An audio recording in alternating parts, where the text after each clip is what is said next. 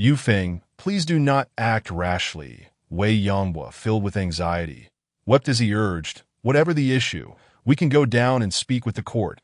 We can have lawyerly assist us in our case. We must have faith in the law, in the authorities, in justice. Yes, remain calm, do not be agitated. The hotel manager was terrified that if another person were to jump from the rooftop, he would surely lose his job. 100%.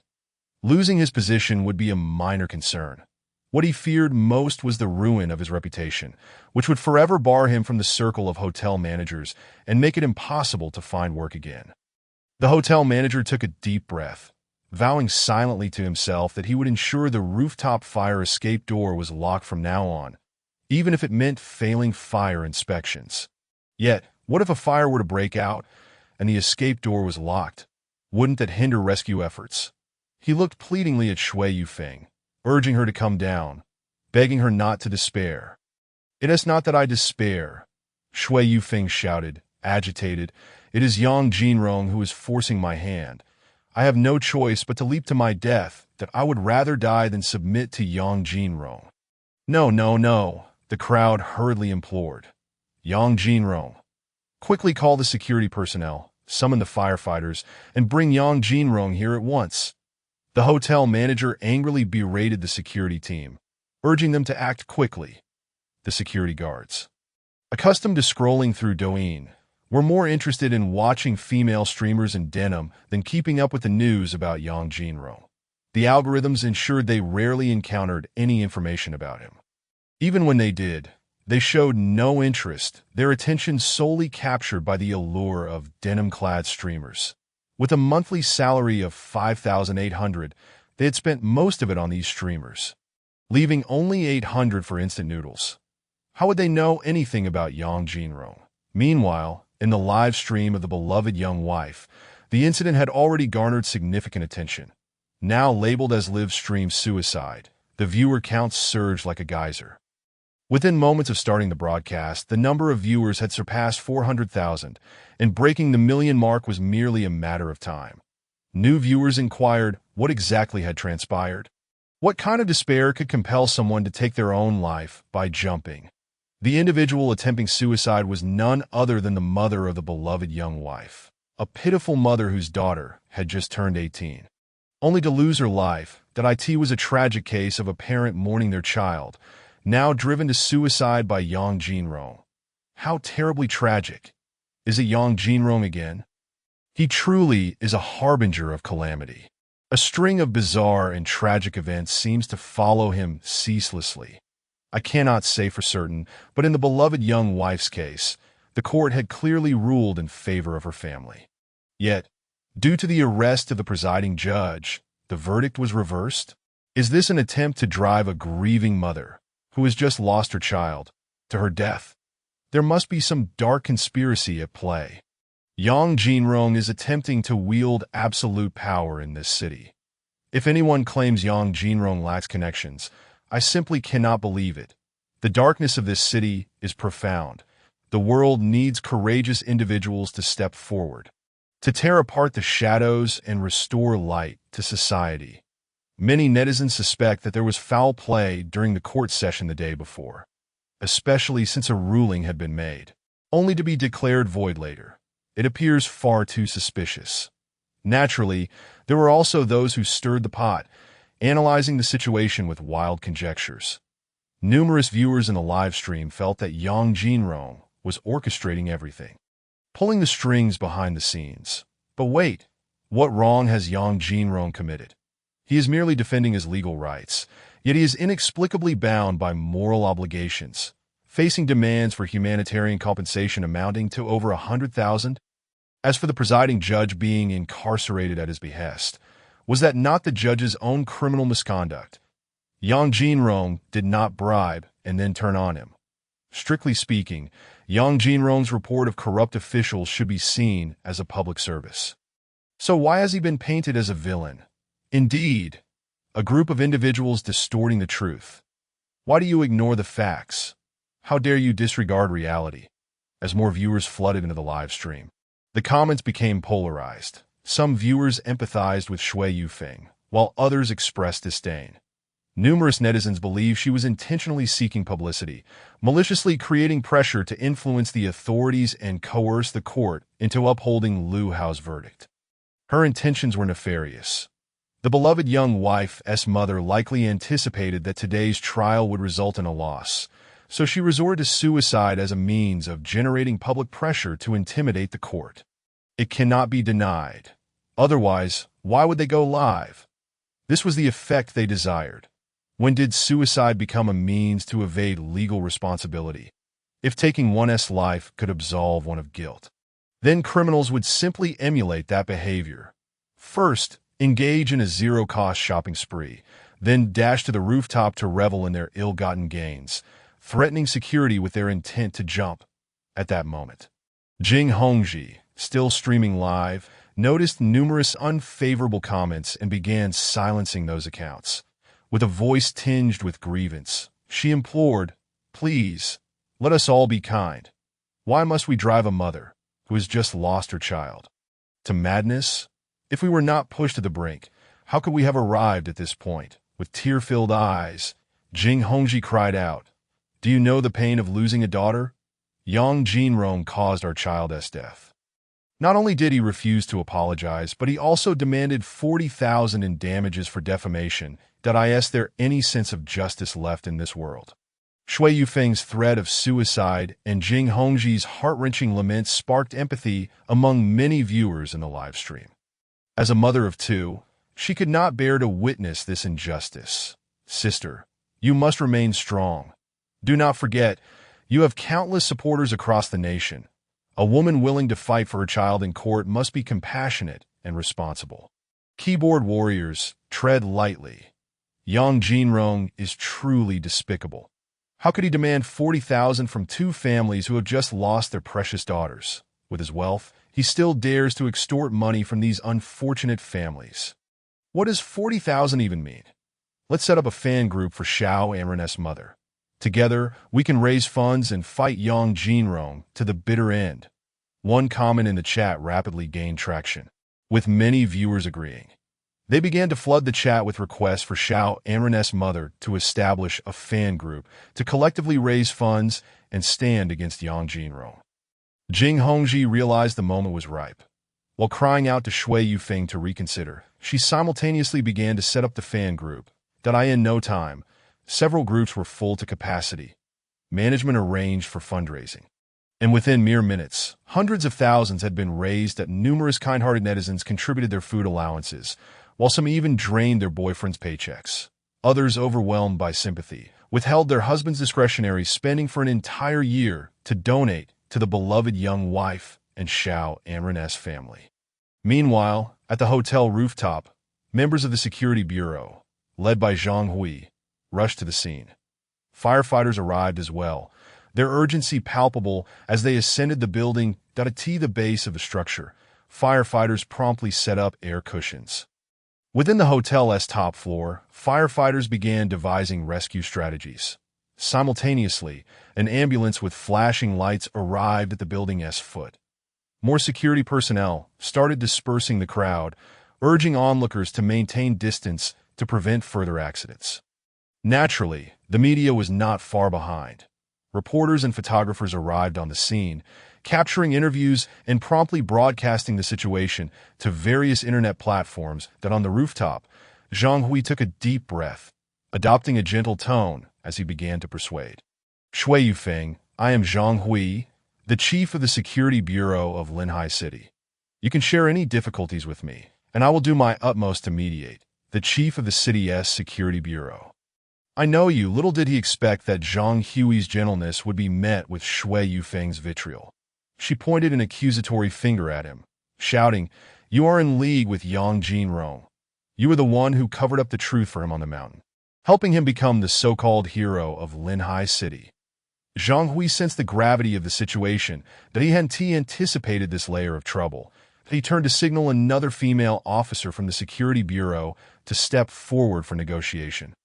But Shui Yufeng continued to berate. "Do not change the person. I want you to clarify your position today." Just as Zhang Hui was about to retreat, he froze, his heart racing with alarm. Indeed, Shui Yufeng seized the moment to deliver a decisive blow. Zhang Hui, I ask you, are you in cahoots with Yang Jinrong? Did you help him evade justice and earn the title of city hero?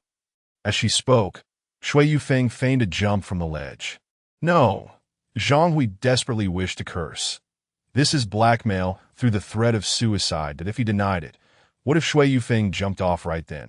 His position as chief of the Security Bureau would be at stake. Yet if he confessed, the ensuing media frenzy would be overwhelming, and he would find himself with 1,000 explanations to offer that in that moment. Zhang Hui dared not make any hasty moves. Should he remain silent?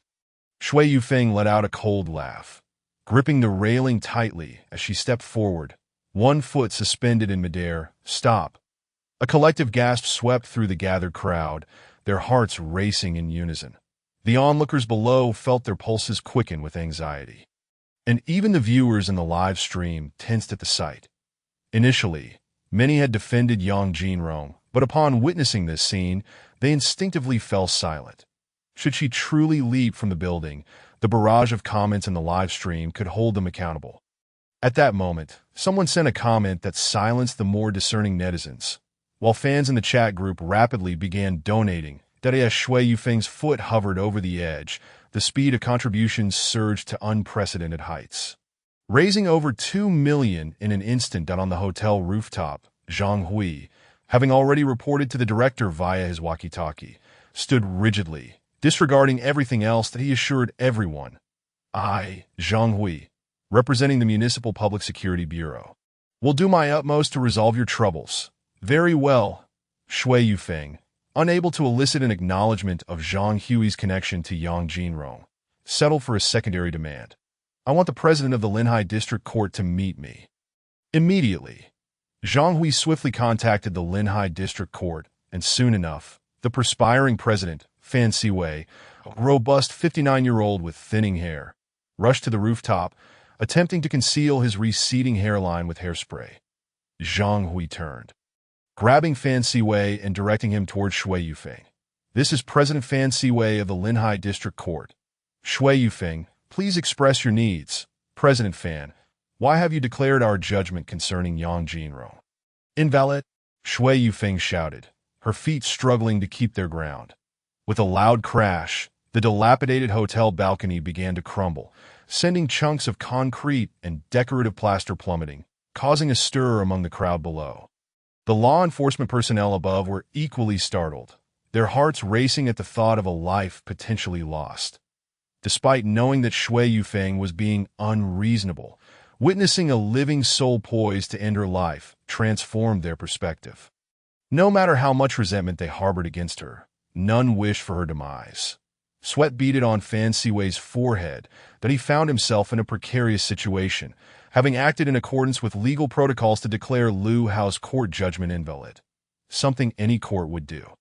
Yet he could not voice this now.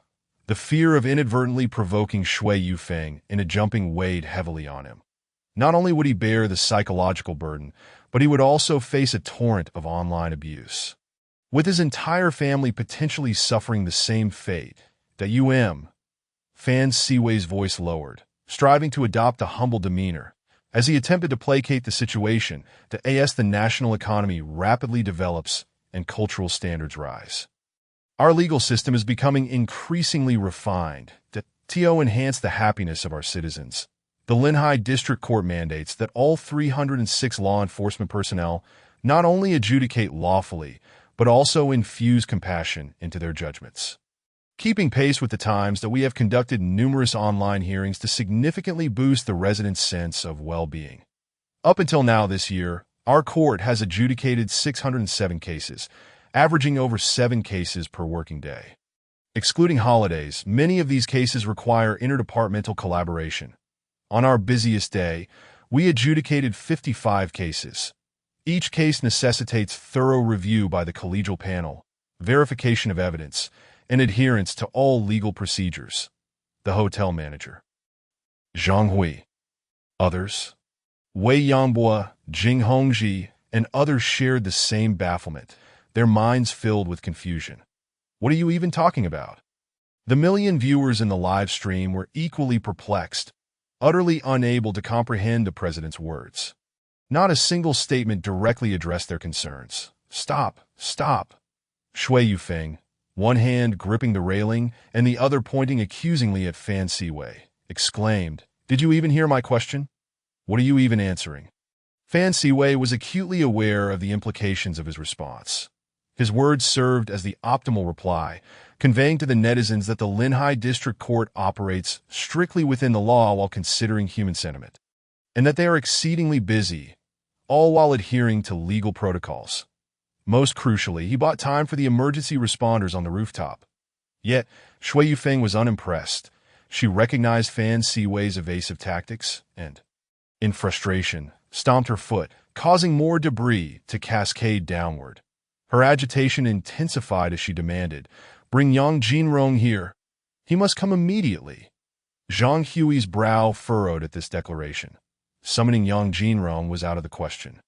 They were direct adversaries. Any misstep from Yang Jinrong could provoke Shui Yufeng to leap, resulting not only in her death, but also in Yang Jinrong facing significant legal repercussions. That it was a matter of dual fatalities. Just as Zhang Hui contemplated how to prevent Yang Jinrong from coming, the rooftop fire door swung open again. Beneath the bright morning sun, Yang Jinrong stepped onto the rooftop, his striking appearance overshadowed by the shock of his first words, which sent a chill through the crowd and the million viewers in the live stream. "Shui Yufeng, you need not threaten me with suicide. That it means nothing to me. That if jumping could alter a judgment, what need would there be for the law? Emotional blackmail? I speak only of the law. Rooftop trial. Live sentencing." As Yang Jinrong's words echoed, the crowd gasped in disbelief. What was he saying? Had he lost his mind? The usually composed Zhang Hui was taken aback, and Fan Siwei slapped his thigh in exasperation. All his efforts to buy time were shattered by Yang Jinrong's words. The live stream audience erupted in outrage. Yang Jinrong, what was he saying? How could he be so devoid of compassion? Was he genuinely attempting to drive a grieving mother to the brink? How could such a malicious individual exist in this world? Yang Jinrong had built his reputation on a persona utterly lacking in empathy. How could he possibly possess any? In our circles, someone like him would be met with disdain. The outcry against Yang Jinrong intensified in the live stream. Even occasional supportive comments were quickly drowned in a sea of condemnation. Hundreds of thousands of viewers slammed him with criticisms. Regardless of Shui Yufeng's prior misdeeds, Yang Jinrong had no right to utter such cruel words in this moment, putting a mother, freshly bereaved of her child, in peril. He could never comprehend the depths of despair felt by a mother who had lost her daughter. His arrival, coupled with his reckless words, felt like a direct assault on her life. Setting aside the lawsuit, did Yang Jinrong truly bear no blame? Arrest Yang Jinrong immediately. I can no longer bear to watch. Unfollowed. I can't believe I once supported Yang Jinrong. His words have shattered my allegiance. The chorus of unfollows grew louder.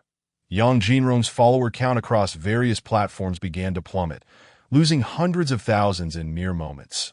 Brothers and sisters, let us rally to support the families of Meng Jiaoqi and Xiao Anren, ensuring Yang Jinrong faces justice. At this moment, some rallied in support of Shui Yufeng, reigniting the donation frenzy that a small group of zealous netizens, fueled by emotion, swiftly transferred funds, and within a short span, the account received another influx of hundreds of thousands. Simultaneously, numerous influencers joined the fray, escalating the incident into a new wave of public outrage.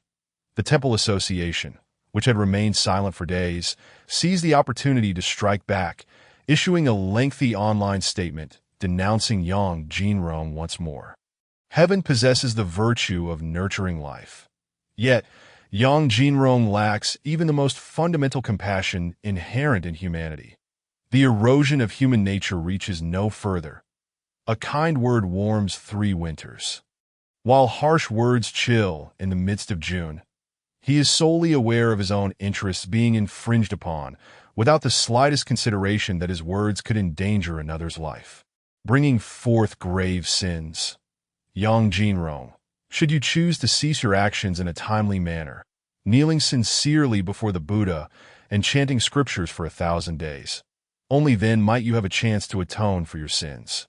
The Buddha is compassionate and great virtue flows abundantly. Our Buddha is virtuous. Should Yang Jinrong lose the last vestige of humanity and transform into a demon, he shall be condemned by all, forever severed from the Buddha, with only the path to prison remaining. While denouncing Yang Jinrong, he simultaneously extols himself. The announcement from the Temple Association is indeed cunning. Upon its release, it immediately incited a fresh uproar. The fervor surrounding this matter escalated rapidly, with countless individuals joining the crusade against Yang Jinrong online. At Linghai University, Lu Chichi, upon learning that Qingmu University's academic exchange was reserved by Yang Jinrong, vigilantly monitored his movements, seeking an opportunity to turn the tide. Upon witnessing this development, her eyes lit up. She swiftly posted on the campus forum to denounce Yang Jinrong.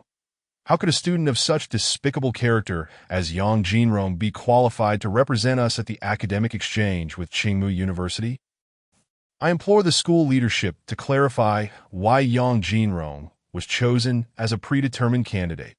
We have over 20 outstanding students who are exemplary in both character and academics. Why should Yang Jinrong bypass the competitive selection process and be directly appointed? Once this post was published, it instantly sparked a collective discussion among the students that I admit that Yang Jinrong had previously done numerous commendable deeds. And I also acknowledge that I had once praised him and supported him. However, I must say, one can know a person's face but not their heart. His previous acts of positivity were merely a facade. And today's incident has unveiled his true nature. Agreed. I used to quite like him, but I never expected him to be this kind of person. He has brought shame upon our school. A villain may commit evil repeatedly, yet a single good deed can earn them praise. Conversely, a person who consistently does good can be reviled for even a minor misdeed. This truth is vividly exemplified at this moment. The so-called urban hero of Linghai City. Is this all? Yang Jinrong is tarnishing the reputation of our Linghai University. It is unacceptable for someone with such a blemished past to participate in the academic exchange with Qingmu University. If he is to attend, it would be better to send my boyfriend Naiboer, who at least is a noble Moor. Sisters, let us flood the principal's inbox with complaints. What right does Yang Jinrong have to represent our school at Qingmu University? Soon, one by one, students from Linghai University were swept up in the momentum, sending complaint letters to the principal, demanding the revocation of Yang Jinrong's qualification to represent Linghai University at the academic exchange with Qingmu University. All of this is a lengthy tale, yet it will not impact the scene. After Yang Jinrong uttered those words, Shui Yufeng's husband, Wei Yanghua, angrily shouted at him, Yang Jinrong, may you meet a terrible fate.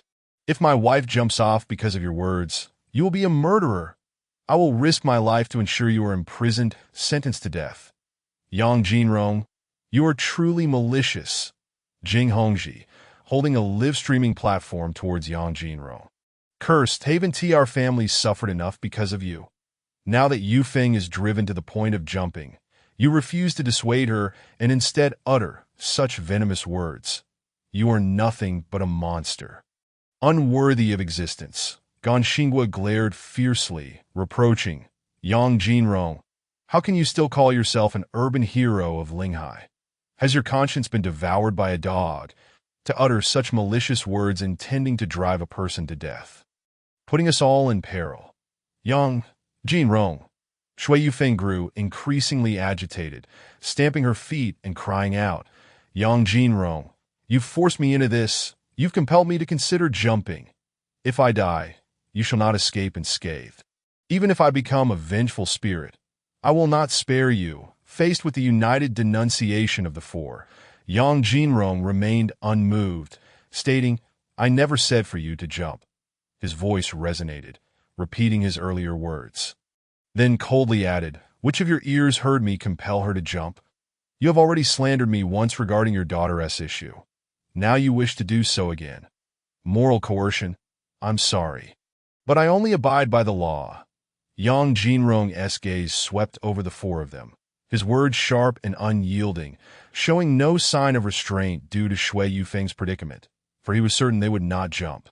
What slander! You are clearly driving me to death, forcing me to jump. Shui Yufeng's agitation only escalated, declaring, if I die, you, Yang Jinrong, will also face sentencing. The others began to worry, concerned that Shui Yufeng might truly leap. Yang Jinrong. Zhang Hui quickly restrained Yang Jinrong, urging, stop it, enough. He dared not allow Yang Jinrong to say another word. What if Shui Yufeng really did fall? Legally, Yang Jinrong could be charged with indirect intentional homicide. The perpetrator, fully aware that their actions could lead to the victim's death, yet subjectively allowing such harmful conduct to occur, resulting in a victim's demise. Clearly, Yang Jinrong's current actions aligned perfectly with this. Yet Yang Jinrong showed no concern for the possibility of Shui Yufeng jumping. Ignoring Zhang Hui's obstruction, he raised his head, addressing Shui Yufeng and the others with a piercing gaze and a resolute voice. Do you understand that your actions today have already violated the law? All four of you are committing crimes. Upon hearing this, the four erupted in outrage, each shouting furiously, we're committing crimes? Yang Jinrong, you re talking absolute nonsense.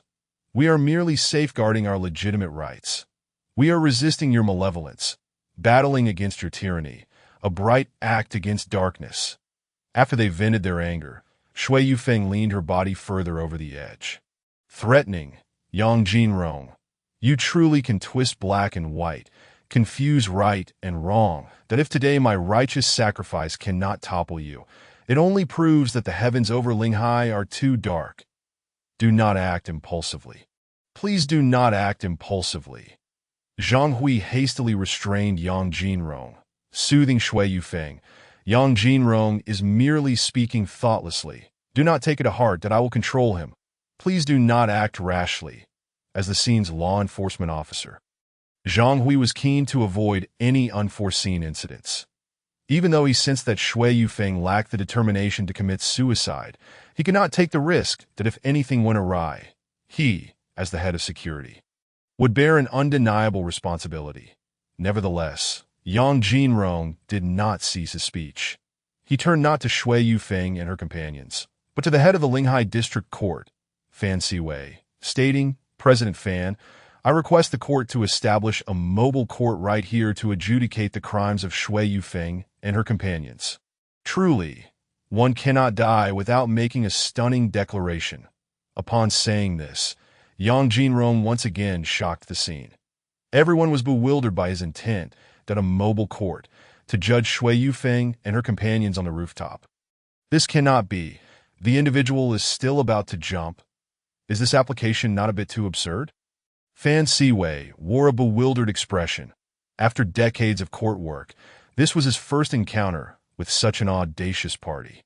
The plaintiff was on the verge of jumping, while the defendant requested a mobile court for immediate trial. Fan Siwei momentarily found himself at a loss for words. Zhang Hui was equally stunned. I understand your determination, but could you not be so brazen? Can't we wait for Shui Yufeng to come down before proceeding with this? Must it be at this moment? Haha. Shui Yufeng laughed maniacally. Yang Jinrong, do you truly believe you wield unfettered power in Linghai? Do you think you can act with impunity? Exactly, Wei Yanhua thundered. Yang Jinrong, do you wish to manipulate the law before millions of viewers online? Leveraging your identity and background. Jing Hongji pointed the camera back at Yang Jinrong, exclaiming, viewers, did you hear that? Yang Jinrong intends to apply for a mobile court, disregarding our lives, to judge us right here on this rooftop. This is utterly lawless, a contempt of law, a disregard for justice. Gan Xinghua, not to be outdone, shouted in anger. Yang Jinrong, what do you think you are? Just because you claim we are criminals, do we become criminals? Do you represent the law? At that moment, Shui Yufeng suddenly had a flash of inspiration, and she immediately changed her stance. President Fan, since Yang Jinrong requests a mobile trial, we shall consent. Arrange for the mobile court right now. Here on this rooftop, I am eager to see what tricks Yang Jinrong can conjure. This Fan Siwei rubbed his balding head to be honest. He is not concerned about anything else at the moment. His sole worry is that if the judgment does not align with Shui Yufeng's wishes, the opposing party might leap from the building. What then? After some contemplation, he decided to dismiss the thought. This is against the regulations, Fan Siwei retorted, seeking to evade responsibility. Yet unbeknownst to him, Shui Yufeng seemed resolute in her desire for an on-site trial. She insisted vehemently that a mobile court session must be conducted immediately, right here, declaring, "I will not go anywhere else, or I shall jump down this instant." To Shui Yufeng, a live trial was paradoxically in her favor. Once she left this place, a retrial would ensue, and the court would undoubtedly not rule in her favor. That a cold smile escaped her lips as she glanced at Yang Jinrong, this university student. After all, lacked social experience. Proposing an on-site mobile court was akin to shooting himself in the foot. President Fan felt overwhelmed. Has the trouble now fallen upon me? He turned to glance behind him. At some point, the director and deputy director of the Municipal Public Security Bureau, along with several leaders from the Linghai Judicial Department, had arrived on the rooftop. President Fan found himself at a loss and could only acquiesce. He called the court staff to arrange for the mobile court to come and conduct the hearing on-site. Meanwhile, Yang Jinrong received several messages. Prior to his arrival here, he had already made the necessary preparations. In the live broadcast room, upon learning about the on-site mobile court hearing, many viewers were elated. To them, today marked the moment of judgment for Yang Jinrong. If they missed today, future court sessions would undoubtedly not be broadcast live. They were determined not to miss this opportunity. They demanded a fair and just trial today. All they wished to witness was Yang Jinrong's ultimate fate. It was a rare pleasure to see Yang Jinrong stumble into his own trap. It was utterly delightful. Early on, they had been deceived by Yang Jinrong's virtuous persona, but now they had finally recognized his true nature. His so-called justice was merely for his self-interest. Such a compassionless individual ought to be sent to prison as soon as possible. Criticism would always exist. People are not currency. It is impossible to win universal approval, especially for someone as controversial as Yang Jinrong. He would never lack adversaries that on-site. Lawyer Li Weiji arrived at the rooftop. Witnessing the unprecedented scene of a trial held alongside a suicide attempt for the first time, he marveled inwardly. The mainland is truly remarkable. Such bizarre events occur. He considered this an enlightening experience. Yin Yin, however, arrived later, having just attended to a matter as per Yang Jinrong's instructions. Soon, the members of the mobile court formed by the Linghai District Court arrived at the rooftop. After a simple setup, they prepared to commence the hearing in front of everyone. Li Weiji was summoned by Shui Yufeng and her companions for a brief discussion. Yang Jinrong quietly exchanged a few words with Zhang Hui, who suddenly appeared astonished. What if something goes wrong? Yet at this moment, there were no other options. Yang Jinrong's proposed solution was the least risky. Zhang Hui discreetly retreated, reporting to the director before vanishing from the rooftop. Unnoticed by anyone, I shall preside as the chief judge. Fan Siwei donned the judicial robe and cap, his expression turning exceptionally grave. Although the mobile court was rudimentary, as long as the judicial emblem was present, it was as solemn as any courtroom. Everyone instinctively adjusted their postures and expressions, and a profound silence enveloped the scene. The live broadcast room remained abuzz. Finally, the hearing was set to begin, and no one had anticipated that it would unfold under such circumstances. This extraordinary trial, even on a global scale, was a rare and sensational occurrence. The case of Shui Yufeng and her three companions suing Yang Jinrong, alongside Yang Jinrong's counterclaim against the four, was now undergoing mobile court proceedings. Fan Siwei solemnly announced the protocols and rules before allowing the plaintiffs to speak. Our side. Entrusted lawyer Li Weiji looked at Shui Yufeng and her companions, grasping their intent, and stated, "We request the defendants to provide evidence proving that our client has committed any unlawful acts." Otherwise, we will file an additional charge of defamation against our client by Yang Jinrong. Li Weiji gestured to the presiding judge, who nodded and invited the defendants to speak that I certainly have evidence. Yang Jinrong rose, holding his phone high. Shui Yufeng, do you see what this is? What? Shui Yufeng furrowed her brow, squinting to discern what was displayed on Yang Jinrong's phone, but to no avail. She frowned and commanded, Yang Bo, bring me his phone to examine. As Wei Yangbo approached Yang Jinrong to seize the phone, Yang Jinrong unexpectedly struck, pinning Wei Yangbo to the ground. This sudden turn of events startled the many leaders present. What are you doing? Shui Yufeng cried out in alarm, instinctively preparing to confront Yang Jinrong. At that moment, two figures rushed from below, swiftly securing safety ropes around Shui Yufeng's feet. Ah, she screamed, suddenly tilting backward.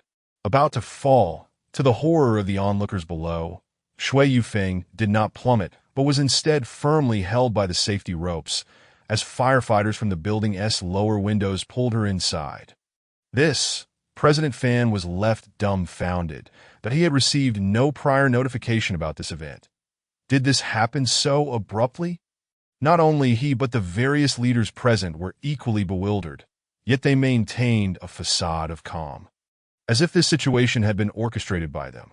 Before long, Shui Yufeng, shackled and restrained, was brought up by the elusive Zhang Hui. Arrest them. Zhang Hui's first command resonated as he gestured. Several security personnel promptly moved to detain Gan Xinghua and Jing Hongji. Clank! Handcuffs and leg irons were placed on all three. Fairness dictated that everyone share in the consequences. Why the leg irons? To prevent any one of the four from attempting another leap. Li Weiji watched in shock as all four of his clients were shackled. Witnessing the courtroom trial alongside a suicide attempt, then seeing the plaintiffs collectively restrained, was the mainland truly this chaotic? Meanwhile, in the uninterrupted live broadcast, millions of viewers were left utterly dumbfounded at this turn of events. They never imagined that things would escalate to this point. Why were the public security officials not apprehending Yang Jinrong, but instead arresting Shui Yufeng and her companions? Could it be that Yang Jinrong could manipulate the situation before the eyes of the entire nation? On site, Shui Yufeng and her companions struggled vehemently. Yang Jinrong, how dare you suppress us before the entire nation using your connections? Shui Yufeng never ceased to hurl accusations at him, that we will appeal, and we will continue to appeal. I refuse to believe there is no law in this world, no sense of fairness. Yang Jinrong paid no heed to the frenzied Shui Yufeng and her companions at that moment. The director of the Municipal Public Security Bureau had already briefed the leaders on the situation. They nodded in understanding, maintaining an air of composure as if they had orchestrated the events. Shall the trial continue? President Fan turned to the leaders. Though he did not voice the question, it was understood. After exchanging glances, they nodded in agreement. Zhang Hui also handed a stack of evidence to Fan Siwei. After a meticulous review, Fan Siwei declared, the trial shall proceed, with the threat of a suicide removed. President Fan felt considerably more at ease, adopting a tone of authority. Shui Yufeng, Wei Yangbo, Gan Xinghua, Jing Hongji, you four conspired to stage the suicide incident, maliciously hyped the situation, incited public unrest, and unlawfully created a media frenzy. This constitutes the crime of provoking trouble. Upon hearing this, the four were taken aback, their expressions shifting dramatically. Yet they would not easily concede. Each one struggled defiantly that we did not. Your Honor, do not be deceived by Yang Jinrong's one-sided narrative. He is maliciously defaming us. I, Shui Yufeng, did not orchestrate any hype. If I had, I would be struck by a car the moment I stepped outside. Your Honor, please believe us. Yang Jinrong has no evidence and is slandering us. Hearing this, Yang Jinrong could not help but chuckle. Evidence? Very well. Without evidence, would he dare act so boldly? Zhang Hui produced a document. This is the phone record and WeChat chat history of Shui Yufeng and the others. Obtained through our investigation by the Municipal Public Security Bureau. Although the four had deleted their WeChat conversations, the Public Security Bureau, citing procedural necessity, contacted Tencent customer service to retrieve the chat data. The call records were even simpler to acquire. The Bureau obtained them from Link Communication. The reason Zhang Hui did not sever the live broadcast was to allow millions of viewers to witness this evidence and see the transgressions of Shui Yufeng and her companions firsthand. Otherwise, Linghai would plunge into a tremendous media storm, facing an unprecedented calamity. Shui Yufeng, Wei Yanghua, Gan Xinghua, and Jing Hongji. Let Zhang Hui read aloud the entirety of your conversations and chat records, revealing the truth to everyone in attendance and those watching the live stream. On the evening of June 23rd at 6:30, the individual known as the Thorned Rose, who is Shui Yufeng with the WeChat name Hongji, had conferred with Yanghua, stating, "Tomorrow, we shall ascend to the top of the Shangri-La Hotel." To which the fragrant flower, that is Jing Hongji, inquired, "What purpose do we have for going to the top of Shangri-La?" The Thorned Rose replied, "To commit suicide by jumping," upon hearing these chat records. Shui Yufeng and the others were momentarily rendered speechless. The audience in the live stream was equally astonished, particularly those who had previously vehemently condemned Yang Jinrong. That moment, they were struck with the truth, each feeling a profound sense of shame. Meanwhile, the overly sympathetic individuals began to realize another troubling issue. They had been deceived. Not only had they been misled in their compassion, but they had also been swindled out of their money. This was indeed a thoroughly orchestrated suicide hoax. The wretched Shui Yufeng had manipulated my tears for an entire morning. How despicable it was to use the threat of suicide to coerce the court into writing to the Public Security Bureau. In light of Shui Yufeng's actions, who would dare to believe that a jump from a building was genuine suicide henceforth? Shui Yufeng has effectively obstructed the paths of those who genuinely struggle with their thoughts. Yang Jinrong, was he right all along? Those who had previously hurled the harshest insults at Yang Jinrong still found it hard to believe that this was the ultimate truth. Those who had threatened to unfollow now attempted to return to Yang Jinrong's account, only to discover that they could no longer follow him. Their astonishment was palpable. Yang Jinrong was well aware of this. Utilizing master-level hacking techniques, he created a small script that ensured anyone who unfollowed would be blacklisted and unable to follow back. The reasons for this were twofold. Firstly, to filter his fanbase. Secondly, to serve as a backup plan concerning Shui Yufeng's case. With handcuffs and shackles on, the four of them began to pale. You know how long the charge of provoking trouble can lead to imprisonment. Yang Jinrong kindly reminded them, "Your actions have caused a severe negative impact on society, disrupted public order, and wasted police and firefighting resources. You could face a sentence of 5 to 10 years. At this, the four of them stiffened in fear, panic spreading rapidly among them. But this was not the end. After Zhang Hui finished reading the chat records, he produced another piece of evidence. Shui Yufeng and your companions. Not only are you charged with provoking trouble, but there is also this. 122, a terrifying sentence, enormous compensation, legal scrutiny, public discourse, and more. The expressions of Shui Yufeng and the others changed drastically, that we do not plead guilty. We have not provoked trouble. Jing Hongji interrupted Zhang Hui, vehemently denying the allegations and shouting towards the live stream. Everyone can see, this is the Public Security Bureau of Linhai. This is the darkness of Linhai. It must be Yang Jinrong. He fabricated our chat evidence to persecute us. Gan Xinghua roared, I refuse to believe that this world is devoid of justice and law. Initially, the audience in the live stream had grown quiet. But upon witnessing this scene, many chose to side with Shui Yufeng and her companions, insisting that these were surely fabricated chat records. Shui Yufeng was merely a mother who had just lost her daughter. I believe she has been wronged.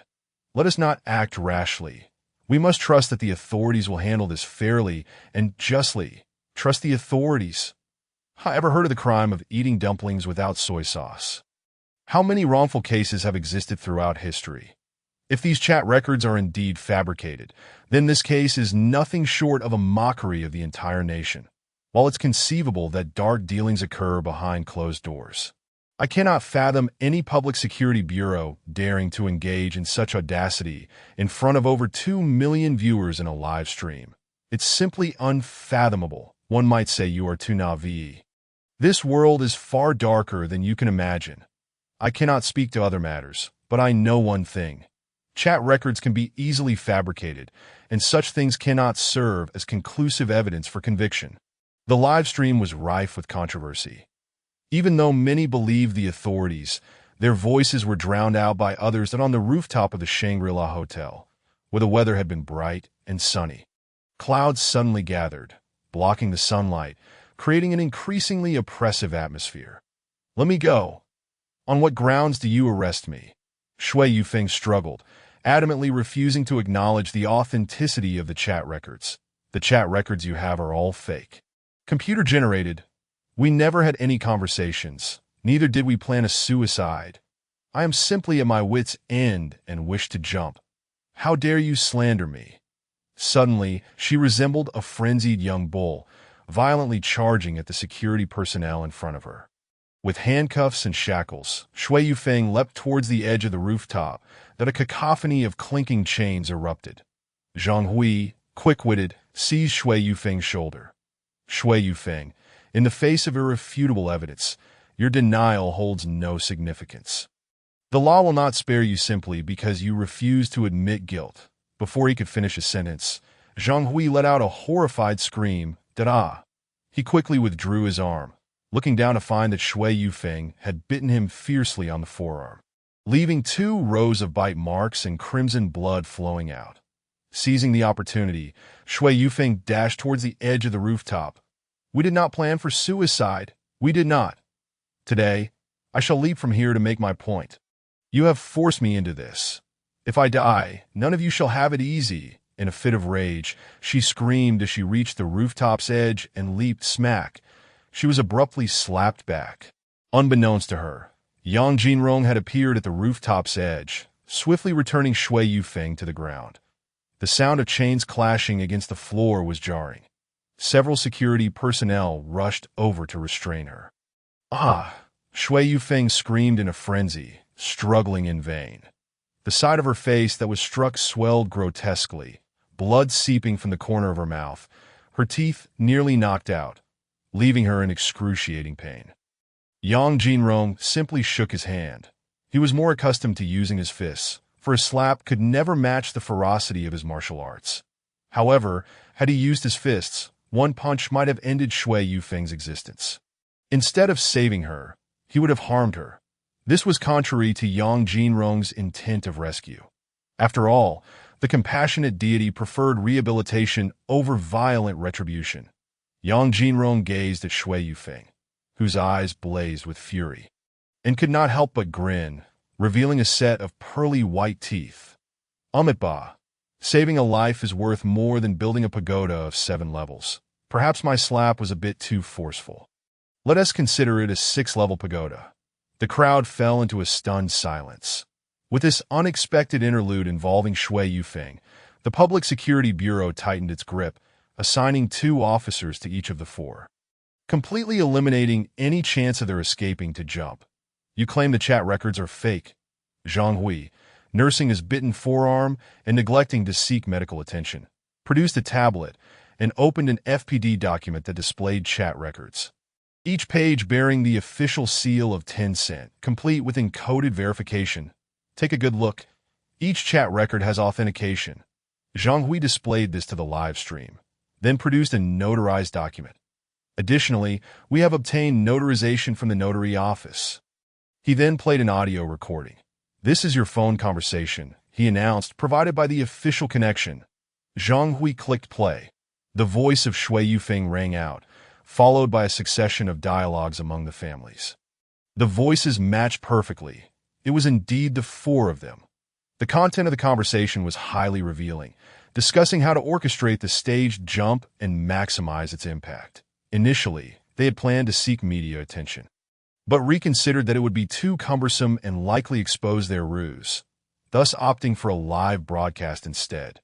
They unanimously agreed on this idea and proceeded to discuss how to exploit the sympathy of netizens for fundraising. "Shui Yufeng, What further arguments do you have? Zhang Hui's voice was firm and resolute. The four continued to struggle, refusing to plead guilty. However, this did not impede their impending conviction. Zhang Hui produced another stack of evidence. Addressing Shui Yufeng and her companions, that we have received reports from netizens indicating that you four are suspected of illegal fundraising, with the amount involved being particularly staggering. Over 3 million. Here are some screenshots provided by netizens.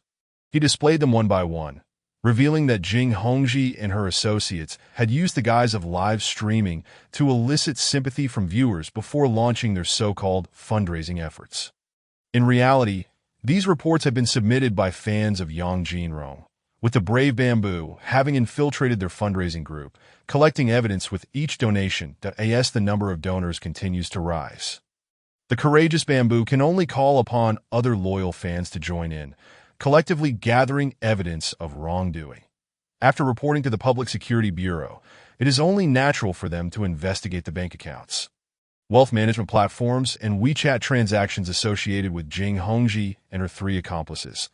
The truth will inevitably come to light that no, we have not engaged in illegal fundraising.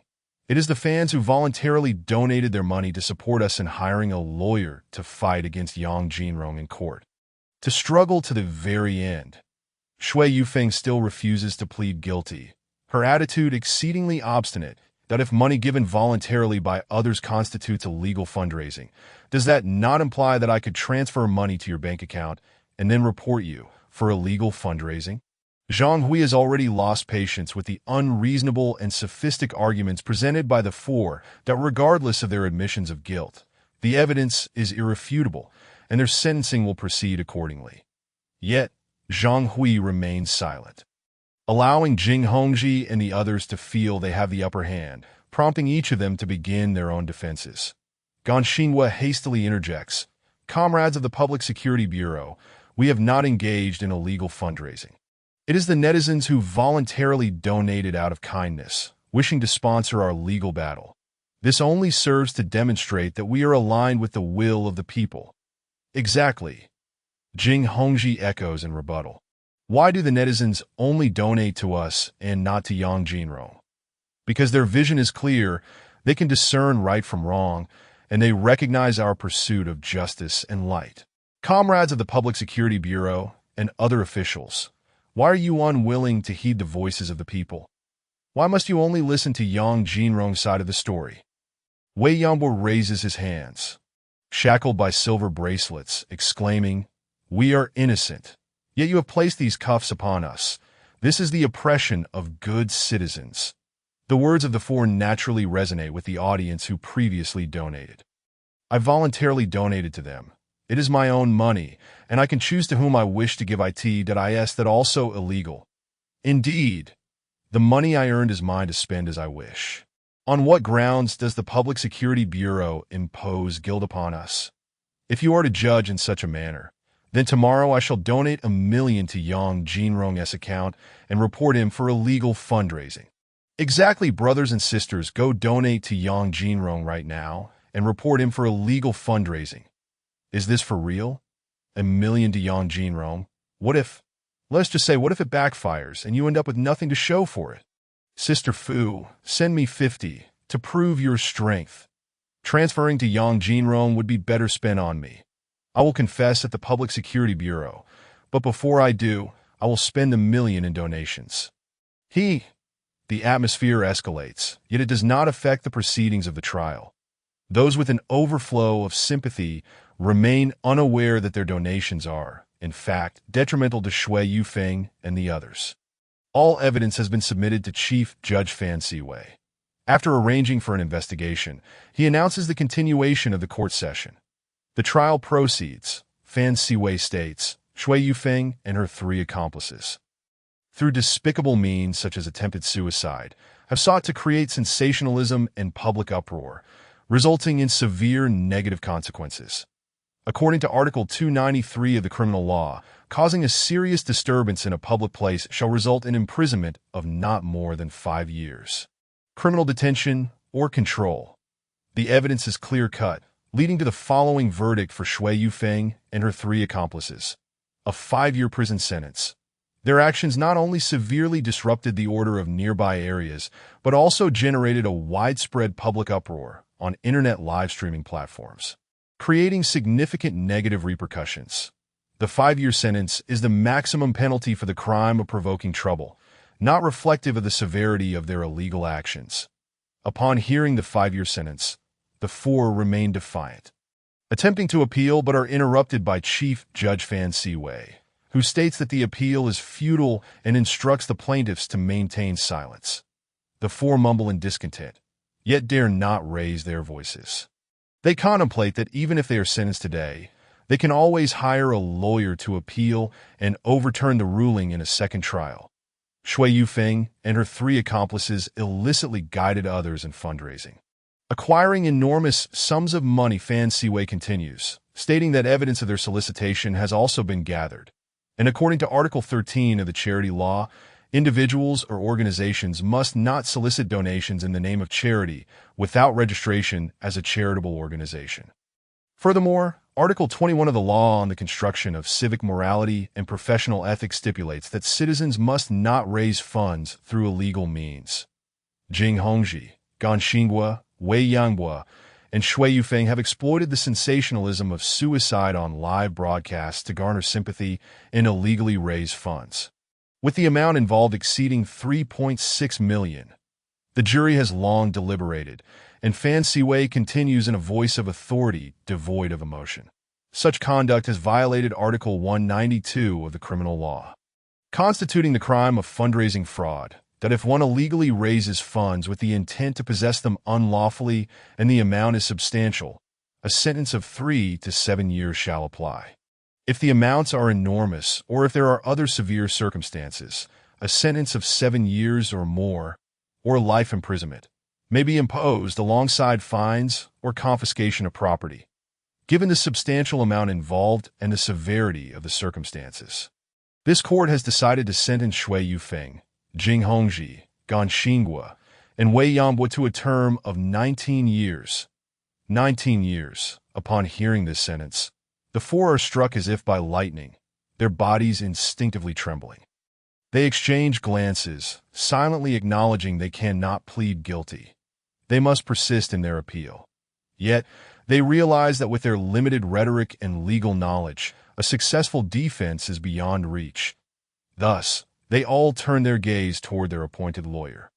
Li Weiji, don't look at me, Li Weiji frowns, stating, "Your orchestrated suicide plan has contravened my principles. I will no longer represent you and hereby terminate our retainer agreement." Though Li Weiji is competitive and aims to establish a foothold in the mainland, he accepts all manner of cases, even those involving robbers, murderers, and other heinous criminals, as long as the payment is made. However, he too has his principles. That is, once he accepts a case, the client must not conceal any information from him, nor engage in any new illegal activities after signing the retainer agreement. Lawyer Li, you accepted our legal fees. Shui Yufeng protests, only to be interrupted by Li Weiji. First, I have only received part of the initial legal fees. The majority will be compensated by the defendant, Yang Jinrong, upon winning the case. Second, the retainer contract is clearly outlined in black and white. Once the agreement is signed, regardless of any circumstances, the legal fees are non-refundable. Third, if you are dissatisfied, you may sue me. Lastly, you had best amend your attitude towards me, according to the contract terms, due to your non-compliance and your self-scripted suicide incident, which has led to a loss in my chances of winning the case. I am entitled to sue you and claim tenfold in legal fees. Shui Yufeng and her companions are left dumbfounded. They never anticipated that their sole lifeline, Li Weiji, not only would not defend them, but also intends to sue them for tenfold in legal fees. Scoundrel! This Li Weiji is a blatant rogue. Yet the four dare not voice their anger. They fear truly provoking Li Weiji and facing another lawsuit. Clearly, they still cling to the hope of a successful appeal, believing that the so-called 19-year sentence is not valid and that they can overturn it. Little do they know, this 19-year ruling is beyond their reach for appeal. The trial has yet to conclude, for there remains the counterclaim from Yang Jinrong. Your Honor, we request to speak. Yang Jinrong stands, addressing the court politely. Fan Siwei, seeking a brief respite, gestures for him to proceed. The defense may speak prior to this incident. My counterclaim is for compensation from Shui Yufeng and her 3 accomplices for the unwarranted freezing of funds amounting to 20,000, along with a claim for reputational damages of 400,000. However, Yang Jinrong states, his voice resonant. The meticulously orchestrated suicide event by Shui Yufeng and her accomplices has inflicted deeper harm upon me. Not only have I been unjustly subjected to the scorn of millions of netizens, causing significant psychological distress, but I have also lost over 1.3 million followers in a mere few hours. It is well known that I am not only a university student, but also a popular streamer, relying on fan economics for my livelihood.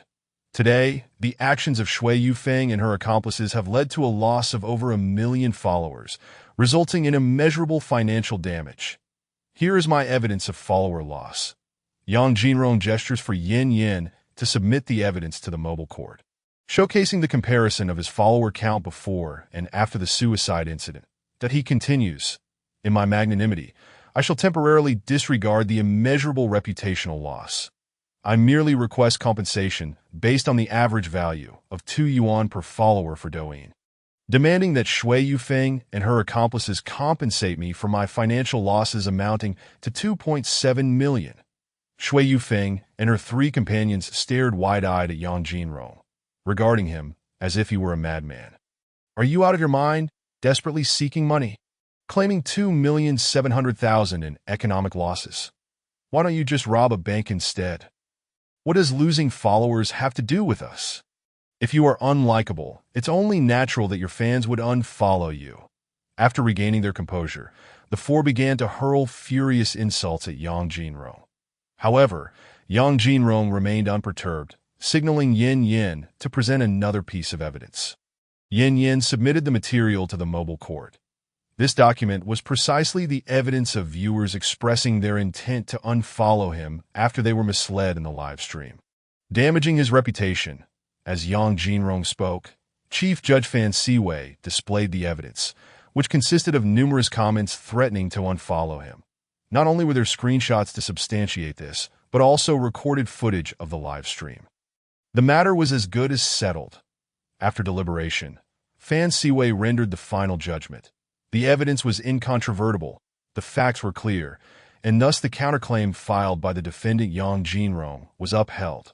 Shui Yufeng, Wei Yanghua, Gan Xinghua, and Jing Hongji were ordered to compensate Yang Jinrong for various losses amounting to 3,120,000, along with legal fees and court costs. Upon hearing this verdict, the audience in the live stream was left in shock. What the hell? I not only donated to Shui Yufeng and the others, but also unfollowed Yang Jinrong. Does that make me an accomplice? How did this case end up like this? 5 years in prison, 19 years in prison, 312,000 in compensation. Are they insane? This is tantamount to sentencing the 4 to death. Moved by Yang Jinrong, I never expected I would still be worth 2 cents, sobbing. But after unfollowing, I wanted to follow him again. Yet Yang Jinrong wouldn't let me. What's going on? However, this was not the end. Chief Judge Fan Siwei continued. This court has decided after consideration that the counterclaim by the defendants against the plaintiffs constitutes defamation and slander, and is thus established. Shui Yufeng and the other 3 are sentenced to 2.5 years in prison. The plaintiffs' claims for compensation for legal fees amounting to 400,000, mental distress fees totaling 400,000, burial fees of 320,000, funeral costs of 160,000, and death compensation of 5 million are hereby dismissed. Furthermore, plaintiff Shui Yufeng, for her malicious suicide attempt, shall bear the corresponding rescue costs incurred by the fire department, totaling 9,900 yuan. The 4 plaintiffs, facing multiple charges, are sentenced to 20 years in prison. Should either party have objections, they may appeal to the higher people's court. This case is concluded. At this juncture, the trial officially ended. Naturally, Shui Yufeng and her companions were dissatisfied. They lodged an appeal. Of course, their appeal was futile. The four struggled and shouted frantically, insisting they would appeal. At this moment, they still did not perceive their actions as unlawful or criminal. They remained resolute in their belief of their innocence. Even when faced with death, they would not shed a tear. Nevertheless, breaking the law and refusing to plead guilty can still lead to a verdict. Otherwise, if those drug dealers all refused to admit guilt, what authority would the law hold? The verdict concluded, and the case was wrapped up. Shui Yufeng and her companions were escorted away, while various officials, after being photographed by reporters, also departed. The evening news would undoubtedly feature reports on this matter, with department heads overseeing the situation and perfectly resolving the case. The unfortunate Shangri-La Hotel, along with its manager and security personnel. Fortunately, the case was resolved satisfactorily, and there were no repercussions for the group, escaping unscathed. After cooperating with the Municipal Security Bureau for the final proceedings, Yang Jinrong returned to school. The online buzz persisted. Meanwhile, the Temple Association, which had previously sought to capitalize on the publicity by issuing related announcements, dared to release another statement. However, this time it was strikingly inconsistent with the Temple Association's usual demeanor. They no longer demanded an apology from Yang Jinrong, nor did they invoke the compassion of the Buddha. Instead, they invited him to the prestigious Beima Temple, the foremost ancient temple in the land of Juzhou, to engage in scholarly discussions with the senior leadership of the Temple Association. Having just returned to school, Yang Jinrong could not help but chuckle at this news that he quickly reposted with a simple response. Not interested. Not even bothering to add a punctuation mark. Who do they think they are? Just because they invite me doesn't mean I have to go. It was bewildering enough that they attempted to ride the coattails of the incident, threatening to sue me, and now they feign a friendly invitation to engage in discussions. Truly laughable. Yang Jinrong could not be bothered with this absurd temple association, but unexpectedly, they clung to him, like a persistent leech. Almost instantaneously after his reply, the Temple Association responded, Yang Jinrong, we are compassionate and magnanimous, but alas, you seem to lack grace. Since you refuse to forge a connection with us, we reserve our legal rights. The implication was clear. You lack vision. The Temple Association would eventually sue you. Yang Jinrong's response was even more straightforward. Feel free to sue me. Looking forward to seeing you in court. After sending this reply, Yang Jinrong paid no further mind to the Temple Association that he himself had no affinity for Buddhism and favored Taoism instead. Now, with the emergence of such a Temple Association, he found even the scant goodwill he previously held towards Buddhism evaporating. Was that not Yang Jinrong?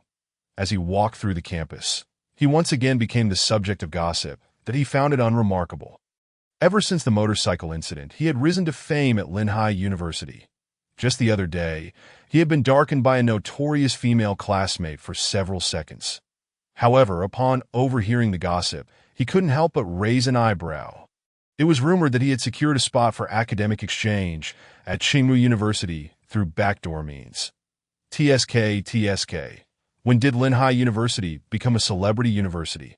Are we now evaluating academic ability based solely on follower counts? I can't stand influencers. They corrupt social values. Nowadays, children dream of becoming internet celebrities, dropping out of school, all because of people like Yang Jinrong. I also find influencers repugnant. If you ask me, it would be better for a few scholars from our school to go to Tsinghua University. If Yang Jinrong actually goes, it would tarnish the reputation of Linhai University that I heard that at the upcoming school anniversary celebration, he would be given special recognition. TSK, we are at least a double first-class university. And yet we are lavishly praising an internet celebrity. The academic atmosphere is truly deteriorating. Should be careful he hears you. He could send us all to prison. Yang Jinrong glanced at the group of gossiping girls, causing them to scatter in panic that he had no inclination to dwell on it. Opening his phone, he accessed the school forum and indeed found numerous threads discussing him, with over 90% of them being negative. Most of the discontent stemmed from envy and jealousy. The disdain among scholars was even more pronounced among university students. Of course, This was no longer mere disdain. It was simply an inability to accept that Yang Jinrong was thriving without pursuing an academic path. Achieving such high honors, only a handful of students remained neutral, analyzing Yang Jinrong's various deeds without finding any fault. Yang Jinrong clicked on the most popular post, authored by someone named Jian Jiaqiqi. This person must be Lu Qiqi, right? After reading the post, he casually browsed through several others, all uniformly expressing dissatisfaction and condemnation, particularly regarding his purported backdoor entry into the academic exchange at Qingmu University. The latest posts were brimming with abusive language. Yang Jinrong exited the forum and sent a message to Yin Yin. New developments. Yin Yin, I haven't even arrived at the law firm yet. And you're already bringing in new developments? The news generator can't keep up with your speed. Yang Jinrong briefly recounted the situation, entrusting Yin Yin to gather evidence while he himself chose to ignore Lu Qiqi. Returning to his dormitory, Yang Jinrong enjoyed several leisurely days. His routine consisted of attending classes, reading, studying, and recharging. However, the incessant chatter around him was somewhat bothersome. Fortunately, something delightful happened. The compensation from the news incident had arrived. The news team had compensated 4,525,000. The Daxiang news team had compensated 1,800,000, and the Shaoli assistance team had compensated 200,000. A total of 5,800,000. Speaking of which, Yang Shaoli had it rough. She was found by a night fisher, her body dragged up, and it was a grotesque sight. Thus, it was better to send the criminals to prison sooner rather than later, which would be beneficial for everyone. Yang Jinrong's bank account had been unfrozen a few days prior. Before long, he also received a reward from the National Security Agency, 2 million for reporting a traitor, which was now credited. Yang Jinrong now had a total of 9,770,000. However, in the international metropolis of Linhai, that was still insufficient to purchase a single property. The housing prices are absolutely outrageous. Yang Jinrong muttered to himself. Moreover, there were still tasks regarding the golden treasure chest and the Wang Susu case that remained unfinished that he needed to devise a plan to complete them soon and claim his rewards. Thus, several more days of leisure passed. The school anniversary celebration was approaching, and the university began to decorate, festooning the campus in preparation, while students rehearsed their performances multiple times. Yang Jinrong was also notified by the school leadership regarding the upcoming anniversary celebration. Not only would he be awarded the medal from the previous occasion, but he would also be invited to deliver a speech on stage, prompting him to prepare accordingly. Initially reluctant to engage in such ostentatious affairs, he reconsidered upon hearing the whispers surrounding him these past few days and promptly agreed. Soon, the day of the anniversary arrived, with luxury vehicles streaming into the university. Distinguished alumni from Linhai University, successful entrepreneurs, and prominent figures from the political realm returned to their alma mater. The school officials had meticulously prepared for this grand event. Yang Jinrong was ready with his speech, and it seemed this celebration would be markedly different from previous ones. Banners celebrating the 30th anniversary of Linhai University adorned the campus, creating a festive atmosphere. Various congratulatory slogans and colorful flags fluttered in the AI. As students strolled through the campus, they could feel the vibrant spirit of celebration. This year's festivities were unexpectedly grand, far surpassing the modest celebrations of years past. Numerous luxury cars, including several Rolls-Royces, graced the campus. Were these the vehicles of our illustrious alumni? The ghost belonged to Hu Kong, the CTO of Philips Group for the Asia-Pacific region. It was surprising to see him arrive so early. The Phantom was owned by Zhou Wen, the president of a construction group, who looked remarkably youthful despite being a doctoral graduate in mechanics from our institution. As luxury cars slowly rolled into the parking lot, esteemed alumni from Linhai University stepped out, returning to their alma mater for the anniversary celebration. However, the presence of these affluent individuals was not the most astonishing aspect for the students. Following the luxury vehicles, a convoy of coasters entered the campus like a dragon, their conspicuousness accentuated in the expansive parking area. These were leaders from across the nation. That individual in a Zhongshan suit. Could it be the Procurator General? And the official by his side was from the Supreme Court. Goodness, is Linhai University truly this impressive? Bao Jishan, a renowned physicist specializing in low-temperature physics. Hu Jinghao, an internationally acclaimed molecular biologist. I had seen their names on the campus honor wall just days ago. Prominent figures from the political, scientific, and various other fields flocked to Linhai University, all sharing a singular identity today. Alumni of Linhai University. Students gazed in awe and delight as those whom they usually only saw in the news entered the school. Many felt a newfound pride in their institution and eagerly pulled out their phones to capture the moment, posting photos and videos on social media platforms like Douyin. Although the honor wall recorded outstanding alumni, if it weren't for Yang Jinrong's recent exceptional inclusion, many students would have remained oblivious, while they marveled at the honor wall. Yang Jinrong had already made his appearance there.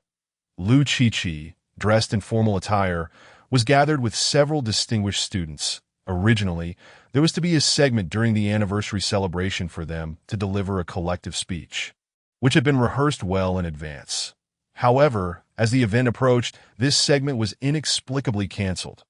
The reason was straightforward. All student performances had been scrapped, leaving students to assume the role of mere spectators. Another arrival, a Maybach. Could it be Jiang Xian, the distinguished attorney? Lu Qiqi gasped softly upon spotting the Maybach parked nearby, alongside Zhong Liangren, a senior partner at the Jiuzhou Hanjing law firm. That it was astonishing to see these high-profile lawyers, who were seldom seen, return. We must hurry to secure seats. Otherwise, we might miss out. Qiqi, let's move quickly. The group urged Lu Qiqi to rush to the auditorium for seating. In previous events, seating was allocated by major. However, this anniversary celebration offered no such division to attend. One had to register beforehand and secure a spot, but the front rows were reserved exclusively for leaders and notable alumni. Even student council members assisting with the event lacked seating privileges. This anniversary was particularly significant due to the recent surge of online discussions about Linhai University, most of which were negative. Various pressures arose in public discourse, with even the campus forum echoing these sentiments. If the campus forum could not be managed, how could the vast internet discourse be controlled? Typically, a single statement from the leadership would suffice to delete forum posts. However, it was deemed more effective to address the situation proactively. Under Principal Lu's guidance, the school leadership reached a consensus. To silence the discourse through demonstration of strength, TO addressed the skepticism surrounding Yang Jinrong's recognition. A segment was arranged to showcase his professional caliber during the celebration. More broadly, with the incessant criticism directed at Linhai University Online, which could severely impact its enrollment, the institution sought to leverage this anniversary to exhibit its prowess, inviting esteemed alumni from various fields: politics, science, education, commerce, humanities, law, and the arts. Nearly all who could attend were present. Those unable to attend, even if abroad, sent congratulatory videos. Moreover, Linhai University arranged for the anniversary celebration to be live-streamed across major online platforms, aiming for a comprehensive showcase of the institution's capabilities. Yang Jinrong promptly shared the live-stream announcement, as his own popularity surged alongside the notable alumni returning to Linhai University, garnering significant attention across various circles. Although the celebration had yet to commence, preparations for the live stream were underway, with a grand auditorium accommodating over 2,000 attendees, resembling a football stadium, featuring seating on all sides and a central podium adorned with a red carpet. Colorful balloons, flags, and flowers decorated the venue, creating a festive ambience. Even before the celebration began, enthusiastic students had already occupied numerous seats, the live-stream chat filled with a multitude of viewers. Wow, this anniversary is truly grand. The budget is certainly being put to use. Was this really Linhai University, where Yang Jinrong studied? I had only heard its name, but never witnessed its grandeur firsthand. I never imagined that even a single auditorium could be so expansive. Given the number of distinguished individuals emerging from Linhai University, it was a pity that many only recognized Yang Jinrong. What is so lamentable about that? Is Yang Jinrong not impressive? He earned the highest municipal honor, city hero, during his studies. Who else can claim such accolades? Have you forgotten another point? Yang Jinrong is a third-year law student who has already participated in numerous legal cases, notably without a single loss. Such talent, even without becoming a social media celebrity, could become a formidable lawyer. Wow, I see a celebrity. Fourth dimension, shall see. Indeed, it is him.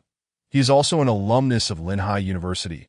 Chen Yifei has arrived, the nation's top oil painting master. I can't believe I'm witnessing him in the Linhai University live stream. Zhong Yin, the head of the Ministry of Culture. Why are there so many foreigners? Look at the emblems on their clothes. Russell University from the land of the setting sun. The 8 University Group from Kangaroo Country. As the anniversary celebration drew nearer, well-known alumni and representatives from other prestigious institutions filled the venue. Increasingly prominent figures appeared on the live stream, eliciting gasps from viewers. The top leader of Linhai City arrived with numerous officials, each a personage whose mere presence could cause a stir throughout the city. Today, they gathered in unison. Major media outlets, both daily and evening publications, also arrived at the scene that as the thousands of seats gradually filled. The anniversary celebration was about to commence. The solemn strains of a march echoed through the hall, prompting all attendees to rise and join in song. Flags of red rose gracefully. The celebration officially began. Principal Liu took to the stage to welcome all guests, alumni, and current faculty and students, subsequently reading a congratulatory letter that on the occasion of Linhai University's 30th anniversary. The letter was not lengthy, yet Principal Liu delivered it with cadence. Marking Linhai University's 30th birthday as a new historical starting point, he emphasized the goal of building a strong nation in science and education, deepening reforms, courageously shouldering responsibilities, and comprehensively enhancing talent cultivation, scientific research, social service, and cultural heritage to contribute meaningfully to the dual centennial goals and the great rejuvenation of the Jiuzhou nation. Next, leaders from the national level took the stage to speak. While termed speeches, they essentially represented the national directive to the school, serving national needs, fostering virtue, progressing with the times, and innovating following them was the mayor of Linhai City, alongside political leaders and academic heavyweights delivering speeches. While livestream viewers found it dull, the current students were profoundly moved, refraining from any outburst. Today provided a rare opportunity to witness these influential figures firsthand. Lu Qiqi and her companions arrived quite early. Yet they could only squeeze into seats located in the middle, far from the center. It struck them as odd that Yang Jinrong was nowhere to be seen. Whispers circulated among the crowd.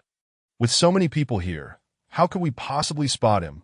Lu Qiqi shook her head, adding, "We are here to attend the school anniversary celebration, not to look for him."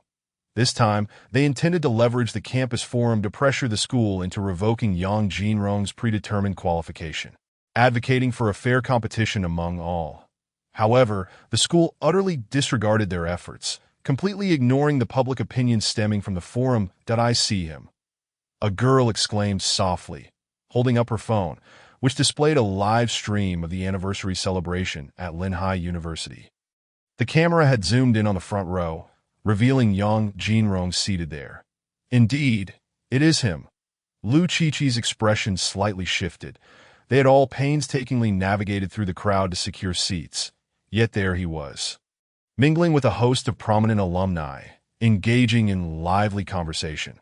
How could they possibly come to terms with that? He must have pulled some strings. Lu Qiqi wondered aloud that wasn't he raised in an orphanage? How does he have connections? They had never witnessed his upbringing in the orphanage, so how could they ascertain its truth? Even if it were true, what if he were the illegitimate child of some high-ranking official, sent to the orphanage yet still enjoying the privileges he was accustomed to? Well, he is rather handsome, Though I can't shake off my dislike for him, several murmured to Yu Huai and Gung Gung, however, found themselves seated in the middle. Feeling elated for Yang Jinrong, as expected of our leader. He should rank first in our major again this semester. Yu Huai remarked cheerfully, "It's a pity I can't focus on studying right now. Otherwise, I could join him in pursuing a graduate degree. Is he planning to take the entrance exam?" Gung Gung asked curiously, tilting her head. Yu Huai shook his head. "I doubt it." "Haha, I was just joking. Our leader has never mentioned anything about pursuing further studies." Yang Bin and Zhang Xiaohua were also among the throngs at the outskirts of the crowd. Both struggled with severe nearsightedness, and even with glasses. They couldn't discern the speeches being delivered on stage, relying instead on their mobile phones for the live stream. Upon spotting their dorm mate Yang Jinrong seated with the influential figures in the front row, they felt a pang of envy. They were all from the same dormitory, yet the disparity was stark. Among those without seats was Shang Pume, who found herself without Fei Yangyang by her side. The two had long since parted ways. Oddly enough, Shang Pume felt a shift within herself. Ever since their breakup, she hadn't seen Fei Yangyang, nor had he sent her any messages that he had never been like this before. The speeches from numerous leaders, representatives, distinguished alumni, and faculty members came to a close, leading into the award-giving segment one by one. Notable alumni, faculty members, and outstanding doctoral students took to the stage to receive their accolades. Now, may I invite the representative of Linhai University's outstanding young scholars to the stage. Su Xiuqing, the beautiful vice president of Linhai University, took the helm as the host for the award ceremony. With a gentle smile, she announced, "Now, I will call out the names of the recipients. Zhou Wen, Zhang Linjian, Hu Kong, Yang Jinrong." As his name echoed through the hall, applause erupted, yet when Yang Jinrong's name was mentioned, the atmosphere shifted into a frenzy. What? The students were bewildered in a way. Throughout this entire celebration, there has not been a single award given to students. So why is Yang Jinrong included among the representatives of young scholars? It felt as though a grain of sand had been mixed with golden beans, a perplexing anomaly. What merit does Yang Jinrong possess to be honored alongside such distinguished figures? Clearly, you are not from the law school. Yang Jinrong has consistently maintained the top position in his major since his freshman year. While there may have been a few courses where he did not excel, his overall ranking has remained impeccable every semester. His GPA must be significantly ahead of the second and third places, who frequently change, while he has never faltered from the top. Is he truly that formidable? A genuine academic prodigy? I've never heard of him before. The whispers floated around Lu Qiqi and her friends, causing their faces to flush with embarrassment. While they could be considered academic achievers in their own right, excelling in various aspects, they still fell short compared to Yang Jinrong. In terms of pure grades, they could not compete with him.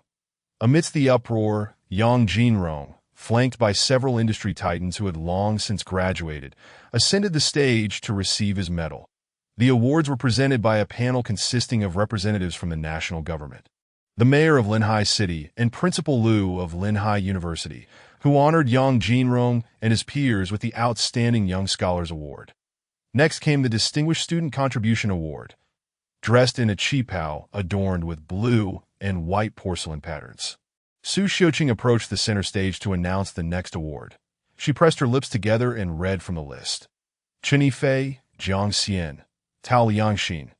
Yang Jinrong, please come to the stage. What? Yang Jinrong's name again. The students collectively gasped in astonishment. Why? Is there yet another award for Yang Jinrong? Come on, do you believe I am Qin Shihuang? Or do you believe there is no foul play behind this award? Foul play? You're overthinking it. This event is not only being broadcasted live across the internet, but also attended by leaders at the national level. Prominent figures from various industries are watching closely. The school cannot afford to engage in any underhanded selections. That it can only be said that perhaps Yang Jinrong genuinely deserves it. But what outstanding contributions has Yang Jinrong made to the school? My goodness, why don't you ask Principal Liu? How could I dare approach the principal? Besides, Whether he even acknowledges me is another matter altogether. Principal Liu is of a governmental rank. How could an ordinary student simply seek him out? Once again, Yang Jinrong stood shoulder to shoulder with numerous dignitaries, receiving his accolades. After the awards were bestowed, the prominent figures took a moment to share a jovial banter with him. Observing this scene, many students couldn't help but be awestruck. Here were students mingling effortlessly with academic luminaries, industry CEOs, and research experts, while they could only jostle in the crowd to catch a glimpse that Tio claimed they were not envious would be a lie. Next, I will present a few special awards, Principal Liu announced as he stepped forward, pausing briefly with a friendly smile. But before we proceed with this award, allow me to show you a video. At the center of the stage, a tetrahedral screen descended, showcasing footage of Yang Jinrong's courtroom battles, where he had skillfully outmaneuvered opposing lawyers. Several landmark cases were even included in the educational curriculum of the law department. Liu Qiqi was utterly stunned. While she was aware of Yang Jinrong's numerous cases, she had never bothered to watch the live streams. Proud as a peacock, she had turned a blind eye to the courtroom broadcasts circulating online. Assuming that Yang Jinrong's victories stemmed solely from the efforts of his hired lawyers, that it was only at this moment that she realized her grave mistake, that as a fellow law student with commendable academic prowess. She came to understand that Yang Jinrong's excellence extended far beyond examinations and textbooks. He had already applied his knowledge in real-world scenarios. Liu Qiqi lowered her head, suddenly awakening to the fact that she had, from the beginning, foolishly considered Yang Jinrong her rival. While he had never acknowledged her existence, that he had already established himself in an unassailable position, seemingly indifferent to her presence, as if they belonged to entirely different realms. What was there to discuss regarding fair competition?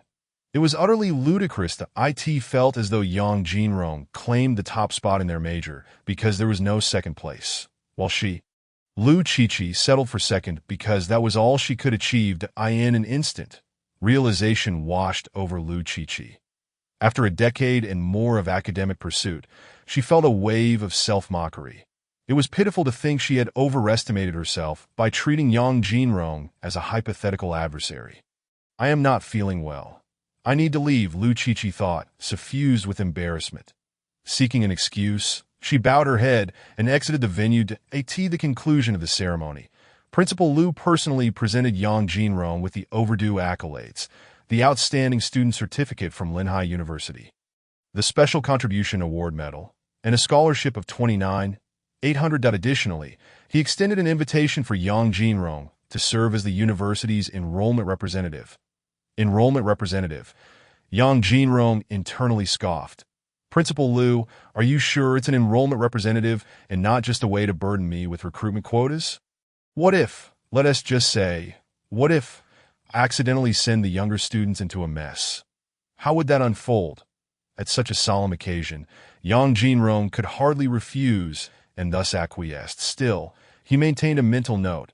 If it truly became a recruitment debacle, he would not accept the blame. The final segment of the anniversary celebration commenced with the singing of the school anthem. All faculty, students, alumni, and leaders joined together in a resounding and melodious rendition of the school song. Marking the conclusion of the anniversary ceremony, the youthful Linhai University had embarked on a journey toward new glories along the path of innovation. In the evening, the school hosted a carnival event open to all faculty and students. While Yang Jinrong was invited by several distinguished individuals to partake in an esteemed alumnus of the same institution, they were all inclined to assist one another. They had all heard of Jinrong's remarkable achievements. Junior Jinrong, I noticed the Temple Association has been criticizing you online, remarked Zhong Yin, the leader responsible for cultural affairs, as he poured a cup of tea for Yang Jinrong. Would you like me to say a word on your behalf to quiet them down? Senior, you are being biased, Hu Kong, the CTO of Philips Group for the Asia-Pacific region, jested. Back in the day when I sought your help to expedite the review process, you insisted on adhering to the legal timeline, which nearly cost me my position in the group. As long as you, Junior Jinrong, give the word, I can also resolve the Temple Association's troubles, ensuring they dare not utter another word, chimed in Zheng Lingda. a high-ranking official from the education department. But do not underestimate the influence of these two departments. They could easily declare the Temple Association an illegal organization. Yang Jinrong graciously declined the kind offers from the distinguished individuals. His commendable character hinted at a promising future. Initially, Yang Jinrong regarded the Temple Association as merely a group of clowns, unworthy of attention, yet unexpectedly garnered unanimous praise from everyone around him, feeling as if he were the darling of the crowd. By the way, last year, one of my compatriots returning from overseas went to Bema Temple to discuss scriptures, and after that, he disappeared without a trace. His family reported it to the police and even hired a detective. Yet he remains unfound. Hu Kong suddenly interjected. Missing? Yes, it reminded me of this matter regarding the temple, that we have sought assistance both domestically and internationally, yet no one has been found. It is truly bizarre. Hu Kong merely intended to vent his frustrations. Such matters should be left to the law enforcement agencies to investigate. They sipped tea and engaged in conversation. The previous discussions amongst the distinguished individuals were rather unpretentious, lacking any grandiose vocabulary. Their speech was conservatively articulated, devoid of boastful claims.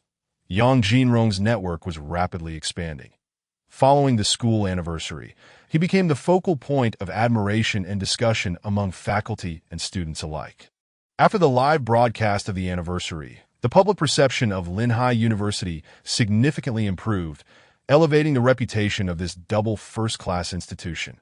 Negative reviews diminished considerably, and many students who had just completed their college entrance examinations began inquiring about last year's admission scores for Linhai University. The only regret for these students was that by the time they entered their freshman year, Yang Jinrong would already be in his senior year, a phase during which he would likely have minimal classes and seldom be seen on campus. Over the next few days, Yang Jinrong enjoyed a leisurely existence, focusing on his exams, achieving near-perfect scores across the board. Just after finishing his examinations, he returned to his dormitory, where he found Yu Huai waiting with a junior. "Boss, I have a few things left to move," the junior said. With the end of the third year approaching, it was likely he wouldn't return to this dormitory again. "My boss," Yu Huai had yet to introduce him. But the junior looked up at Yang Jinrong with admiration. "I know. Senior Yang Jinrong. I'm your fan." Yang Jinrong extended his hand for a handshake to a freshman. "Yes," the junior exclaimed excitedly, "I'm Tai Lin. Working part-time with senior Yu Huai." Tai Lin? Yang Jinrong raised an eyebrow in surprise. The name was rather peculiar.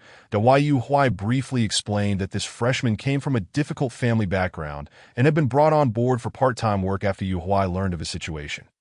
"I heard you recently rented a warehouse of 5,000 square meters in the urban village." Yang Jinrong casually conversed with Yu Huai. "Yes, it's for a supermarket specializing in near-expiry food." Yu Huai replied, nodding, "Don't worry, boss, this isn't a spur-of-the-moment decision." "That is not my concern," Yang Jinrong reassured him. "Renting a warehouse in the urban village doesn't cost much, and the overhead is low. Besides, once you establish a good flow of near-expiry food, sales shouldn't be an issue. Many people will seek you out to buy. Have all the necessary permits been secured, especially for fire safety?" "All sorted. Did you forget about Heiji?" "Boss, how about we gather at Quanju tonight?" "Perfect. I have nothing planned for the evening." They conversed. Zhang Xiaohua returned to the dormitory, his eyes lighting up in surprise upon seeing them. "Jinrong, Yu Huai, I didn't expect you both to be back." "Yes, we're just moving a few things," they replied casually. Zhang Xiaohua felt at a loss for words, realizing he was no longer on the same level as Yang Jinrong and Yu Huai. Even when together, there was little to discuss. "What about Yang Bin?" Yu Huai asked idly. "He went to the internet CAF to play games." Zhang Xiaohua hesitated before continuing. "He was scammed out of money and is over 10,000 in debt. He probably won't even participate in the final exams." Yang Bin was a figure of both pity and deserving of his fate. Truly, a pitiable person must have their faults. Yu Huai dismissed the matter. Tai Lin eagerly moved his belongings, insisting that the two seniors not lift a finger. Yang Jinrong and Yu Huai exchanged smiles and left the dormitory together. That evening, Yu Huai hosted a dinner at Quanjude, attended by many of his core employees. Tai Lin was particularly enthusiastic, eagerly serving tea and pouring wine, that he exuded an air of positivity, not merely seeking attention, but facing life with vigor. Every freshman likely undergoes such a phase. Perhaps after facing the harsh realities of life, they will eventually learn to lie flat. Only when one recognizes the truth of life, yet continues to love it, can they truly embody a positive existence. At the dinner table, Yang Jinrong learned that Yu Huai had been earning quite a bit lately. The profit margins on near-expiry foods were astonishing, which justified the decision to open a 5,000 square meter supermarket. Aren't you worried about envy? After a hearty meal, taking advantage of a trip to the restroom, Yang Jinrong casually inquired while washing his hands, "Did is there anyone who isn't envious of me?" Yu Huai had faced numerous disruptions recently, including reports, vandalism, graffiti, and even employee incitement. However, he refrained from elaborating, simply licking his lips. "Boss, do you genuinely believe I would calmly reason with them? One Iji can't handle all of this." "Kenny, boss, don't forget, I'm also a top student in law. The law isn't merely about reasoning. Sometimes it's about them being in the wrong without being able to articulate it. Especially since they initiated the trouble, the Yu Huai had indeed matured significantly, becoming more astute. Otherwise, he wouldn't be able to manage so many employees. The GNI is so beautiful." At that moment, Yang Jinrong's phone rang. Yu Huai couldn't help but roll his eyes. "Boss, even after the downfall of Jigo, you still haven't changed your ringtone? I've been too busy to update it. Besides, isn't it quite pleasant?" Yang Jinrong shrugged, answering the call to hear Zhuge Lily's voice. "Where are you?" "Dining with some friends," Yang Jinrong replied casually. "Would you like to join us? Send me your location." Zhuge Lily, as always, was decisive. Not long after receiving the location, she arrived at Quanjude. Yang Jinrong was nearly taken aback by Zhuge Lily's appearance. Dressed in a white shirt, the buttons were intact, indicating good quality fabric, paired with a pleated JK skirt. Her long, shapely legs adorned with alluring black stockings from Balenciaga, she possessed a striking beauty, scoring 96 for her looks and 99 for her figure. If only she had on a pair of black high heels with red soles. She could leave 99% of men speechless. "Boss, is this new?" "Oh no, is this your sister-in-law?" Yu Huai exclaimed, astonished, giving Yang Jinrong a knowing look, implying caution since last time it was Yin Yin. "Don't overthink it." Yang Jinrong responded, a bit embarrassed. "Zhuge Lily is the granddaughter of our orphanage's former headmaster. Naturally, we are friends." Yu Huai elongated his tone. Yang Jinrong casually inquired, "Have you eaten?" "I have, but do you plan to continue?" Zhuge Lily replied. Yang Jinrong was taken aback. "Why come over if you've already eaten?" Zhuge Lily waved the keys in her hand. "Come on, let us go for a ride." Upon closer inspection, Yang Jinrong recognized the keys as belonging to a Ducati Diavel, the same model he once owned. After bidding farewell to Yu Huai and the others, Yang Jinrong followed Zhuge Lily downstairs, where the Ducati Diavel was parked. "I've been drinking, so I can't drive." "Don't drink and drive and don't drink. Although I'm perfectly sober, I want to drive after drinking. I'll take you." Zhuge Lily seemed as carefree as ever, especially when she mounted the Ducati. Her long legs exuding confidence, she handed Yang Jinrong a helmet. "Here, put this on. Let us hit the outer ring." "All right." Yang Jinrong donned the helmet and took his place on the back of the Ducati. With a roar, the engine came to life, and the Ducati transformed into a streak of light, speeding away. "You can't be this reckless." Zhuge Lily exclaimed loudly. "Hold on to my waist." Yang Jinrong had no choice but to comply. Zhuge Lily's riding skills were abysmal, akin to those of a novice, swaying this way and that, nearly causing Yang Jinrong to feel nauseous. That it was his first experience of such a jarring motorcycle ride. He could only cling tightly to Zhuge Lily's slender waist. To his surprise, it was quite delicate. Once they exited the urban area of Lehigh City and merged onto the highway, the ride finally became smooth. Yang Jinrong harbored serious doubts about whether her earlier erratic driving was intentional. However, Zhuge Lili did not strike him as someone who would drive recklessly on purpose. At first, she appeared to be a complete novice, akin to a first-time driver. Gradually, her skills improved, becoming increasingly adept. Once they were on the highway, the ride became even more enjoyable. I'll take you to a wonderful place, Zhuge Lili declared, speeding along the ring road, the wind howling around them, promising an unforgettable evening. Thankfully, Yang Jinrong was pressed against her. Otherwise, he wouldn't have been able to discern her words. Meanwhile, unbeknownst to Yang Jinrong, another scandal regarding him had erupted online. The leak case involving Wang Susu had yet to see a verdict, and Yang Jinrong's mission remained unfulfilled, with rewards still unattained. Unexpectedly, the leak case had given rise to new developments. Chai Xiaojing published a lengthy article, accusing Yang Jinrong of acting without her consent, damaging her car door, and causing her severe injuries, resulting in her face being utterly disfigured. The heartfelt narrative detailed her agonizing treatment process over the past months and her despair after seeking medical help abroad in vain.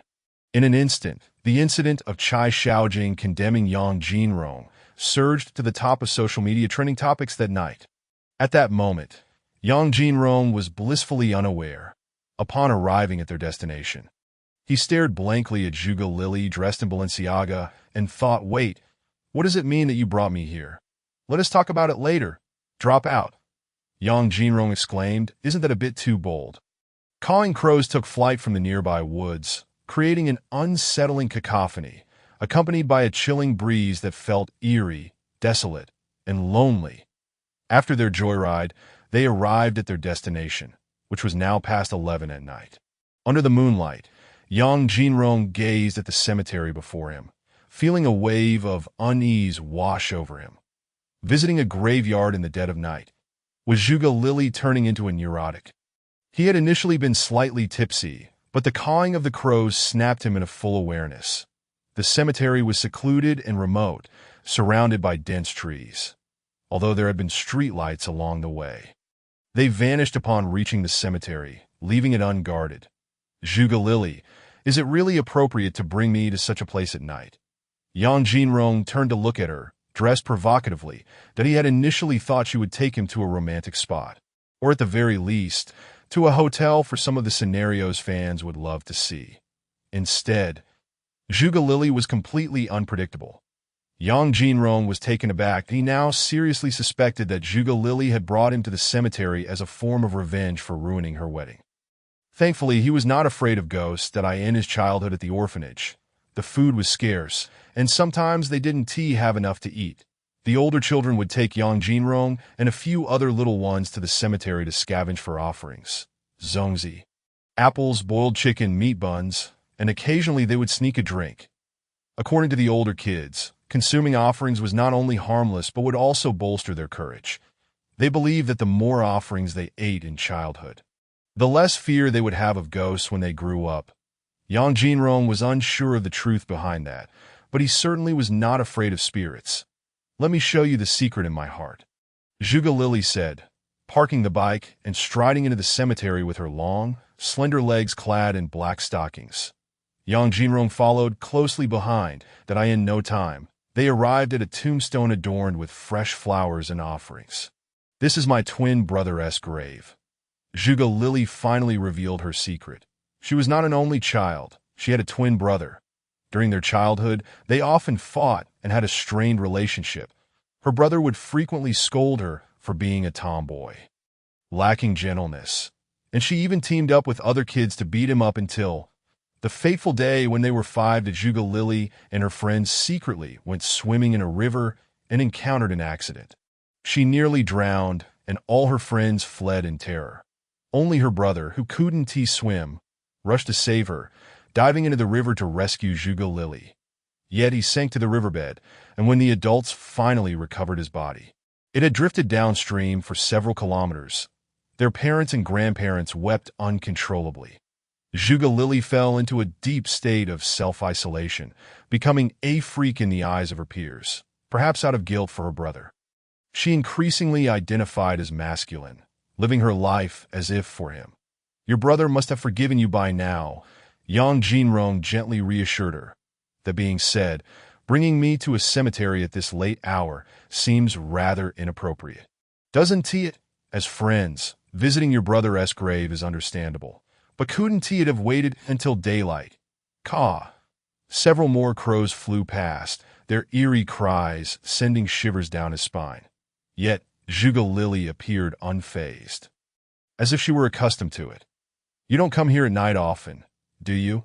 Zhuge Lily pointed towards a hill on the eastern side of the cemetery that I often visit my brother. Afterwards, I go to the top of that hill to watch the sunrise and feel the warmth of the morning sun. Yang Jinrong finally understood why she had brought him here at such an hour. It was a habit that he pulled out a pack of cigarettes from his pocket, intending to light 3 for Zhuge Lily's brother, but she interrupted him. My brother doesn't smoke. In truth, Yang Jinrong didn't smoke much either. As a child, he refrained due to poverty. Unable to afford it that as his circumstances improved, he began to earn money from part-time jobs, but found that he no longer enjoyed smoking that in his earlier days. He was too nice to refuse when others offered him cigarettes, occasionally smoking 1 or 2 just to socialize. The cigarettes in his pocket were leftovers from Yu Huai. So, are you planning to embrace your femininity again? Yang Jinrong casually inquired. Zhuge Lily sighed. Being a man is exhausting. Yang Jinrong. Shouldn't I be the one saying that? Wait a minute. Yang Jinrong sensed that there was more to Zhuge Lily's words. You're not straightening me out, are you? He joked. Still half straight, half curved. What are you thinking?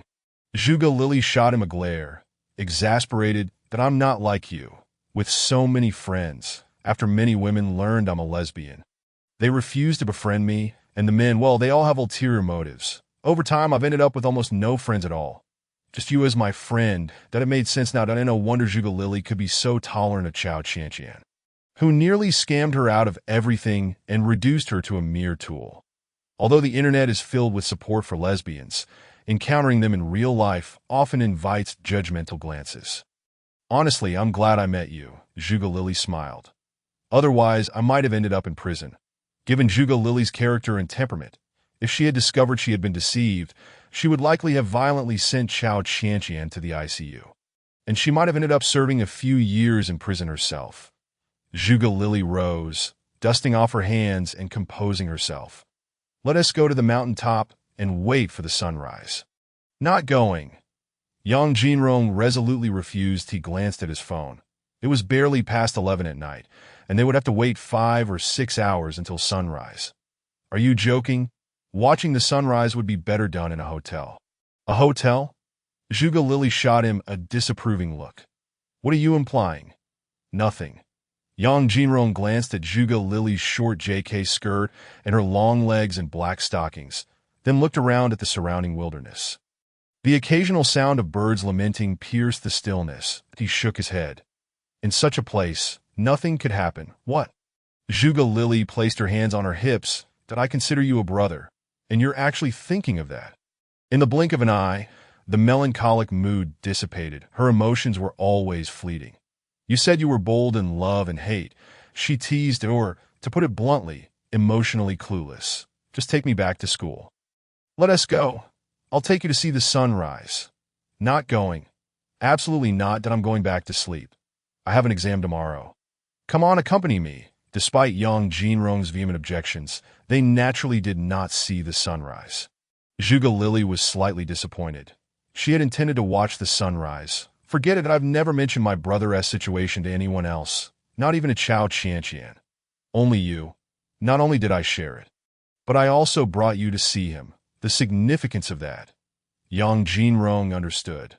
Let us head back. He led the way out of the cemetery, with Zhuge Lily following closely behind. The return journey was once again on Zhuge Lily's motorcycle, with Yang Jinrong seated behind her.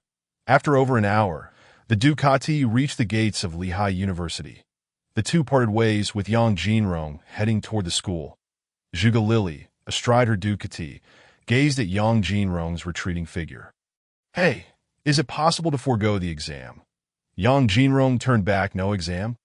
Are you going to support me? Of course, he never uttered those words. Instead, he simply cast an odd glance at the beauty under the streetlight, with her motorcycle, short skirt, and Balenciaga, and smiled wryly, thinking perhaps it would be addressed later.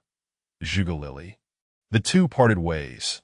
Yang Jinrong returned to his dormitory, washed up, and soon succumbed to slumber. The following morning, Yang Jinrong awoke naturally. Zhang Xiaohua was alone in the dorm, engrossed in a game of League of Legends, caught up in an exhilarating team battle. Look at my desolation, desolation, the wall of pain, requiem, desolation, desolation, Yang Jinrong. Do you really have to recite the skill names during a team fight? Speaking of which, how did you manage to mention desolation twice before invoking the requiem? After finishing his wash, Yang Jinrong saw Zhang Xiaohua had just concluded a match. With a dismal score of 0-7-7, that I truly dominated this match, just pure absorption. Without me, this game would have been unwinnable. That he glanced back. Jinrong, you're awake? I bought you dumplings and rice rolls. Eat on your own. I'll play another round. Thanks. Yang Jinrong did not hesitate. He had often bought breakfast for Zhang Xiaohua and others, a mutual assistance of sorts. Once Yang Jinrong finished his breakfast, he checked the time. It was nearly time to prepare for the exam. Alas, someone actually disconnected, just 3 minutes in. Zhang Xiaohua grumbled, exiting the game, then turned his chair to face Yang Jinrong. Two significant events occurred last night. I could smell the alcohol on you, so I suspect you're unaware. What significant events? Yang Jinrong took out a pen, ready to leave. Yang Bin has dropped out. Yang Jinrong was taken aback. Surely not. Yesterday, he mentioned being scammed for money, and there was a loan of about 20,000 or so. But that doesn't mean he would drop out, right? I knew you would be surprised, Zhang Xiaohua hurriedly continued. Let me share a previous incident. When we clashed with Zhao Ruiqiang, he brought along his gang from the sports college, cornered Yang Bin, and beat him up until he had to jump into a lotus pond to escape. That's so. Yang Jinrong genuinely did not know. However, when Yang Jinrong urged Yang Bin to speak out, he chose silence. Had he disclosed the matter, it could have led to a harsher punishment for Zhao Ruiqiang. Yet that was merely a side note. As you know, after the incident with Zhao Ruiqiang, Yang Bin transformed, skipping classes, neglecting lectures, and staying out all night, donning expensive attire. Zhang Xiaohua muttered, if it weren't for his short stature and unattractive looks, I would seriously suspect he had taken up a more dubious profession. Yang Jinrong was at a loss for words. Given Yang Bin's character, he would hardly take up any part-time job. Perhaps he was merely asking for money from home. Zhang Xiaohua began gathering his pen. A book and some notes. I digress. Can you guess why he was scammed this time? Online romance? Or perhaps he lavished gifts on a female streamer? Yang Jinrong only grabbed his pen and stepped out of the dormitory. Zhang Xiaohua, following closely behind, shook his head. No. Normal men like us would never guess the answer. Yang Jinrong was astonished. What do you mean by that? Did he undergo a castration procedure? Zhang Xiaohua quickened his pace to walk alongside Yang Jinrong. I'll stop keeping you in suspense. Yang Bin went to a beauty salon for cosmetic surgery and got scammed. All right then, it is indeed quite rare for a man to undergo cosmetic surgery. Nonetheless, it is his personal choice. Beauty salons are notorious for their tricks, and being scammed is quite common. However, in Yang Jinrong's understanding, a beauty salon typically charges at least 100,000. It would be unreasonable to scam someone out of just 20,000. Nevertheless, if Yang Bin had sought Yang Jinrong's help, he would have willingly assisted him. Even if it meant helping him with a lawsuit, as long as the beauty salon was indeed fraudulent, there was a high likelihood of winning the case. Unfortunately, Yang Bin did not take that route and chose to drop out instead, destined to diverge from a shared path. One can only say, life is full of dreams, each with its own brilliance. Additionally, Zhang Xiaohua hesitated.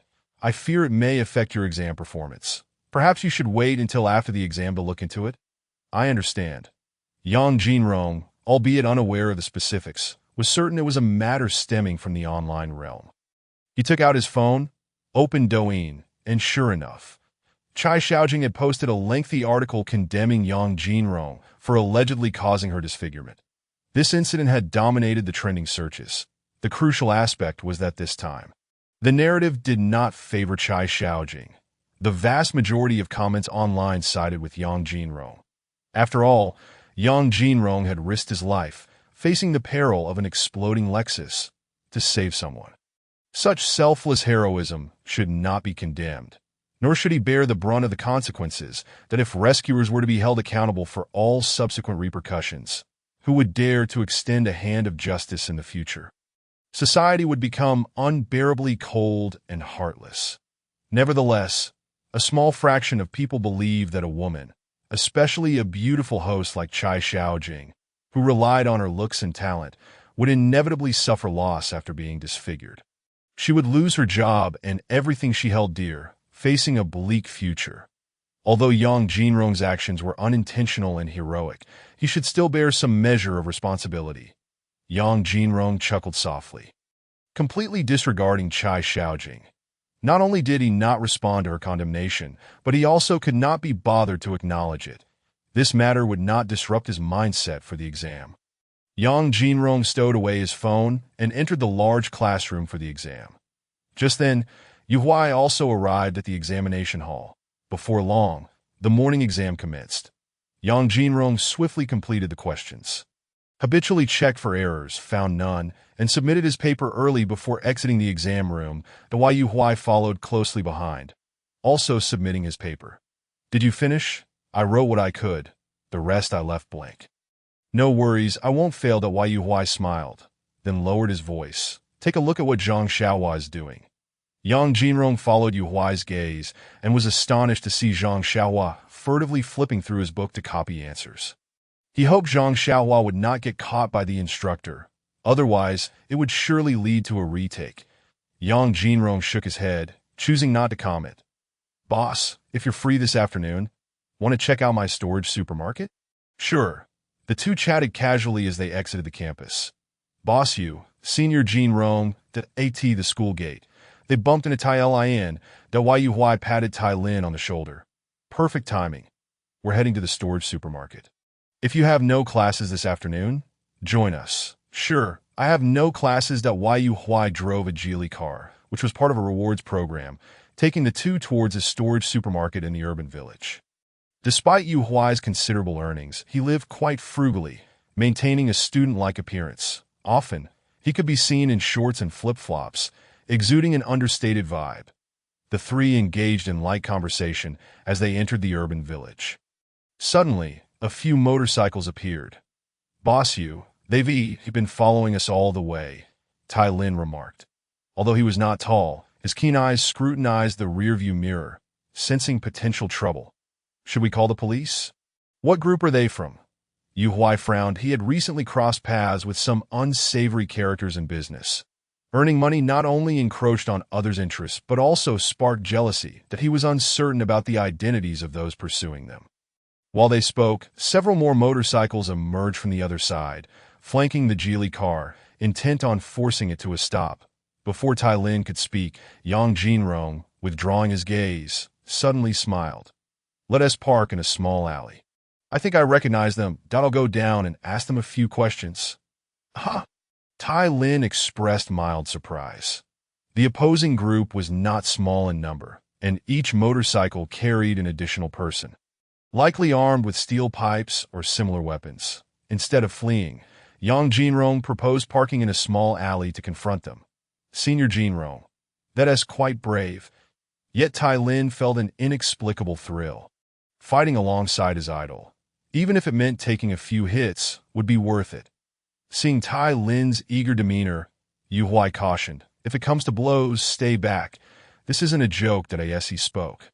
He instinctively reached into his pocket .125. Compared to Baran, the crowd gasped. "Dragon King, War God, special license." Thump, thump. It was Tai Lin's first time witnessing such a scene, his heart racing, but he glanced back at the agile motorcycles following closely, feeling a rush akin to a high-speed chase. The roar of the motorcycles echoed outside. In the trunk, there are 2 crowbars. Tai Lin, fold down the right seat. There is a hidden latch to secure it. Reach into the trunk and grab a crowbar. As Yu Huai steered the car into a narrow alley of the urban village, he continued issuing instructions. Tai Lin pressed the hidden latches on the rear seats, designed to tilt forward, that he reached back into the trunk and soon extracted a roughly 70-centimeter long, 25, one-end bent and flattened rebar crowbar. He quickly handed it to Yang Jinrong. Senior Jinrong, here you go. Okay. Yang Jinrong held the object in his hand, contemplating its utility, but he sensed that this item was not as effective as his own Bajiquan. However, being aware that his opponent was armed with sticks, Yang Jinrong naturally could not confront him unarmed and allow him to gain the upper hand. Boss, here you go, Iron Forest said, producing another stick and handing it to Yu Huai. Yet, Yu Huai responded, You keep it. I have my own. He bent down and retrieved a U-lock from near his feet. Iron Forest was taken aback. Is that a lock for an electric bike? Yu Huai, while accelerating through the narrow alley, replied, Yes. I found it by accident that it's from a prestigious brand, and I was worried the owner would be distressed if they couldn't find it, so I placed it on my bike. Iron Forest, I never imagined you were this kind of boss. The traffic in the urban village was a labyrinth of complexity. It appeared to be interconnected, yet was fraught with narrow alleys that could barely accommodate a single vehicle. When confronted with steps in front of a building, cars were practically rendered immobile. The Yu Huai drove with reckless abandon, forcing several motorcycles to follow closely behind. With a car leading the way and 6 motorcycles in hot pursuit, many young women clad in pink attire outside salons were startled into hastily shutting their doors, unwilling to conduct business amid such chaos. Other pedestrians residing in the urban village swiftly turned away to avoid the scene. Delivery riders hurriedly pushed their bikes to the corners to evade the commotion. While the younger crowd exhibited signs of fear, the older generation remained unfazed, even craning their necks to witness the spectacle. For them, this was merely a small affair. Incidents like these had occurred countless times in the past, especially during the rampant motorcycle gang days of the early 2000s, but the sound of motorcycles indicated that there was entertainment to behold, and they had long since grown accustomed to it. Although crime rates had improved in recent years, such displays had become rare. Little did they expect to witness one today. Of course, many young people assumed it was a film shoot, yet wary of being caught in the fray, they retreated indoors to observe. Some residents on the upper floors, hearing the commotion, pushed open their windows to peer down. Many surmised it was a video being filmed and pulled out their phones to record. In the alley, a loud crash erupted. A motorcycle seized the opportunity. Its rear passenger swung a stick down, shattering the glass of Yu Huai's vehicle. Fortunately, the window film prevented shards from scattering. Divert to that road, encircle them, and cut them off. One of the pursuing motorcycles commanded, splitting off 2 bikes to take a shortcut through another alley. However, to their surprise, the car in front suddenly came to a halt. With a screech, the remaining 4 motorcycles slammed to a stop. Aligning in a row, 8 individuals dismounted, each wielding a golf club, without uttering a word. They charged forward, yet the car, in a display of unorthodox tactics, abruptly reversed, sending the 8 scattering in panic like frightened mice. Boom! The 4 motorcycles were sent flying, landing haphazardly in a most embarrassing manner. At this moment, the car finally came to a standstill. Yang Jinrong was the first to alight from the passenger seat, brandishing a crowbar. Without a moment's hesitation, he targeted the nearest individual and struck. This person was no pushover. He swung his golf club in defense. Clang! The 2 implements collided with a jarring sound that numbed the defender's hands and widened his pupils in shock. This seemingly gentle man possessed such formidable strength. Before he could fully comprehend the situation, Yang Jinrong continued his assault. Clang, clang, clang. The defender managed to block several blows, but his wrist grew numb, and he lost grip of his golf club, sending it flying. Yang Jinrong aimed to strike at his opponent's head. Crack! In a desperate attempt to shield himself, the defender raised his hands, only to have them shattered upon impact.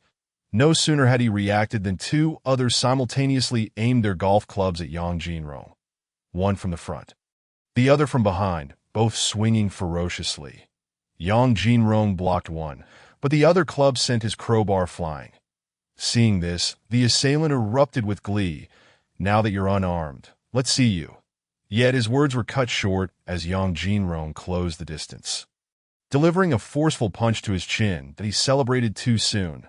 Crack! The punch shattered his jaw, causing a disorienting ringing in his head, and before he could recover, Yang Jinrong's second punch landed on his ribs, fracturing several bones in the process. Yang Jinrong's strikes were merciless. The opponent's insides were severely impacted, releasing a torrent of gas uncontrollably. Behind him, a comrade rushed in, shouting, wielding a golf club high above his head. But before he could swing, he was met with a mysterious spray of gas that filled his mouth as he inadvertently inhaled it. "You!" The unfortunate man turned green, retching violently. Yang Jinrong, having anticipated this, held his breath and delivered a swift punch like lightning, striking the man's waist. The flesh visibly caved into "Oh my kidneys." He yelped, collapsing sideways. That of the 6, 3 fell immediately. The remaining 3, overwhelmed by the stench, quickly covered their mouths and noses, afraid to inhale or approach. Undeterred, Yang Jinrong advanced towards the remaining trio, raising his fist to strike. The 3 had no inkling of his ferocity, resembling a fearsome beast. By the time they realized the danger, Yang Jinrong was upon them. With the wind of Bajiquan behind him, he struck one person with a resounding blow, followed by 2 more punches. The sounds of cracking bones echoed as the 3 were swiftly taken down. In the blink of an eye, all 6 adversaries lay sprawled on the ground, writhing in pain. Iron Forest, who had prepared for battle, stood rooted in shock at the scene before him. He had seen videos online of Yang Jinrong's prowess, where he had effortlessly punched a Lexus door inward, but witnessing it live was an entirely different experience. Now, as he watched Yang Jinrong single-handedly take on 6 opponents and defeat them in moments, the visual impact resonated deep within him, akin to watching a grand martial arts epic. Each punch landed with palpable force. The sounds of bones fracturing filled the air, accompanied by the cries of the defeated. They were all so effortlessly subdued. "Boss, you're amazing." After the battle atop the mountain, Yu Huai had anticipated this outcome, that he and Iron Forest had agreed that they would safeguard the situation, though in truth, they were merely there to prevent an ambush. Iron Forest remained in awe. Nearby, a few elderly bystanders gawked, eyes wide in disbelief. One elder even lost his dentures, which clattered to the ground, oblivious to the spectacle unfolding. Clearly, even after so many years, they had never witnessed such a valiant young man that a child, witnessing the scene from a distance, jumped with excitement, clapping his hands and exclaiming, "Grandpa, Grandpa, I saw Ultraman, but he isn't Ultraman." What is he, then? A beacon of light? Perhaps the Dragon King War God, Chen Pingyan. A nearby uncle, engrossed in a novel on his phone, muttered in astonishment, realizing that the characters from his stories were indeed real and that such fierce warriors existed. He pondered why the war god hadn't displayed his trademark crooked smile just now. "Boss, how should we deal with these individuals?" Yu Huai gestured a tying motion, suggesting they drag them to his warehouse for severe interrogation. Yang Jinrong shot him a look of disdain. "Just call the police. No need for severe interrogation. Do you think this is 20 years ago? We live in a society governed by law now. Besides, the methods of law enforcement are far more sophisticated than our crude tactics. Just one memory recovery technique is enough to outshine any form of coercion from the outside world." Good point. Yu Huai quickly took out his phone and dialed for assistance. But just then, the roar of 2 motorcycles echoed as the 2 that had attempted to flank them returned. Upon seeing their comrades sprawled in disarray, they were taken aback. "How did all of you fall in the blink of an eye?" The 4 riders exchanged wary glances, each recognizing the caution in the other's eyes, and the passengers on their bikes drew out gleaming machetes that reflected the sunlight. Yang Jinrong picked up a golf club that had fallen to the ground, while Yu Huai slightly bent down, ready to hurl his U-lock at a moment's notice. The roar of motorcycle engines filled the air as the riders revved their machines. The tires screeched against the pavement, creating plumes of smoke on the concrete. As the clutches were released, the two motorcycles lunged toward Yang Jinrong and his companions, with the passengers brandishing their machetes high. "Watch out!" Yu Huai shouted, realizing the imminent danger as the motorcycles charged forth. Yang Jinrong executed a lateral sliding tackle, propelling the golf club in his grasp directly towards the motorcycle tire rather than its rider. In an astonishing display, the rapidly spinning tire was penetrated by the golf club from the side, instantly wedging itself into the wheel hub. The jarring screech of metal grinding against metal coincided with the sound of the vehicle tumbling. The motorcycle, moving at high speed, abruptly reared its back wheel as if it had slammed to a halt, rolling and soaring, launching its two occupants into the air. With a resounding bang, the motorcycle rolled several times before colliding with the vehicle parked nearby. The duo was unceremoniously thrown to the ground, their watermelon knife sent flying to an unknown location, leaving them disoriented and dazed. Seizing the moment, Yang Jinrong decisively advanced, targeting one of the individuals and with a swift kick, rendered him unconscious. However, matters were less favorable for Yu Huai as the motorcycle sped towards him. The young man on the back wielded a watermelon knife, aiming it at him, while Yu Huai crouched to evade. The glinting blade narrowly missing his ear, but taking a significant chunk of his hair with it. "Damn it, I can bleed, but my hairstyle must remain intact." Yu Huai seethed with anger, preparing to retaliate. Just then, Tai Lin, brandishing a crowbar, faced the motorcycle head-on without flinching, swinging the weapon towards the rider. With a resounding thud, the strike connected with the driver's shoulder as he attempted to evade, forcing the driver to grit his teeth against the pain. He swerved the motorcycle sharply, narrowly missing Tai Lin, while the knife-wielding youth seized the opportunity to slash at Tai Lin. In a moment of instinctive reflex, Tai Lin leaned back, avoiding a fatal blow, though the tip of the blade grazed his cheek, drawing blood and leaving him with a significant portion of his hair severed. Then a golf club flew through the air, not precisely aimed but striking the driver on the head, causing him to lose balance and the motorcycle to careen left and right before crashing into a wall. The two riders were left utterly dazed. Yu Huai and Tai Lin rushed forward to deliver their own blows.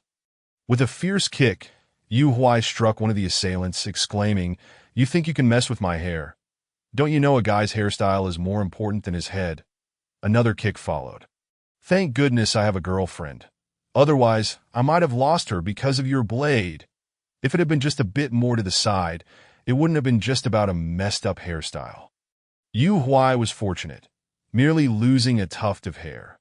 Tai Lin, however, was in dire straits, with a large patch of scalp exposed, blood seeping from the wounds on his face. The two assailants, already in a state of confusion from their earlier fall, were rendered completely incapable of resistance after Yu Huai and Tai Lin's brutal follow-up attacks.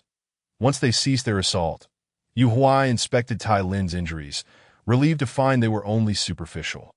He would be fine, though his hairstyle was quite disheveled. Just then, a round of applause and cheers erupted from a second-floor window. Nearby onlookers, including a group of elderly men who had been captivated by the spectacle, joined in the applause, amazed that such thrilling and authentic action could still be witnessed in this day and age. "What's the title of your film? Handsome? My 60-year-old girlfriend and I will head to the cinema to support you," one of them exclaimed. "This fight scene is exhilarating, even more so than the last," remarked another.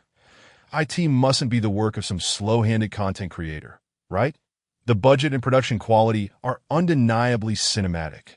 Which creator is willing to spend so much?" Suddenly, the distant sound of police sirens grew closer, and police cars came into view. More people craned their necks to get a better look. Moments ago, they had been hiding to watch. "Wow, is this a police drama? It's my favorite genre."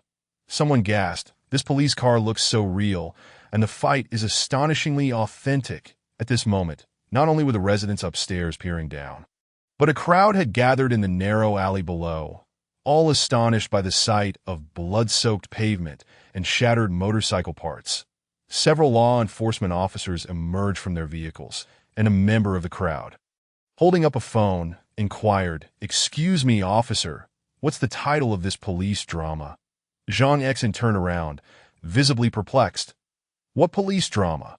His confusion only deepened as his gaze fell upon the scene before him. Strewn across the ground were motorcycle fragments and a number of youths curled up in agony, blood pouring from their wounds. Scattered among the carnage were a golf club, a watermelon knife, a crowbar, and a U-lock. Zhang Exin, returning to the security office after a long absence, had matured significantly, but his black and white perspective remained unchanged. He approached Yang Jinrong and quietly inquired, "Yang Jinrong, what on earth happened here? Look at those tattoos on their arms." Yang Jinrong kicked one of the individuals, recognizing him. "Familiar, isn't he? He's one of the accomplices from the mountaintop kidnapping incident." Zhang Xin recalled the case vividly, having studied it in depth despite not being the one on duty at the time, that he remembered the tattoo designs well. The last time, all the accomplices had been eliminated without a single survivor. This time, however, they were all alive. "Quickly, cuff them all," he commanded, personally pulling out his handcuffs. "Captain Zhang, do we really need to restrain them?" "Given their injuries, it would be more prudent to call an ambulance," suggested Xiao Chun, who had accompanied him on this call, "that I have some medical knowledge. Perhaps I could provide them with initial aid?" Offered Xiao Lu. Zhang Xin raised his eyes to meet Yang Jinrong's, his expression curious. "Have you become this ruthless with suspects? They have rights too, you know, looking at their condition. They certainly need an ambulance." Nevertheless, Zhang Xin insisted on placing handcuffs on each of them. One bystander commented, "This scene seems a bit unrealistic. Even in real life, such suspects shouldn't be cuffed under these circumstances. Indeed, cut this part out. It would do a disservice to the earlier thrilling fight scene." Another added, "This officer's acting is subpar, dragging down the main characters." The murmurs from the crowd caught Zhang Xin off guard. "No. Who told you this was a performance? This is real. This is not acting. Set up the perimeter," he ordered. Xiao Chen quickly established a cordon, ushering away the onlookers who were filming, urging them not to obstruct the scene. "This isn't a performance. Please return to your duties and stop causing a crowd." Xiao Chen patiently displayed a security officer badge to the crowd. Upon seeing it, they were taken aback. "Wow, this badge looks quite authentic. Where did you get it? I want one too." Xiao Chen's expression turned serious. "Creating counterfeit government documents is a crime punishable by 3 years in prison. Are you aware?" The crowd gasped in disbelief. "Wait, isn't this a film shoot? Where's your director, your cinematographer? Where are they hiding?" "Yeah, it's strange we haven't seen a cameraman around." Another added, "That don't tell me this isn't a performance and that fight was real." Amid the crowd's astonishment, Xiao Chen stated firmly, "Security officers are conducting an investigation. Bystanders, please disperse and refrain from causing a disturbance. Those on duty, please return to your responsibilities." The crowd finally grasped the gravity of the situation, gasping in shock. This was not a staged performance. A genuine brawl had erupted, with real weapons involved. Someone had single-handedly taken down 12 individuals. "Wait, I remember. That most dashing man. He is Yang Jinrong." Yang Jinrong, the hero from the coastal city? "Yes, that's him." "Oh my goodness, no way. He truly is Yang Jinrong. I just witnessed him take down the entire scene, even more ferociously than Bruce Lee." "If this isn't acting, what time is it?" someone suddenly asked. "My phone ran out of battery while recording, and I start work at 2. What time is it now?" "It's 1:75. There's still a good 25 minutes left." "No rush." "That's great. I'll go charge my phone and post a video on Douyin before heading to work." The office is close by. The discussions did not hinder the ongoing scene management. Zhang Xin called for several more police cars. After taking photographs and gathering evidence, they transported the seriously injured 12 individuals to the security office. The scene was left to other officers to manage the aftermath, while Yang Jinrong, Yu Huai, and Tai Lin were naturally required to accompany them to the station. Yang Jinrong sat in the passenger seat, murmuring a few words to Zhang Xin. Zhang Xian frowned. Is this compliant? I can assure you, they are not innocent. Yang Jinrong whispered, we could definitely extract a considerable number of cases from them. I will try my best. Zhang Xian maintained a stoic expression. Yang Jinrong was filled with anticipation. What he eagerly awaited was to extract clues regarding the human trafficking organization from these individuals during the interrogation. The system task was akin to a vast treasure chest of gold. He did not wish to be left waiting idly. He was eager to seize that treasure chest. Before long, they arrived at the security bureau. Zhang Xian arranged for a doctor to provide a brief medical examination for the 12 individuals. Then they proceeded without delay to the intensive interrogation. The 12 were interrogated separately at first. These individuals remained quite stubborn. Zhang Xian, provoked, directly implemented Yang Jinrong's suggestion of the great memory restoration technique. Indeed, this method proved to be remarkably effective. Upon applying the technique to one individual, the others, having witnessed the confession, no longer dared to hold out and began to disclose all they knew. Unfortunately, their superiors were overly cautious, communicating solely via gaming messages. Zhang Xian, holding a stack of interrogation results, sat down opposite Yang Jinrong, saying, you can review this as well. Yang Jinrong meticulously perused the documents. Goodness, it appears I have targeted the wrong individuals. They are not part of a human trafficking syndicate at all, but rather an organ trade association. They specifically capture individuals to sell their kidneys to wealthy foreigners in need of transplants. Previously, Chen Xiaotian was abducted by a human trafficker with the intent to sell him off for his kidney. Oh, heavens!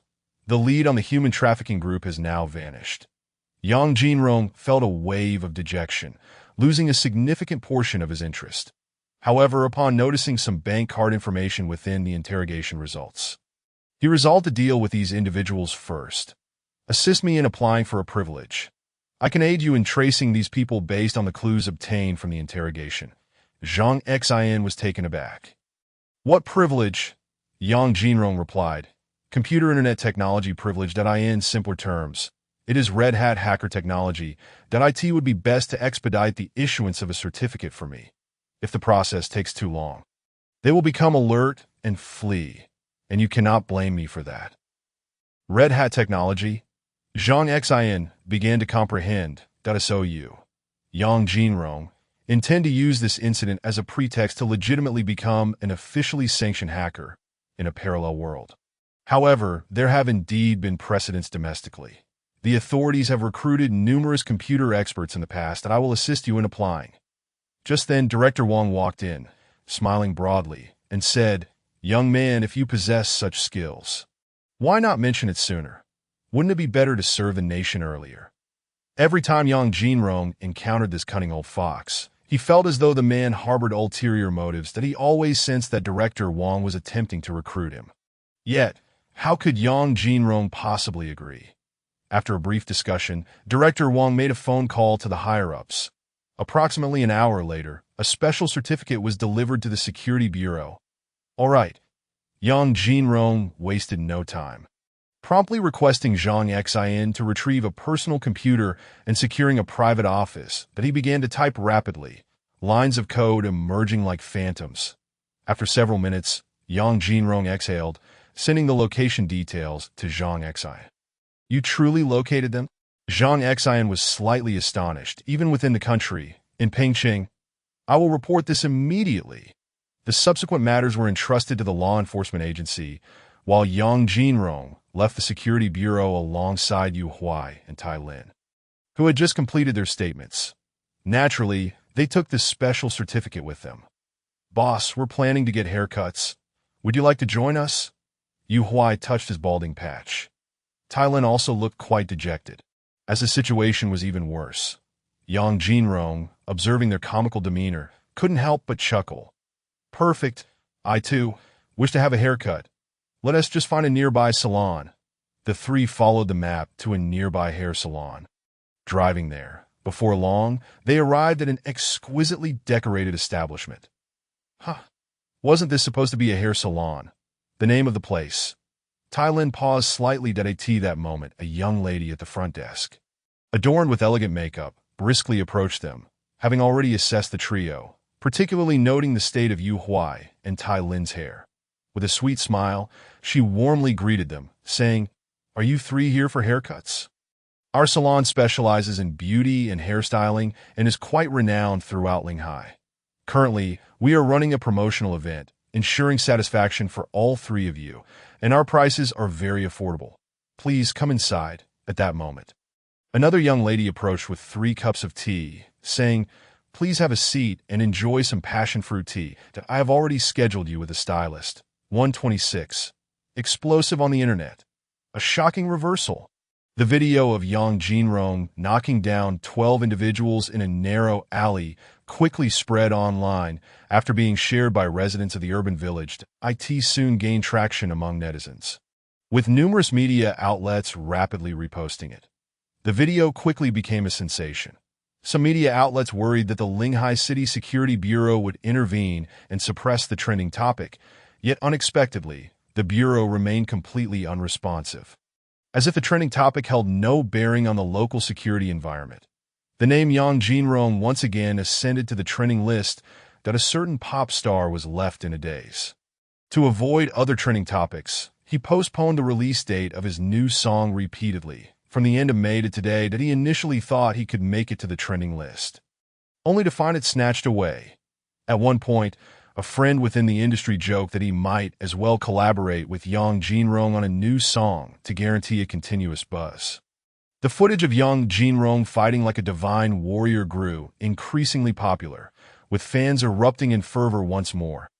Aside from witnessing such combat scenes in films, this was the first time many experienced it in reality. Had it not been for the timely arrival of law enforcement, with multiple police cars taking individuals away, many netizens would have assumed this was a scripted scene, with Yang Jinrong hiring actors to stage a performance. Is that really Yang Jinrong? The seemingly refined and elegant gentleman fights so fiercely. Surely, no one is still unaware of the incident where Yang Jinrong smashed Alexis's door with his fist. Look, we witnessed that live in Chai Xiaojing's streaming room. Previously, we had only heard tales of Yang Jinrong taking on 8 opponents, and while we had seen him smash a car door, we had not witnessed his fighting prowess until now. It was utterly exhilarating. Yang Jinrong's fighting ability is astounding. He is the god of war in the alley, reminiscent of the film Kill Zone, that I feel that if he were to act in a movie, his achievements would rival those of Wu Jing. Speaking of which, will Chai Xiaojing really sue Yang Jinrong? Such a formidable man, would she dare to sue him? Is she not afraid of receiving a punch? This is true fighting. Those online instigating conflicts, why not seek out Yang Jinrong for a sparring match? Let them feel the might of the fists of my human emperor. Just imagining having such a boyfriend with that level of combat prowess sends shivers down my spine. Meanwhile, some netizens express concerns about the security environment in Linghai. However, upon reflection, it dawned on them that Yang Jinrong had offended so many people that this was merely a couple of retaliatory incidents. In short, the reprisals were far fewer than netizens had imagined.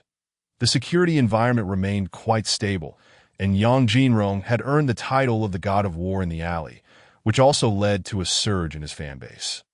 His Douyin followers had reached 15 million, while his Shouhuan fans surpassed 13 million, and even his Bilibili viewership had exceeded 9 million. As netizens celebrated, some began to feel uneasy. Chai Xiaojing, who had been closely monitoring Yang Jinrong over the past few days, felt a sense of panic upon encountering these videos that in a villa, with her face wrapped in white bandages. Chai Xiaojing watched the footage on her tablet, her body trembling slightly that if she were to provoke Yang Jinrong at the scene, a punch from him could be catastrophic. What to do? Perhaps we should reconsider filing a lawsuit. Sob. Even if we do sue him. Chai Xiaojing felt both aggrieved and fearful, tears welling in her eyes. My face will never heal. What if I anger him and he attacks us on sight? What then? Although her facial injuries were considered work-related, with the television station covering all medical expenses and providing paid leave, Chai Xiaojing found herself too afraid to return to work. She could no longer face her relatives and friends. Even her former assistant had resigned. Her facial scars had not yet healed, and the thought of acquiring more was unbearable. She would sue if necessary. The only one remaining by her side was her manager, Songja, who had been caring for her daily needs, ordering takeout, taking her to the hospital, and soothing her frayed emotions. We live in a society governed by the rule of law. No matter how formidable Yang Jinrong may be, he cannot defy the law, and he wouldn't dare to harm us. Songja grasped Chai Xiaojing's hand, speaking softly and gently, asserting that only by suing Yang Jinrong could they gain attention. Otherwise, given the coldness of the industry and the fragmented state of her fanbase, she would soon be forgotten and despised by her followers. She would not only lose her fans but also her job and everything else, including her current lifestyle and financial stability. Chai Xiaojing stood in a daze, feeling the warmth of Songja's palm. Although the man before her seemed somewhat unfamiliar, she found herself inexplicably nodding in agreement. Indeed, if we encounter Yang Jinrong, and he dares to make a move on the spot, Songja adjusted his black glasses, a glimmer of anticipation flickering in his eyes. Such a confrontation would only be advantageous to us, that if he were to strike, he would be in the wrong, especially when it comes to striking a woman. In matters of violence, society bestows absolute privileges upon women. Even if a woman were to hurl insults or physically assault a man, should he dare to retaliate, he would be deemed at fault. All of Chai Xiaojing's reservations were completely dispelled. "I want to get my hair done," she suddenly stated, allowing her manager, Songja, to hold her hand. "Get your hair done?" Songja was momentarily taken aback. Given Chai Xiaojing's current state, visiting a salon posed the risk of exposure by the stylist, which would not bode well. "That I know a friend who is a private hairstylist. She claims that he is exceptionally gentle and provides a delightful experience."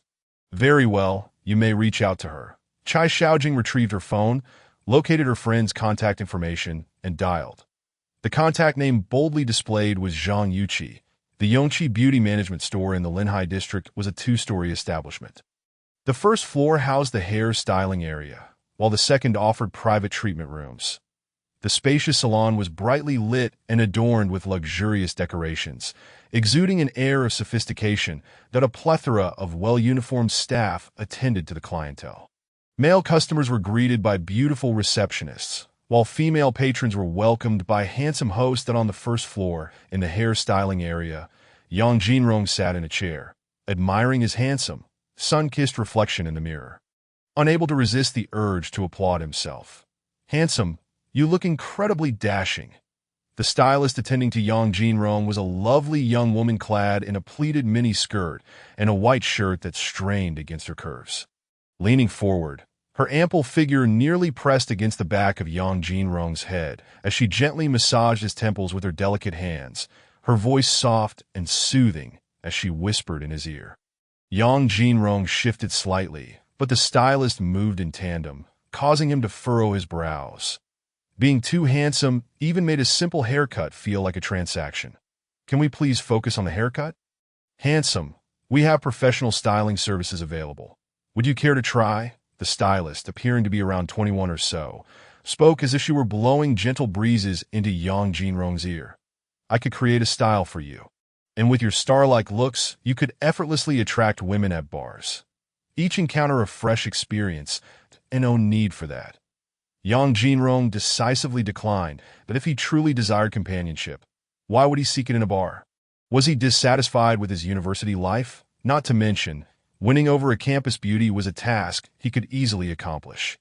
Yet it should be noted that a wise master once advised Yang Jinrong to refrain from dating until the age of 21, promising that he would achieve great success in the future. Although Yang Jinrong was uncertain what great success entailed, he wholeheartedly agreed with the master's words. Until he turned 21, he had maintained his status as a single nobleman. In just a few months, he would reach that milestone. Upon hearing Yang Jinrong's refusal, the stylist remained unperturbed, continuing to inspect his hair from the back, her voice still gentle and coaxing. "Handsome, I must say, your haircut suits you splendidly. Your parents must have been exceptionally good-looking, and they must have taken great care to ensure you maintained a proper sleeping posture as a child, perhaps realizing her sales pitch was falling flat. The stylist shifted to discussing familial matters. Yet, alas, the flow of conversation was as one-sided as a stream flowing with emotion, while the flowers remained indifferent. Despite her relentless charm and persistence, Yang Jinrong remained resolute. Only a haircut would suffice. He had no interest in additional services that he rebuffed every offer for custom styling, hair treatments, head massages, and promotional packages, as he was someone who firmly rejected unwanted propositions. Unlike some of his peers who, when faced with overly enthusiastic salespeople, would shy away from saying no, ending up purchasing useless items or signing up for packages that became obsolete when the establishment closed down, leaving them to suffer in silence. So, just a wash and cut, and afterward, I'll help you dry your hair. The stylist, named Lin Tingna, maintained a smile throughout, unfazed by Yang Jinrong's rejections. Let us first wash your hair, and then we can proceed with the cut. Yang Jinrong followed her to the wash station. After a brief session, they returned to commence the haircut. In no time, it was completed. After Lin Tingna finished drying his hair, Yang Jinrong paid and proceeded to the waiting area to meet Yu Huai and Tai Lin. Once Yang Jinrong departed, Lin Tingna's expression darkened slightly as she returned to the back room where several male and female stylists were discussing the day's performance. Pouting, she lamented, "I encountered the stingiest man today. Exhausting 3 pounds of my breath, and he only spent 68 yuan on a wash and cut. Did you give him a blow-dry?" A male colleague teased. "Yes, I did." "What of it?" Lin Tingna huffed. "Now, whenever I see a stingy man, I feel nauseated. He might have been handsome, but if he had been more generous, I might have considered adding him on WeChat for a casual drink." "Come to me for a blow-dry," another male stylist leered. "Are you free tonight?" "Get lost, you creep," Lin Tingna retorted. "If you give me your salary, I might consider it." Lin Tingna spat dismissively. The male stylist, a man of clarity, remarked, "Money is meant to be flaunted before women, not for women to spend." The more Lin Tingna thought about it, the angrier she became. She felt compelled to vent her frustrations regarding Yang Jinrong. Lin Tingna absolutely detests stingy men coming in and spending just 68. I suspect he only came in for the promotional deal. He certainly wouldn't frequent such a high-end establishment otherwise. How many handsome men are truly generous? Aren't they all stingy in the end? Another female stylist chimed in. Handsome men expect to get everything for free. How can we expect them to spend money? If they don't want to spend, they should seek out wealthy women to be their sugar mamas. Lin Tingna scoffed. It's always the unattractive, short, and awkward ones who are easy to reel in. A few sweet words, and they practically write the property deed in my name. Would you actually date one of those short and poor types? A male stylist mocked. In no way. Lin Tingna replied curtly, I don't mind spending on me, but if they're ugly, they can forget about it. Hey, Yang Jinrong is trending again, someone exclaimed, scrolling through Douyin. The street corner god of war. Taking on 12 opponents, simply too handsome. Which Yang Jinrong? Lin Tingna, who usually frequented Xiaolan's book and Weibo, had not been exposed to societal hotspots, having only come across past defamation cases, the names of which she had long forgotten. It's that really handsome one. The boss is doing rounds, someone suddenly reminded. The stylists, who had been slacking off in the back room, quickly tidied their attire and rushed out to prepare in the waiting area. Yang Jinrong, feeling bored, opened Douyin and checked his account, noticing that his fans were urging him to start a live stream. With nothing better to do, Yang Jinrong thought, why not? He decided to go live. As Yang Jinrong began streaming, his popularity surged, drawing a multitude of viewers into the live chat, all buzzing about his video of taking on 12 opponents in the alley. GIFs flooded in, various special effects filling the screen. Is the host getting a haircut? After the cut, he looks even more dashing. Wow, I'm a guy and even I'm smitten. Street corner god of war, could you showcase your martial arts skills from today's alley encounter once more? I want to see too. 10086. The chat room erupted with the title Street Corner God of War flooding the comments. Street Corner God of War? Yang Jinrong chuckled at the new moniker. Feeling a tad idle today. He thought to casually stream for a bit, inviting viewers to engage with him if they had any questions. That as soon as he uttered those words, the comment section exploded with a barrage of inquiries. Questions rolling in so fast that he struggled to read a complete one. Fortunately, the tipping feature was active, with numerous generous viewers showering him with gifts, prompting standout comments. Host, do you have a boyfriend? Yang Jinrong was at a loss for words. You dropped 3,000 yuan just to ask that? At that moment, several attractive staff members emerged from the back room, and shortly after, a group of elegantly dressed men and women entered the salon. Hello, boss. Yes, everyone, carry on as usual. No need to pay me any mind. It turned out to be the shop owners making their rounds. Meanwhile, the atmosphere in the live stream became even more lively. Wow, there are so many beautiful women in this shop. Host, quickly share the address. I want to go there for a visit. Alas, I find myself quite enamored with that charming anchor adorned in a short skirt and white shirt, who has graciously offered to assist me in obtaining her WeChat. I yearn to embark on a virtual romance with her. Goodness, can one truly observe such ardent admirers from afar in the live stream? I implore you all, could we cease this relentless scrutiny of infatuated suitors? I've been single for 19 years, with 2 girls pursuing me throughout high school for 3 years, only to have my brother sabotage my chances. That my rank has plummeted, akin to a master descending to the ranks of bronze. And my college entrance examinations were hindered as well. Now, after finally establishing a conversation with a girl, I am labeled as an infatuated admirer. Surely, I am aware of my own affections. Just yesterday, I encountered a young woman on the street and requested her WeChat. She suggested I relieve myself first, and just as I began to unbutton my trousers, she embraced me, professing her desire to be my girlfriend. That I remain utterly perplexed as to where the issue lies. Yang Jinrong, observing the amusing audience in the live stream, couldn't help but chuckle. Greetings, I am Yang Jinchuan, the proprietor of this establishment. May I inquire if you're here for a haircut? At that moment, the visiting owner approached, initiating a cordial exchange. Are you satisfied with the service? Surrounding Yang Jinchuan were several individuals, equipped with pens and notebooks, prepared to record every word he uttered. Upon witnessing this, Lin Tingna felt a pang of anxiety. She dreaded the owner's inspection for successful promotions. Yang Jinrong, possessing an attractive visage and engaged in a live stream, naturally captured the attention of those around him. He nodded, responding with a smile, quite satisfied. The service is commendable. That is wonderful to hear.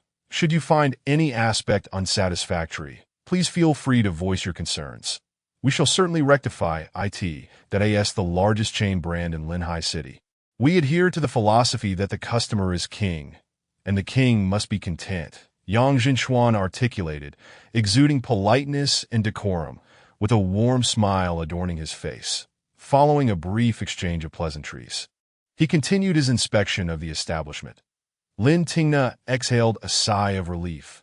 Coincidentally, a young woman with mobility challenges paused momentarily at the entrance, perhaps fatigued from her journey or seeking refuge from the sweltering heat. As the air conditioning provided a welcome respite, the charming female receptionist promptly approached, assisting the disabled young woman and inviting her warmly into the shop for a respite, offering her a glass of passion fruit tea. The young woman, feeling somewhat self-conscious and hesitant to decline, expressed her gratitude repeatedly. The attentive receptionist, displaying remarkable empathy, inquired if any further assistance was needed, such as accompanying her to the restroom. The young woman, already struggling to contain her bladder, found the addition of the tea overwhelming. Embarrassment and self-consciousness enveloped her as she kept her gaze lowered. The receptionist, perceptive to her predicament, enthusiastically guided the disabled young woman to the restroom within the establishment. The service was nothing short of exceptional. Viewers in Yang Jinrong's live stream began to extol the virtues of the shop's owner and service, urging him to share his location, eager to patronize the establishment. Naturally, Yang Jinrong could not promote others' businesses, as his current popularity was too substantial. He refrained from endorsing anything unfamiliar for fear of unforeseen complications. However, being a devoted fan of his followers, he had previously provided sustenance and lodging for many of them and continued to maintain that affectionate disposition. With his phone in hand, he sought out Yu Huai and Tai Lin, intending to explore other areas of the shop. "Hello, might I inquire as to the whereabouts of my friends?" By chance, he encountered the stylist Lin Tingna. And posed as queried to his surprise, Lin Tingna appeared oblivious, turning away without acknowledgement. Yang Jinrong, momentarily taken aback, wondered if his voice had been too soft for her to hear. He shrugged it off and continued to wander the shop, eventually ascending to the second floor, where he located Tai Lin. The young man had just undergone a haircut, but alas, a prominent scar marred the side of his head, leaving him with an unsightly appearance. "What are your thoughts on your new look?" inquired the stylist beside Tai Lin, her attire mirroring that of Lin Tingna, albeit with a more revealing neckline. Tai Lin, a freshman, was unaccustomed to such environments, his embarrassment preventing him from meeting his reflection in the mirror. The stylist had recommended a hair transplant, cautioning that neglecting the procedure could severely impact his appearance. Fortunately, the hair follicles on his scalp had remained intact, allowing for the possibility of transplantation. However, Tai Lin's financial situation was dire. If he had ample funds, he would not be toiling part-time amidst a demanding freshman curriculum. Typically, he would never venture into such places for a haircut. But accompanied by Yu Huai and Yang Jinrong, he felt compelled to join them, despite his discomfort. Luckily, the young man had been frugal, saving up 2,000 yuan, that I suppose I shall opt for the 1286 hair transplant package. Tai Lin stated, somewhat bashfully. The 1,286 yuan package represented the upper limit of his financial capacity. "Very well," the stylist replied, "while the quality may not rival the 2 or 3,000 yuan packages. Our technique remains consistent, and we utilize real human hair, not wigs." The stylist, named Zhuo Xinjin, flashed a sweet smile, assuring him that all hair transplants are guaranteed to be one-time procedures, with a 70-year warranty against hair loss. Hearing such reassuring words from Zhuo Xinjin, Tai Lin relinquished his hesitations. Previously, she had summoned a professional hair transplant specialist to assess his scar, confirming the difficulty of regrowth. The quality of service here was indeed commendable. Observing this scene, viewers in Yang Jinrong's live stream began to sing praises that a hair transplant for 1268. "Such a bargain!" exclaimed one. "Good heavens. I feel compelled to have my own hair removed just to experience the service from these enchanting stylists." The allure of these beautiful women was simply captivating. Merely gazing upon them seemed to prolong one's life. If only one could catch a whiff of their fragrance, it would surely elevate one to celestial heights. "Anchor, allow me to send a rocket your way.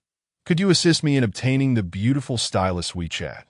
The live stream's more audacious viewers flooded the chat with requests. Bored, Yang Jinrong found a chair and settled in. Before long, Zhuo Xinjin approached with a contract for Tai Lin to sign, stating, "This document serves as our warranty for quality assurance.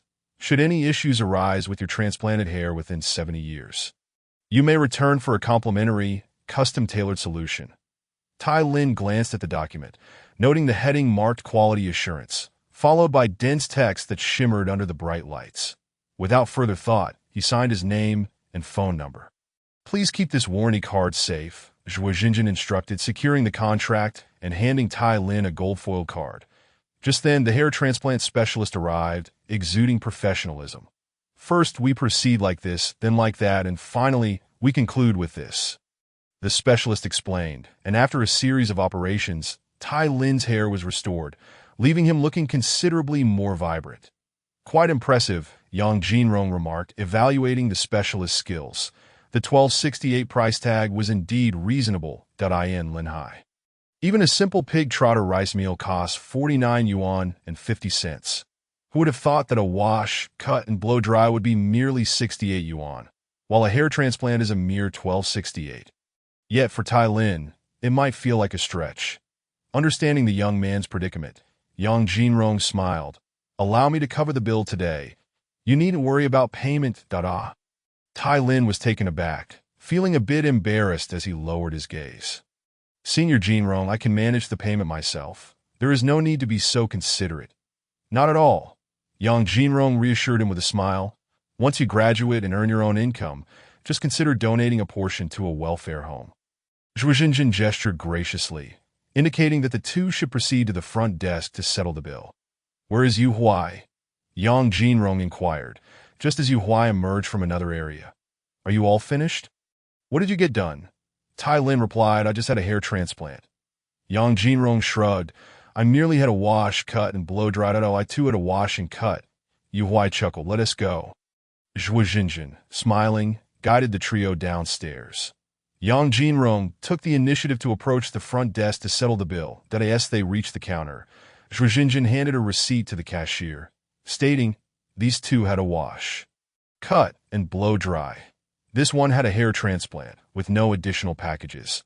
The implication being that the three were rather frugal. Understood, the cashier responded without further comment, entering data into the computer before printing a bill. She looked up at Yang Jinrong, who was holding his phone for the live stream, momentarily captivated by his handsome visage, and inquired, "Will you be paying together?" "Indeed," Yang Jinrong nodded with a smile. "Very well. The total is 253736. How much?" Just as Yang Jinrong was about to retrieve his card, he paused, incredulous, and asked again, "What was that amount?" 25,376, confirmed the cashier, named Su Wire, with a smile. Meanwhile, her hand discreetly grasped the intercom. "How much?" Yu Huai assumed he had misheard. "Surely, that can't be right. We three had 2 washes and cuts for 68 yuan each and 1 hair transplant package." He turned to Tai Lin. "How much was yours?" 1268. Tai Lin, who had been secretly preparing to transfer 1,268 yuan to Yu Huai to facilitate the payment to Yang Jinrong, was suddenly alarmed. "Excuse me, miss, could it be that you've made an error? The hair transplant package I chose was indeed 1268. Indeed, the 1268 hair transplant package is correct." Su Wire affirmed resolutely. "How was the figure of over 250,000 determined?" Tai Lin is truly at a loss. If hair transplantation costs 250,000, he would rather bear the scars on his head for a lifetime than opt for it.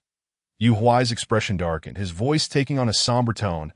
253,736. Is it in cosmic dollars or perhaps in Vietnamese dong?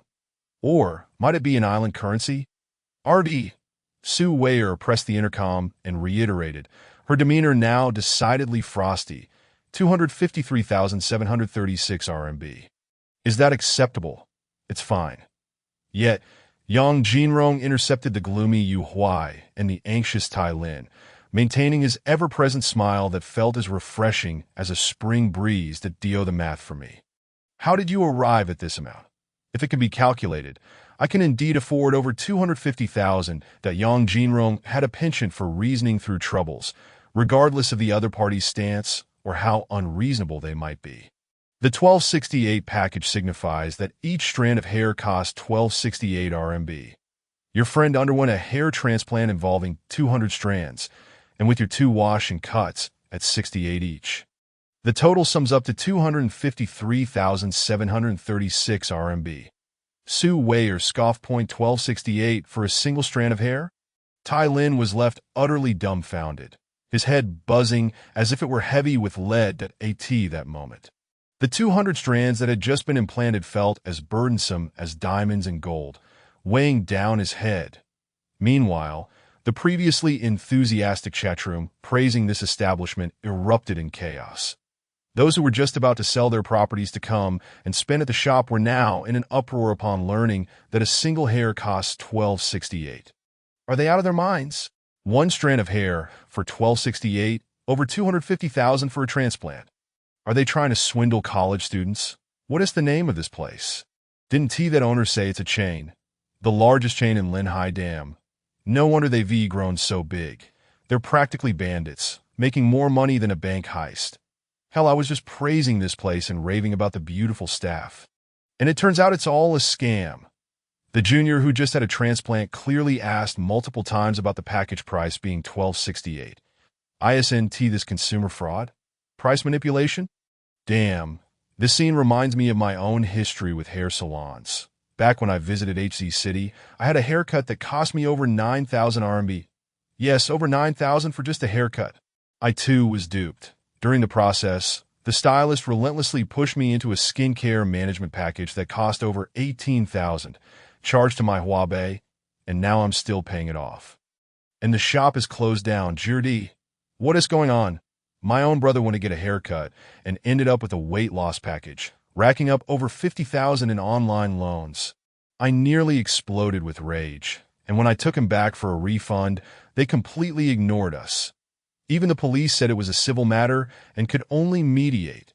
The chat room quickly filled with resonant comments. And many urged Yang Jinrong to take action, insisting that such a predatory establishment should not be allowed to exist. However, Yang Jinrong seemed oblivious to the chat room's comments that your package is 1,268 per strand of hair. Yu Huai sneered coldly. Very clever of you. Just as he was about to explode, Yang Jinrong restrained him. At that moment, Su Weier dropped her pretense, revealing her true intentions as she retrieved the intercom from beneath the table and spoke into it. Manager, someone is refusing to pay. Who said we wouldn't pay? Unexpectedly, Yang Jinrong produced a bank card and swiped it. Su Weier, skeptical, took the card from his hand, glancing around and realizing it was an ordinary bank card. Don't toy with me. Otherwise, I want to be polite. After she spoke, the card reader prompted for a password. Yang Jinrong entered the code, and the message confirmed a successful transaction. 253736. Su Weier was momentarily taken aback. She hadn't expected to encounter a rich second generation. Wait a moment. She felt that Yang Jinrong seemed increasingly familiar. She couldn't quite place him until she noticed the phone he was using to stream and suddenly remembered. You aren't you that person. The live broadcast was filled with astonished viewers, outrage echoing. What just happened? The female manager in high heels approached, her white flared trousers accentuating her long, slender legs and perfectly curving figure. With an air of authority, she confronted Su Weier. What did you just say? Su Weier, momentarily distracted, forgot the handsome man's name and was interrupted by the manager. She then waved her hand, explaining, the customer has paid in full. Oh, the female manager smiled, extending her hand to shake Yang Jinrong's. I apologize. The young lady may have been a bit hasty. Please don't be upset. Yang Jinrong did not reciprocate the handshake as the system's alert echoed in his mind. Detected extreme negative energy. Successfully triggered task. Option 1. Use your exceptional looks to charm the female manager and ensure she obediently refunds the money. Reward. The unyielding technique of the golden gun. Divided into 5 levels. Wax gun, copper gun, silver gun, big silver gun, golden gun. Upon mastering the golden gun, the host can dominate the world without rivals. Option 2. Stand up and loudly berate the store for its outrageous practices, exposing their various schemes that if a physical altercation ensues, beat them all on the spot and destroy the entire establishment to make it clear you are not to be trifled with. Reward. An accidental insurance policy with a payout of millions, allowing the host to choose any insurance company and beneficiary. Option 3. Take up legal arms to defend your rights, achieving a refund and triple compensation, while also assisting other victims seeking justice. Reward.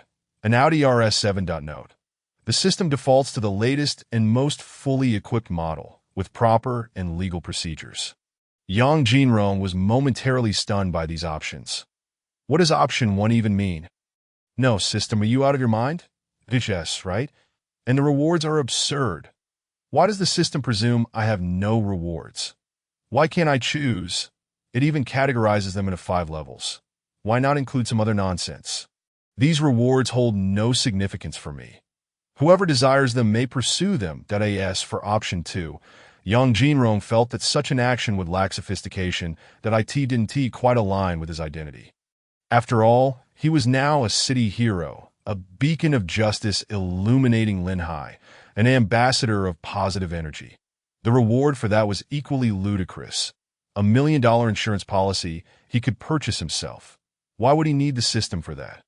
Yang Jinrong decisively chose option 3. As for the task's mention of aiding those seeking help, that was understandable. After all, it was a positive energy system. At that moment, the new followers in Yang Jinrong's live stream were in an uproar. Wait, did the host just pay? Damn, making money off fans, and he treats money like it's nothing. Just like that, he paid over $250,000.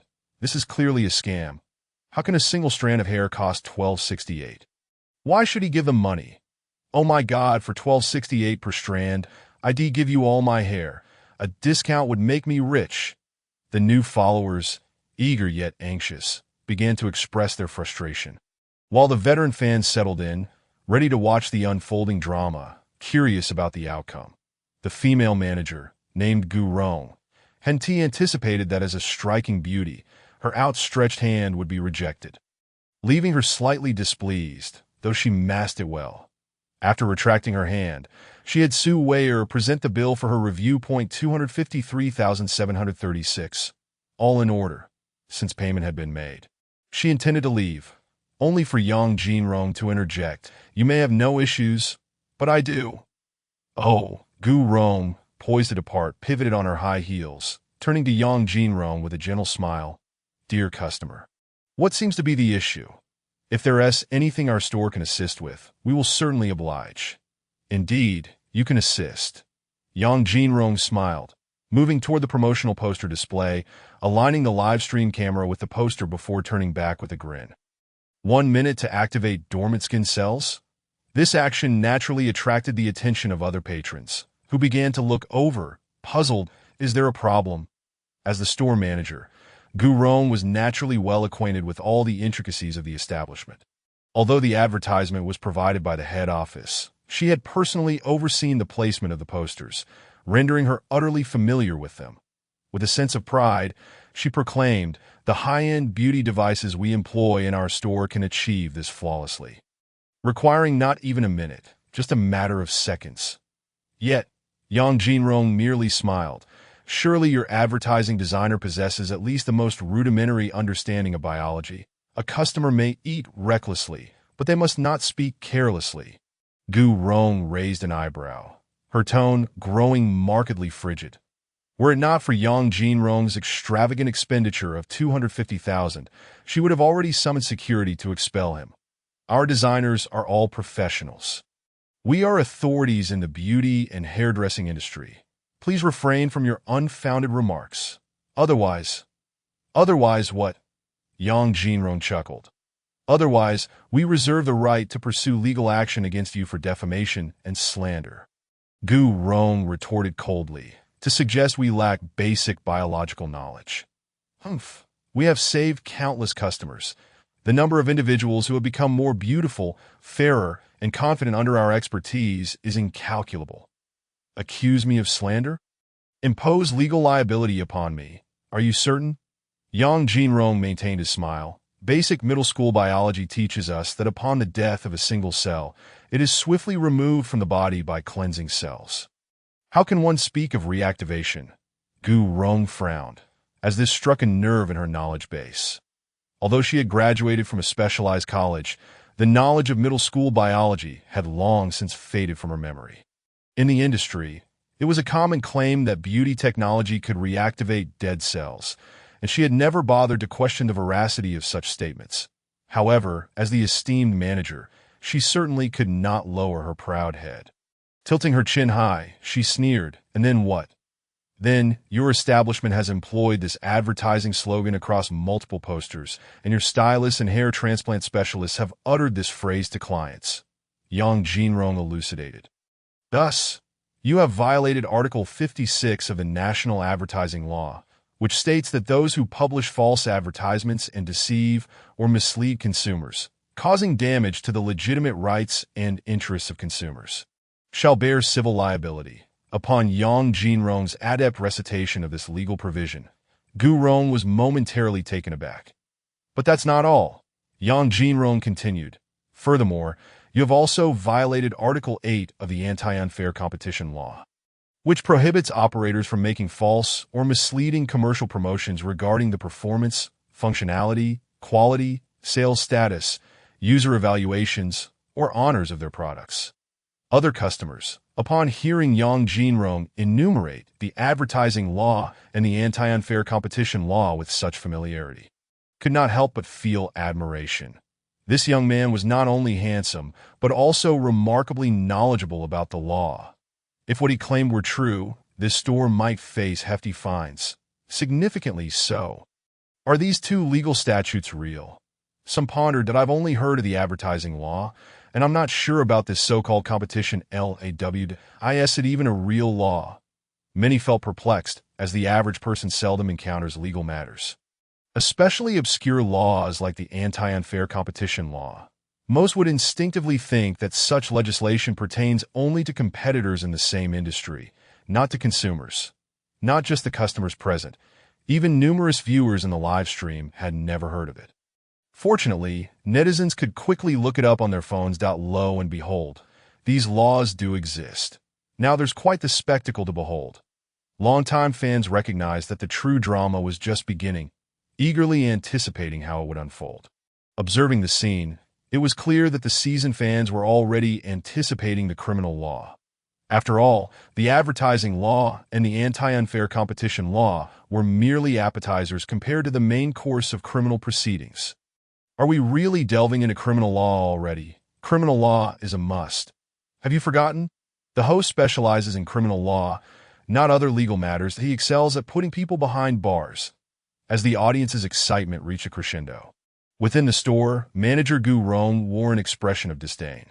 With a scoff, she remarked, "I initially thought you had some charm and a bit of money, but it turns out you're merely a fool. Do you have any idea who our boss is?" Yang Jinrong paused slightly. "I just met your boss. He's a man. Wait, given your tone, your boss must be quite exceptional. Is he a hermaphrodite?" "A hermaphrodite, meaning neither male nor female." "You!" Gu Rong stomped her foot in anger, the sound of her high heels echoing on the polished floor. "I don't care about your so-called advertising law or competition law. If you cause trouble in my store, don't blame us for being ungracious. I am quite curious about what you consider ungracious." Yu Huai shot a cold glance at the female manager. Iron Lin, initially worried, especially when Yang Jinrong had paid over $250,000 for the hair transplant, felt his heart leap into his throat. It wasn't until Yu Huai gestured for him to remain calm and he witnessed Yang Jinrong's subsequent actions that he began to understand. Yang Jinrong was not one to back down easily. This money would not be paid in vain. He exhaled in relief. Otherwise, he would truly be indebted to Yu Huai for a lifetime. 3 students. Did they really think that just because they had learned a bit of law online, they could act tough in reality? Gu Rong surveyed Yang Jinrong and his companions, 3 fresh-faced youngsters, and decided today would serve as an early lesson in the harsh realities of society. She took out her phone, dialed a number, and briefly explained the situation. Moments later, the roar of motorcycles echoed as 3 burly men, each adorned with tattoos and possessing an intimidating demeanor, strode into the store. Who is causing trouble here? The lead muscle-bound man, with a green snake tattooed on his left arm and a black cat on his right, glared at Yang Jinrong and his friends. Is it you 3 boys, barely out of your childhood, causing a ruckus here? He cracked his neck, producing a series of sharp sounds. Do you believe I won't twist your necks into pretzels? Yu Huai and Iron Lin immediately assumed defensive postures, having fought alongside Yang Jinrong before. They knew how to secure a swift victory, surround Yang Jinrong, and let him take the lead while they provided support, ensuring no one else interfered. Yet, Yang Jinrong appeared momentarily taken aback, standing frozen in place without responding or taking any defensive stance. "Little brat, are you scared now?" The trio of tattooed men exchanged glances and burst into laughter. Typically, those who caused disturbances resembled Yang Jinrong in demeanor and would be cowed into submission. They usually refrained from physical confrontation, as the current societal climate favored lawful conduct. Their employer's directive was to provoke the troublemakers into striking first, thus justifying their actions as self-defense while safeguarding the business's interests.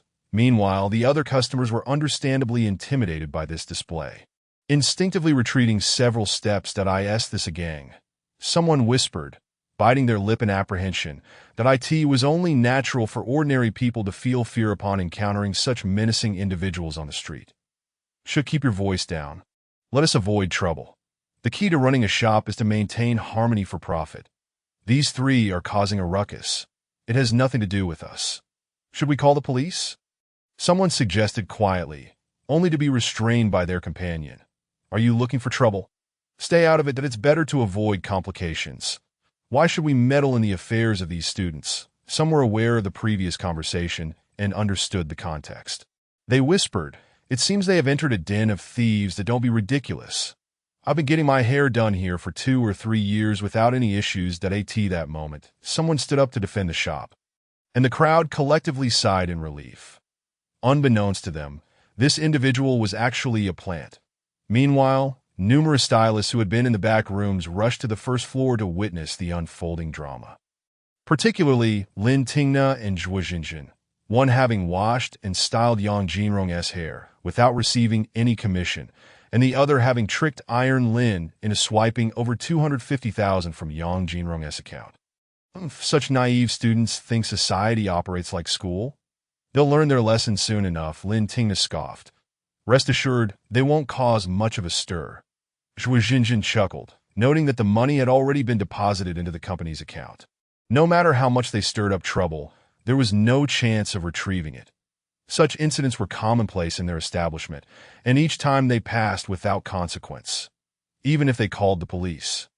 The officers would merely mediate civil disputes. Moreover, the proprietors behind the Yongqi Jinchuan chain, Liang Yongqi and Yang Jinchuan, possessed connections that were anything but simple. It was inconceivable that they could establish the largest beauty and hair salon chain in Linhai City without some form of backing. Cowards! Gu Rong looked down haughtily at Yang Jinrong, disdainfully huffing. Let me borrow your phone. Under the scrutiny of numerous gazes, Yang Jinrong finally spoke that he took Yu Huai's phone and began searching for a number. Are you planning to call someone or report this? Gu Rong leaned against the reception desk, arms crossed, coldly inquiring. Do you need me to provide the address? She was neither intimidated by Yang Jinrong's potential call, nor by the notion of him involving the authorities. However, Yang Jinrong's ensuing conversation left her momentarily stunned. Hello, is this Sunshine Insurance? I would like to purchase an accidental injury insurance policy. Yes, I'm an adult. Let's make the coverage 10 million. That I need it now. The premium starts at 25,000? No problem. That can I buy it online? Oh, then please send an agent over. I'm at... Yang Jinrong turned to Gu Rong, revealing a dazzling smile. What is the name of your establishment? Gu Rong bit her lip, unable to decipher Yang Jinrong's intentions. She hesitated to respond. Iron Lin quickly interjected. This shop is called Yongqi Jinchuan Linhai District Store? Okay. Yang Jinrong concluded his call with the insurance company, neither causing a scene nor acknowledging the gazes of others, and proceeded toward the tea room in the resting area. Reception, please pour me a glass of passion fruit juice with ice. Receptionist Sue Wire was momentarily taken aback. She glanced back at the store manager, seeking her approval. The manager, Gu Rong, hesitated for a moment before huffing dismissively, just go serve him. Only then did Sue Wire muster the courage to fetch the drink. The three tattooed muscular men, previously ignored by Yang Jinrong, felt their pride slightly wounded. Hey kid, what do you mean by that? You really think you can act tough? Do you believe I could break your bones with a single punch? Just wait. I'll give this phone-wielding guy a lesson he won't forget. The trio approached Yang Jinrong, glaring down at him, threateningly. Yet, Yang Jinrong seemed oblivious, leisurely fiddling with Yu Huai's phone, occasionally browsing the web and sending messages. Even logging into a live stream to send himself a few gifts. Why Yu Huai thought to himself. If I had known, I wouldn't have activated the small amount no password payment. Manager Gu Rong furrowed her brows, fixating on Yang Jinrong, curious about his antics. Other employees and customers in the shop stared at him, equally perplexed, unsure of his intentions. Most viewers in the live stream were equally clueless, unaware of what Yang Jinrong was waiting for. Minutes passed, and a pot of passion fruit juice was finally brought out. Iron Lin hurriedly poured a glass for Yang Jinrong and another for Yu Huai, while he refrained from serving himself. Feeling the urge to urinate and dreading a potential altercation. What if he couldn't hold it? Shortly after, a suited insurance sales representative, panting heavily, rushed into the shop. Though slightly exhausted, his face radiated excitement. After all, closing a 10 million policy would secure his bonus for the month, and he could treat his wife to a cosplay of her favorite character. Just as he was about to ask who was interested in purchasing insurance, he froze upon noticing the three tattooed men, their fierce appearances and volatile expressions. The atmosphere felt off. Lu Xiaoyong, the insurance representative, gulped nervously, contemplating retreat. However, he quickly reminded himself of the potential reward. 10 million policy. Wife, cosplay character. I must muster my courage. He forced a smile, cautiously inquiring, "Hello everyone, I'm Lu Xiaoyong from Sunshine Insurance. May I ask who requested accidental insurance?"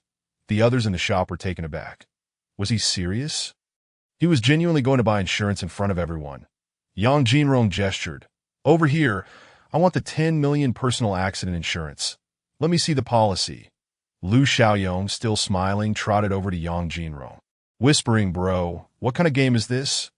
"Oh, Yang Jinrong pointed at the three tattooed men and their manager. "They threatened me, so I decided to buy insurance in case something happens that at least I would have some compensation." Lu Xiaoyong, having closed numerous policies, found this situation unprecedented, buying insurance amidst a conflict. Wiping the sweat from his forehead, he lowered his voice. It might be better to call the police.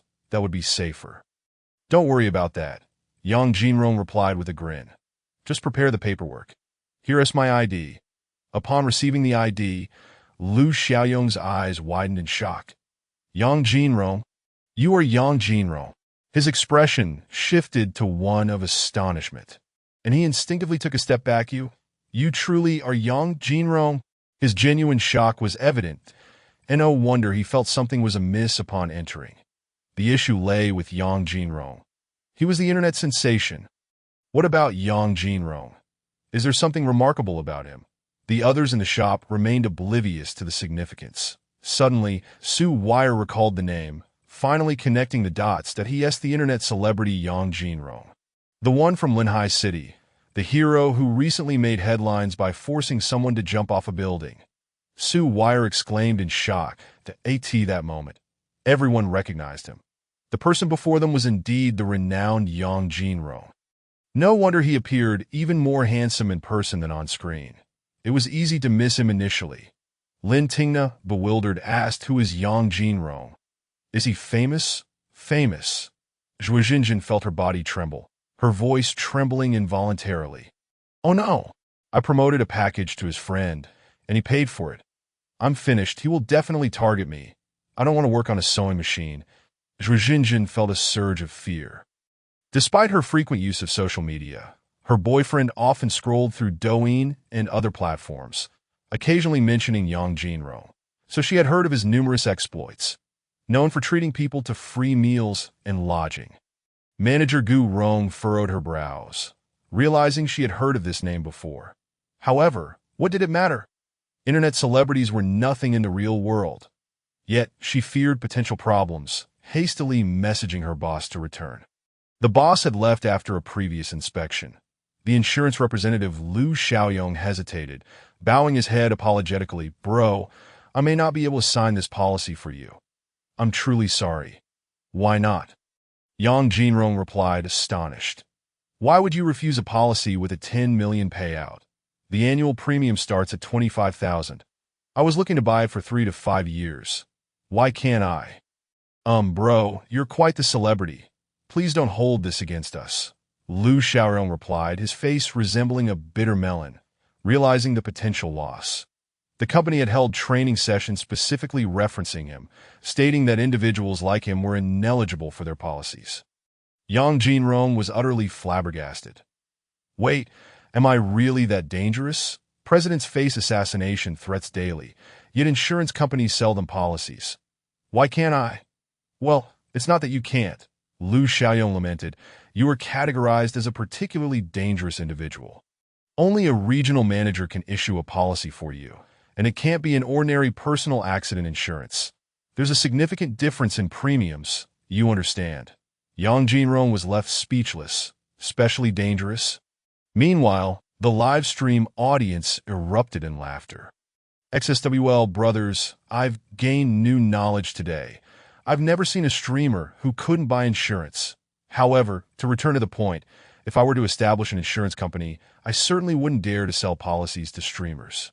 They are constantly under scrutiny, and should anything go awry, the insurance company could face a loss of 10 million. The insurance company might say, I know which funds are worth pursuing and which are best avoided. We have no desire to profit from streamers' money. Forget it. Yang Jinrong waved his hand dismissively, indicating for the person to leave. That it's no wonder the system rewards policies worth millions. That it turns out that purchasing insurance is so troublesome. Lu Xiaoyong quickly forced a smile and bowed his way out of the shop, and upon exiting, he finally exhaled in relief, hastily making his escape. Kid, are you toying with us? The tattooed giant once again surrounded Yang Jinrong, exuding a threatening demeanor that suggested he was ready to resort to violence over any disagreement. Get lost. Are you leaving or not?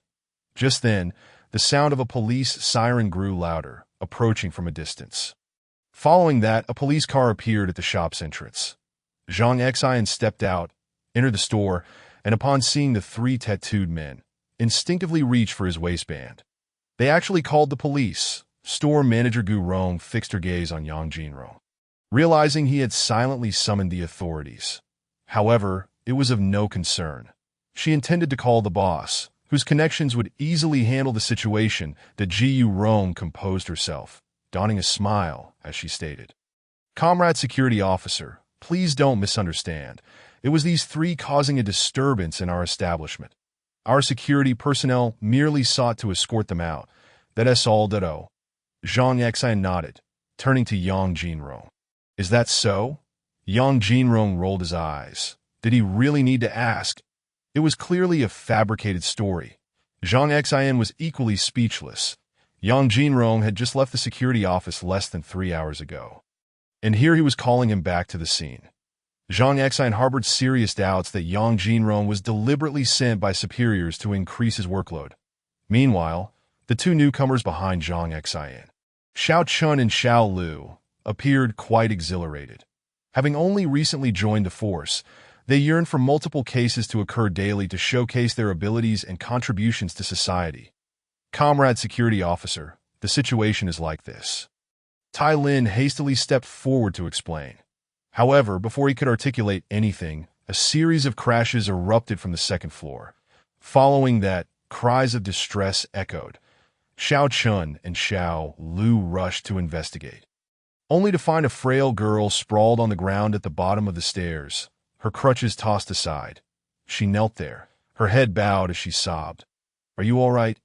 Xiao Chun, quick on his feet, dashed over to assist the girl. Yet, she struggled and continued to kneel, weeping uncontrollably, seemingly fearful that her cries would disturb others. She could not contain her tears and kept wiping her eyes. Was she the disabled girl who had passed by earlier and was invited in for tea under the pretext of needing the restroom? Tai Lin recognized her from afar. The viewers in the live stream, upon hearing the commotion, suddenly realized that it was indeed the disabled girl who had fallen down the stairs from the upper floor, likely suffering significant injuries which justified her tears. Everyone understood. But why would a disabled person need to go to the second floor for a restroom? Tai Lin, being straightforward, meant no offense towards the disabled. He simply felt, if one had mobility issues, the restroom on the first floor would suffice. There was no need to venture upstairs to AT that moment. A stylist from the second floor hastily approached. He was a rather handsome man who rushed to help the girl, only for her to recoil in fear, instinctively leaning closer to Xiao Chun, refusing his assistance. That I'm so sorry. It's my fault. When I was helping her down, I accidentally caused her to fall. It is all my mistake. Yu Xiaoshui quickly apologized. Step aside. Xiao Chun, keenly sensing something amiss, pushed the stylist aside, displaying his security badge as he comforted the girl. I'm a security officer from the Linhai district. If you're in any trouble, please feel free to speak to me. The girl, still sobbing on the floor, finally lifted her head, wiping her tears as she stammered, I've lost all my money." Before she could finish her sentence, the stylist Yu Xiaoshuai's expression shifted dramatically, glancing urgently at store manager Gu Rong. "That I don't want. I don't want to live anymore." The disabled girl buried her face in her hands, beginning to weep again. Xiaochen quickly reassured her, don't panic, don't panic." At this moment, everyone gathered around. Yang Jinrong and the others also approached. Tai Lin picked up the two crutches and crouched down to hand them to the girl.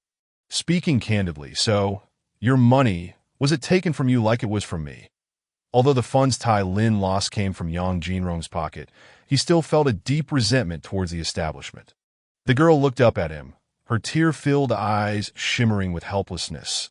She wanted to voice her agreement, but could only nod amidst her tears. "Why, don't worry." Tai Lin clenched his fists. "These three are officers from the security department. They are here to help. Please clearly explain your situation." The disabled girl raised her head, feeling utterly powerless. The physical pain from her fall paled in comparison to the emotional anguish that I had 50,000 saved. "It's all gone, and I'm burdened with an 11,000 online debt. Would take your time." Yang Jinrong could no longer bear to watch. He had a rough idea of what happened. Most likely, the staff here had been overly enthusiastic, leading the disabled girl to feel too embarrassed to refuse, or some other circumstance that resulted in her being deceived into spending. The girl looked up at Yang Jinrong, feeling an inexplicable surge of courage, and slowly articulated, "I just wanted to use the restroom.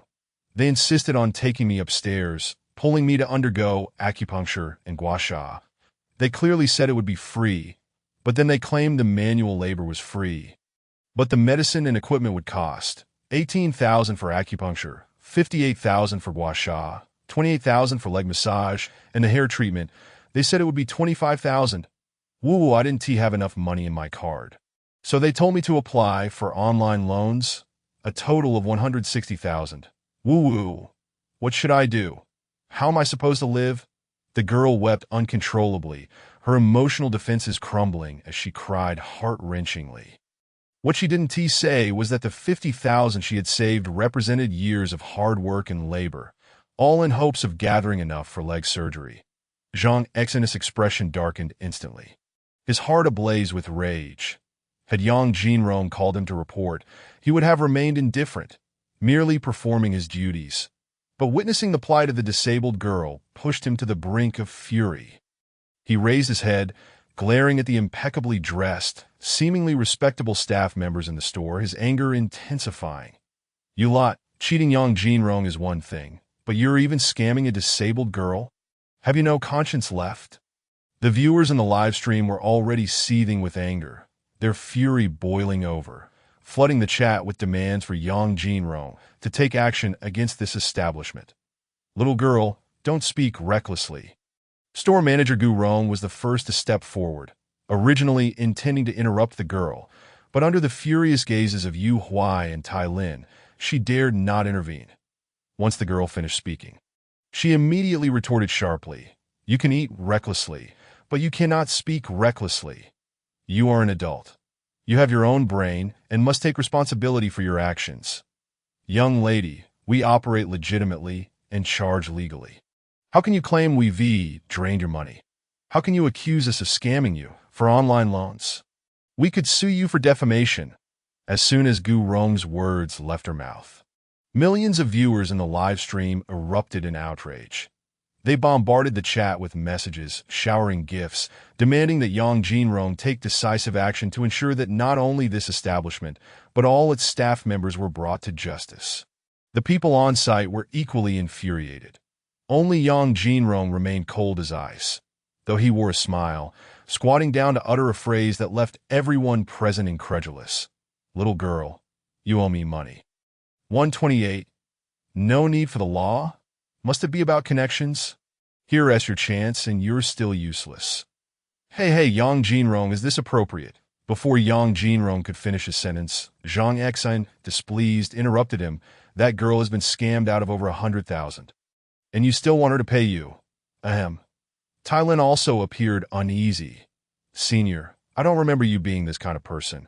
The viewers in the live stream, hearing these words, were equally incensed. "Wait, host, How can you be so devoid of empathy? At this moment, why are you still thinking of doing business and negotiating terms? The world has lost its humanity. You're a rich kid. How could you be so heartless? Such a pitiable girl. And you still ask her for money. Host, just give us a number. We viewers will crowdfund gifts for you, all right? Just stop asking the little girl for money. Longtime fans are well aware that Yonggu has never engaged in profitable ventures. Today, I am crowdfunding a rocket. I am crowdfunding an airplane. Yang Jinrong himself could not have anticipated that before he could finish his sentence, the live stream's chat was inundated with gifts. Millions of viewers.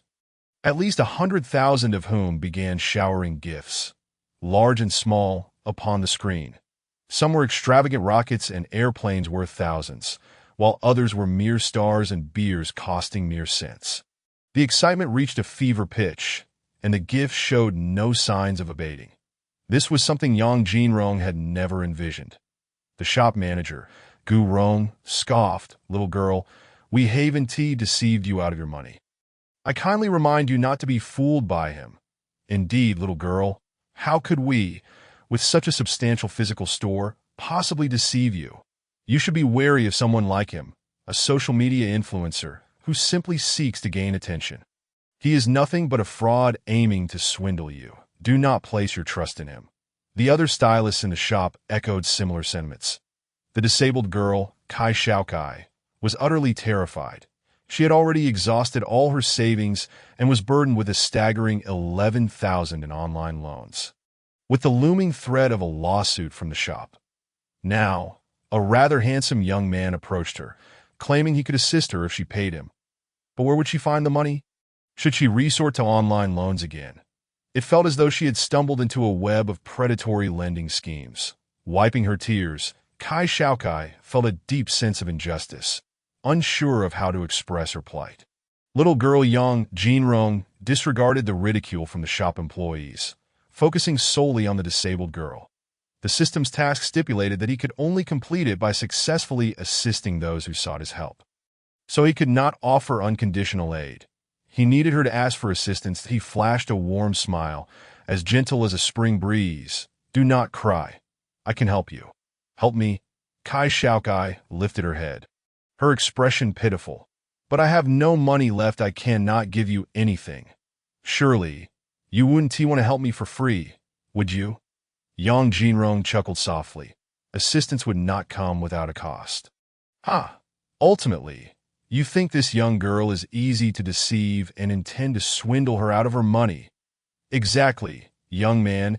You can't be this unscrupulous. Can't you see how miserable the girl is? We must uphold our integrity while making money. Little girl, do not listen to him. For matters like these, you should seek help from the authorities. He is merely an influencer. What can he do for you?" The other customers chimed in as well. Kai Xiaokai, overhearing their discussion, instinctively shrank back, afraid to meet Yang Jinrong's gaze, as if fearing that a wild beast might devour her. The people in this world were far too terrifying. She felt utterly powerless. Yet unexpectedly, Yang Jinrong spoke up again. "Why don't you ask me how much I intend to charge?" "How much?" Kai Xiaokai reflexively inquired, and the crowd turned their attention to Yang Jinrong, wondering if they had mistakenly judged him. Perhaps he was only going to charge 50 cents. Such occurrences were not unheard of. There had been instances where a lawyer charged a mere dollar to help a destitute mother win a lawsuit, proving her son's innocence, albeit only after he had passed away. Could it be that Yang Jinrong was such a philanthropist? Zhang Xian and Chen Xiao Lu gazed at Yang Jinrong, eagerly anticipating a modest fee of 50 cents. However, when Yang Jinrong spoke, he rendered the entire room silent. 128,000 RMB. His words were startling, leaving the audience astonished. "Is this host trying to rob her? What a scam. I too feel that this is outrageous. Seriously, she just got swindled out of 160,000, and now you want to defraud her of 128,000. Are you out of your mind? Does anyone know this hostess' address? I can't hold back. I'll fly over today to confront him and the shop staff. Refund her." Many anxious viewers could no longer contain their outrage. Only the longtime fans observed the unfolding drama. Glued to the live stream, unwilling to miss a single moment, the disabled girl trembled in fear, her belief that the world was filled with good people shattered by the day's events. Should she still trust that good people were in the majority? Kai Xiaokai felt a profound sense of injustice. I have no money and helplessness. She reached for her crutch, wanting to leave this wretched place. Many in attendance felt a surge of pity for her. At this moment, Yang Jinrong spoke again. Aren't you curious about how I arrived at the figure of 128,000? What is the basis for the charge? What is it? Kai Xiaokai did not inquire, but the other customers surrounding them were quick to ask. This young girl has already been cheated out of 160,000. The Yang Jinrong's smile faded, his demeanor shifting as he spoke with the gravity of an invincible attorney. If she seeks my assistance as her attorney, I would charge a lawyer's fee of 20 of the compensation amount that doesn't amount to 128,000. Someone exclaimed instinctively. Yang Jinrong turned to shop manager Gu Rong. A refund and triple compensation, 20 of 640,000, is precisely 128,000. ISNT it. However, this attorney's fee will be borne by the defendant, so he looked at Kai Xiaokai. You need not worry about being deceived by me. Upon hearing this, the crowd finally understood. It turned out Yang Jinrong was a good person. He simply couldn't bring himself to charge without a proper basis or set a precedent for free assistance. A good person indeed. Kai Xiaokai was momentarily taken aback by this revelation, instinctively recalling her previously wavering belief that the world was filled with good people. She shouldn't have doubted that moment.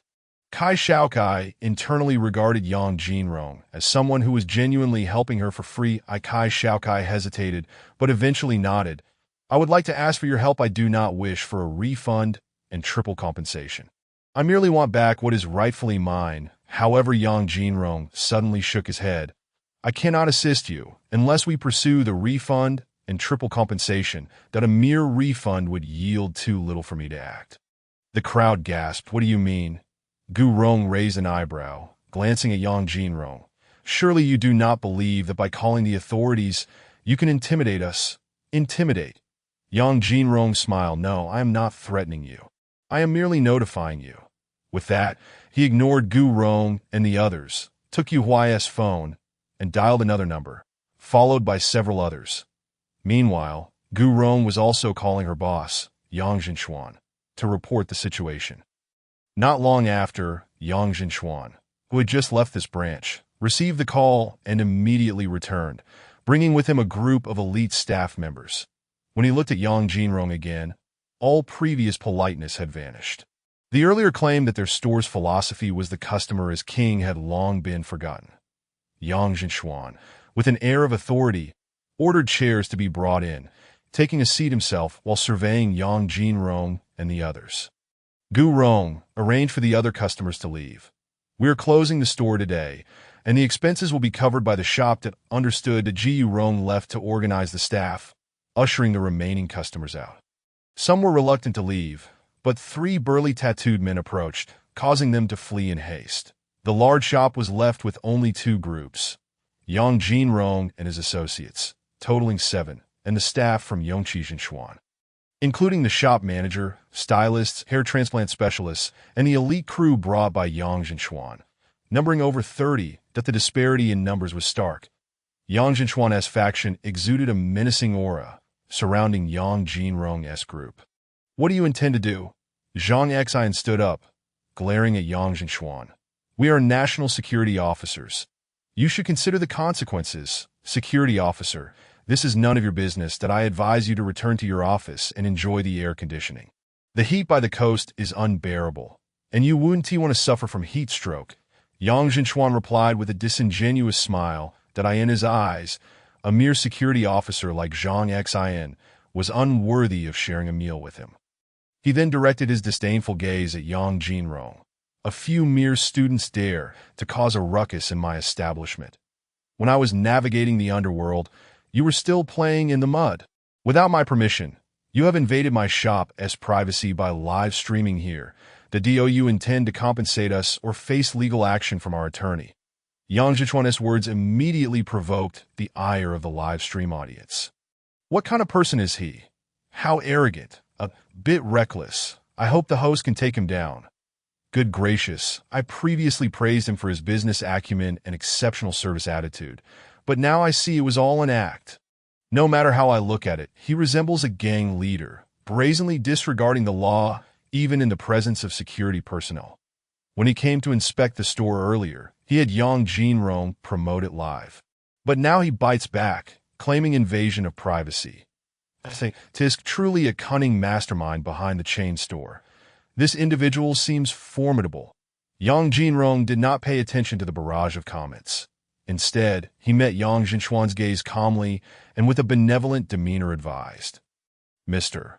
Yang, allow me to kindly remind you that your establishment, during operational hours, is considered a public space, and in such spaces, only individual citizens are entitled to privacy rights. I ask for your claim of my invasion of your store's privacy. I apologize for my lack of legal knowledge. I am currently unaware of any law supporting your assertion. Please provide me with a legal reference to learn from. Discussing the law in front of an outstanding student of jurisprudence is somewhat disrespectful, especially when it involves someone like Yang Jinrong, who has extensive practical experience in litigation. Your store manager previously insisted on not discussing legal matters. So why the sudden turn? If you wish to talk about the law, at least present an actual legal statute, shall we? Oh. Yang Zhichuan responded with a dismissive sound. I can't be bothered to waste my breath on you to be frank, if it weren't for the security personnel being present.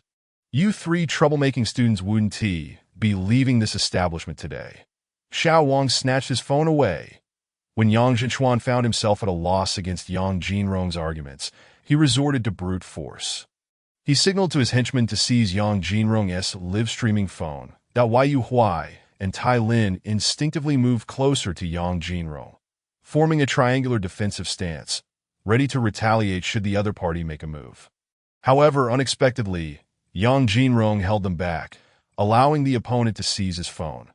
Yang Zhichuan, holding Yang Jinrong's phone, tossed it into the fish tank with a flourish. Poor viewers, engrossed in the live stream, were abruptly cut off. Infuriated, they erupted in outrage, wishing to flay Yang Zhichuan alive. Millions of viewers swiftly mobilized, creating videos from the live stream replay and starting to disseminate them. Simultaneously, numerous complaints flooded the Linhai City hotline, overwhelming it in the blink of an eye. The leaders of various departments were alarmed, wondering where all these complaints had suddenly sprung from. They quickly sprang into action. Meanwhile, after discarding the phone, Yang Zhichuan wore a contemptuous smile and remarked, "A mere internet celebrity dares to oppose us? If you apologize now and compensate for the defamation of our store's reputation, I might allow you to leave safely today. Otherwise what?" Zhang Xian frowned. Your store is suspected of fraudulent consumption, which has already violated relevant laws and regulations. You are Yang Zhichuan, right? As the owner of this establishment, you must accompany us to the security office for an investigation. As she spoke, Zhang Xian gestured for Xiao Lu and Xiao Chun to escort the individuals back. Unexpectedly, 3 tattooed strongmen blocked their path. Are you planning to obstruct official duties? Zhang Xian drew handcuffs from her waist, fixing her gaze on the 3 tattooed men, and declared, "If you wish for a complimentary stay, continue as you are. Otherwise, step aside." Yet, the 3 remained unmoved. Yang Zhichuan, you'd best have your men clear the way, lest I call for reinforcements and have you all taken away. Just as Zhang Xian finished speaking, a Toyota police car drove up and parked at the entrance. Several uniformed security personnel disembarked.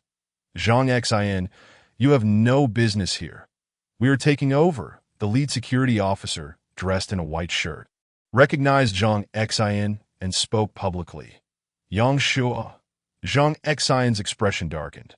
This was the director of the Development Zone Security Bureau, a position far superior to hers at the township-level security office. They had been colleagues before.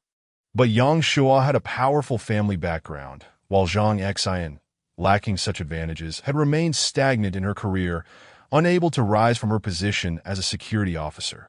Nevertheless, despite the significant difference in rank, Zhang Exan did not yield. I received the report and am responsible for responding. Moreover, this store falls under our jurisdiction.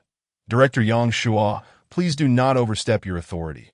Yang Zhenchuan is a significant taxpayer in our development zone, contributing nearly $1 million annually. Naturally, any case involving him is under our jurisdiction, Yang Shua declared, starting with bureaucratic rhetoric, but suddenly shifting to an authoritative tone, commanding, Zhang Exan, take your people and leave immediately. If you obstruct our law enforcement, I will take you down. Xiao Chun and Xiao Lu were startled. Being part of the same system, they had heard of Yang Shuo. Put it bluntly, the Development Zone Security Bureau is the top authority beneath the City Security Bureau. This was one of Yang Zhenchuan's sources of backing and confidence. A small internet celebrity. Do you yield? Yang Zhenchuan sneered at Yang Jinrong. Snap. Suddenly, Zhang Exan decisively handcuffed Yang Zhenchuan. This action left everyone present stunned. Yang Zhenchuan was taken aback. He had never encountered such an audacious security officer who dared to cuff him in front of his superiors. Let me go, he struggled, but Zhang Exan remained unfazed, stating, I care not for your connections. This case has been assigned to me, Zhang Exan, and you must come with me to cooperate with the investigation. You damn it, Yang Zhenchuan shouted in anger. Zhang Exan, are you determined to defy orders? This is a public slap in Yang Shuo's face. His expression shifted slightly, and he pulled out a silver bracelet, threatening, Do you believe I want to cuff you? Who will you cuff? At that moment, another figure entered. It was Zhang Hui from the Linhai City Security Bureau, striding into the store with several people. Director Yang Shua, it's not too late to back down. Yang Shuo's expression hardened. Zhang Hui, what are you doing here? What do you think I'm here for? Although Zhang Hui ranked lower than Yang Shua, he had clearly come with the support of higher-ups, emboldened by their backing. Zhang Hui, you're nothing. Yang Shuo's retort was interrupted as several enforcement vehicles arrived, bringing in more personnel from the Municipal Industrial and Commercial Security Bureau. The leader among them was none other than Qin Shizhong, an old acquaintance of Yang Jinrong. Ah, Yang Shua, Zhang Hui, you're all here. Isn't this a coincidence? Qin Shizhong, sporting a beer belly, chuckled. So, you're all here to claim the credit. How about this? Let the Municipal Industrial and Commercial Security Bureau handle this case. Having garnered acclaim for his management of the seafood market, Qin Shizhong had risen to the position of director of the Municipal Industrial and Commercial Security Bureau just before retirement. Previously, he had exchanged contact information with Yang Jinrong. When Yang Jinrong called Yu Huai's phone, both Zhang Hui and Qin Shizhong were among the contacts. Originally, Qin Shizhong wouldn't have personally come to the scene, but upon hearing the potential millions involved in the case, he rushed over without hesitation. The arrival of the Municipal Industrial and Commercial Security Bureau's director was something Yang Zhenchuan could never have anticipated. He could not fathom how a mere internet celebrity could attract such notable figures as Qin Shizhong and Zhang Hui to the scene. The other employees in the store were already too nervous to speak, especially the women like Lin Tingna, who had never imagined Yang Jinrong possessed such formidable power and connections. Gu Rong trembled internally, thinking they were doomed for provoking someone far beyond their boss's capability. Yang Jinrong, despite possessing such a powerful background, why did he choose to be a disgraced internet celebrity instead of pursuing a civil service position? Yang Shuo's frown deepened upon seeing Qin Shizhong, his irritation heightened by the latter's ambiguous remarks. Yet, despite his displeasure, he dared not act recklessly at that moment. Silence. Is it? Yang Jinrong, my young brother. Please detail the entire incident for us. The price of a single hair was deliberately advertised as part of a package costing $12.68, with an emphasis throughout on the package price, misleading and enticing consumers into opting for hair transplantation services. In the end, the total charges amounted to an astonishing 253,736 yuan. When payment was withheld, 3 imposing men with tattoos of snakes and cats were summoned, threatening that they would not be allowed to leave the premises. Yang Jinrong added several points. Firstly, the in-store advertisements and the stylist's verbal assurances of activating skin cells in 1 minute, guaranteeing permanent hair retention without any side effects, are in violation of the advertising law, the anti-unfair competition law, and the consumer rights protection law. Secondly, the stylist claimed that the hair used for transplantation was genuine human hair. Yang Jinrong reached out to touch the hair of the short-statured Tai Lin, confirming its texture, that I now suspect that the hair used for the recent transplantation was not authentic human hair, but rather synthetic hair, a fact that could be verified through testing at a laboratory. You're talking nonsense. All our store's advertisements are truthful. How can they be illegal? Yang Jinchuan snorted coldly. I understand your intentions. Coming here for hair transplantation is a facade. Extorting money is your true aim. I get it. The store manager, Gu Rong, appeared suddenly enlightened, pointing at Yang Jinrong and exclaiming, he is a social media influencer, brought 2 accomplices to our store to create a scene, inciting conflict, and taking the opportunity to extort us.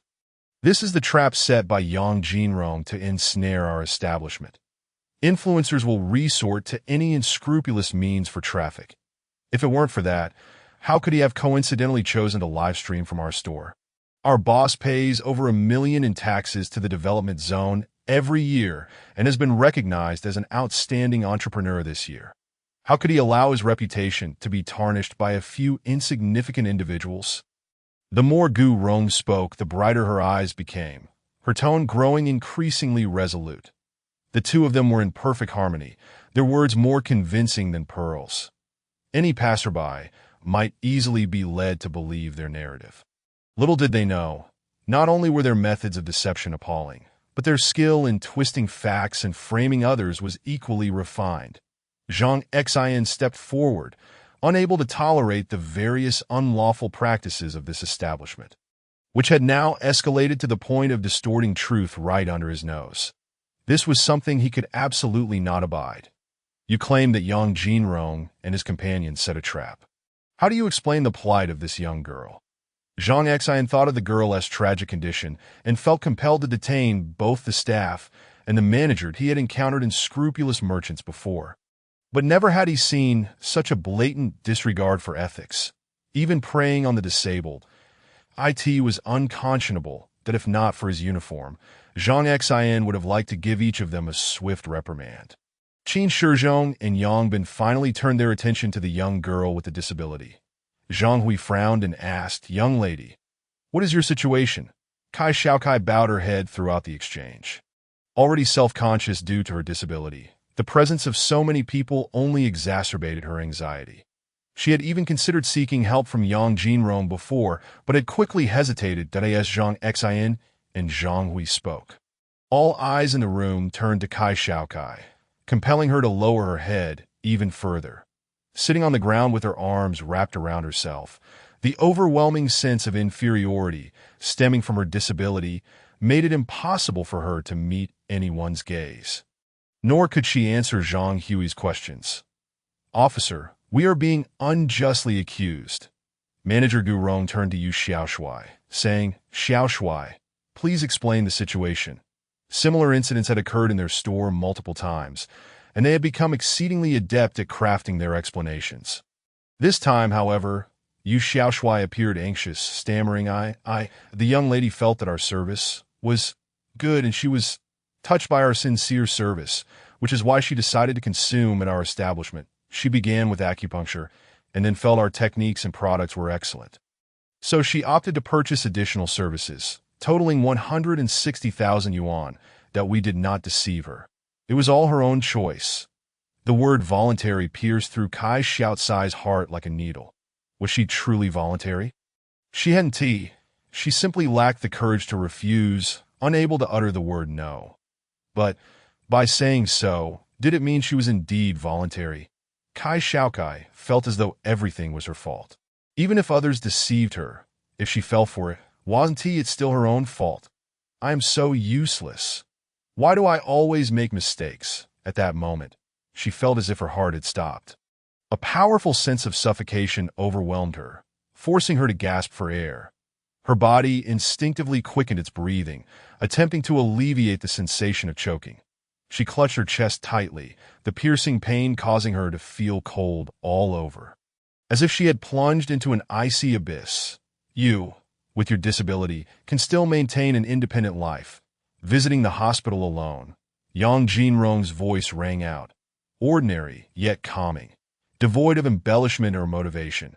It simply reassured her that courage could help one overcome their disabilities and strive to live. It could also lead to greater change. Kai Xiaokai feared disturbing others and was apprehensive about receiving help, believing she could not repay those who assisted her. Upon hearing Yang Jinrong's words, she suddenly lifted her head. The traces of silent tears lingered on her gaunt cheeks, and her once dim eyes sparkled with a glimmer of light.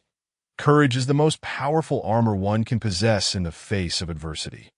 As long as courage exists, one can conquer difficulties. Did I in that instant? Kai Xiaokai comprehended the truth she had long upheld. Her tear-filled eyes shone with determination as she shifted her gaze from Yang Jinrong to Yu Xiaoshui. He deceived me that he said the acupuncture experience was free, but it clearly was. Then he claimed the manual service was free, yet the medicine and acupuncture needles required payment. 18,000. That what acupuncture costs 18,000. As the director of the Linhai City Bureau of Industry and Commerce, Qin Shizhong was sensitive to pricing. Moreover, he had frequently visited traditional Chinese medicine practitioners for acupuncture on his lower back, usually costing only a few dozen yuan per session that he never had to pay out of pocket. As his medical insurance covered the full amount, the Yu Xiaoshui quickly attempted to clarify. Our techniques are top-notch. Silence. The director's authority was not something for you to interrupt. Qin Shizhong snapped, furrowing his brow as he directed his gaze at manager Yang Jinshuan. What kind of acupuncture do you offer that costs 18,000? Explain, is it acupuncture with gold or silver needles? The consumption environment of Linhai City is being tainted by you unscrupulous merchants. Your actions have severely impacted the lawful rights and interests of consumers throughout Linhai City. Yang Jinshuan swallowed hard.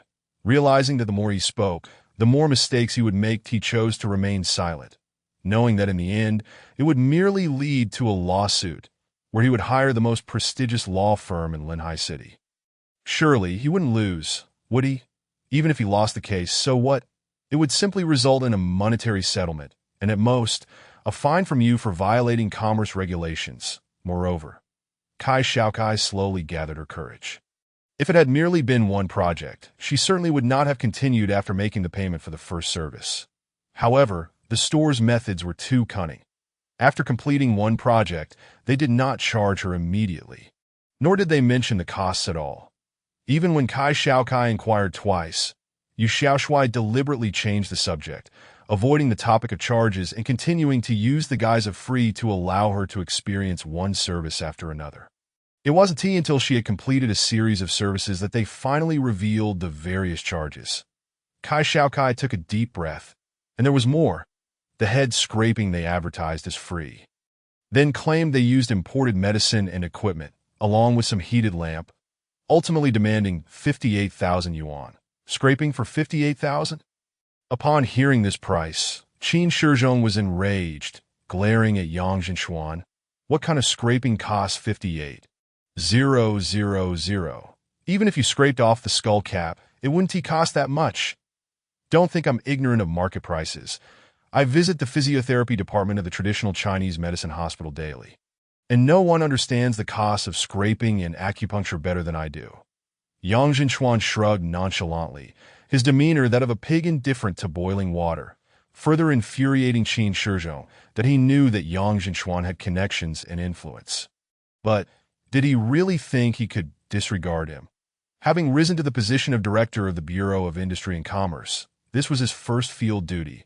He would not allow anyone to undermine his authority. Today, he must resolve this matter. Otherwise, where would he place his own dignity? To deter these unscrupulous individuals, there remains a matter of 28,000 for the leg massage. Kai Xiaokai has become increasingly courageous. She lifts her head and now dares to meet the gaze of the staff within the establishment. Although her voice has consistently been soft, it grows ever more resolute. They claim that all services are free for a trial. one after another, pushing them upon me, imposing them in such a manner that I find myself unable to refuse. I am even uncertain whether I have ever undergone some of these procedures. Ultimately, I am informed that the charge amounts to 160,000. They swipe my card, yet it proves insufficient, compelling me to take out an online loan, leaving me indebted to the tune of 110,000. Excellent. Qin Shizhong, filled with fury yet laughing, understands that Yang Zhenchuan will not speak further, and he waves his hand grandly. Xiao Wang, go fetch the seal from the car. Wang, an enforcement officer, is seething internally upon hearing the director's order.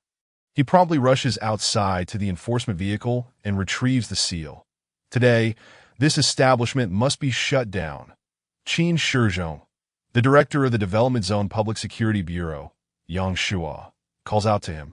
You intend to close the shop of our high tax-paying citizens in Linhai City based solely on one side's word, without a thorough investigation. Who are you to oversee tax matters? Qin Shizhong shows no deference. Are you from the Tax and Security Bureau? The commerce falls under my jurisdiction, as does extortion and consumer complaints, and the shopping environment is also my responsibility. Yang Shua, you should manage the security of your development zone and refrain from making a fuss, or you may find your official hat in jeopardy. Yang Shua is at a loss for words that he occupies a significant position in the development zone, and his background is undoubtedly complex. However, Qin Shizhong and Zhang Hui are not to be underestimated either. Zhang Hui is a leading candidate for the head of the City Public Security Bureau. Qin Shizhong, even more so, possesses not only an impressive background, but also a disdain for wealth, being driven solely by ambition.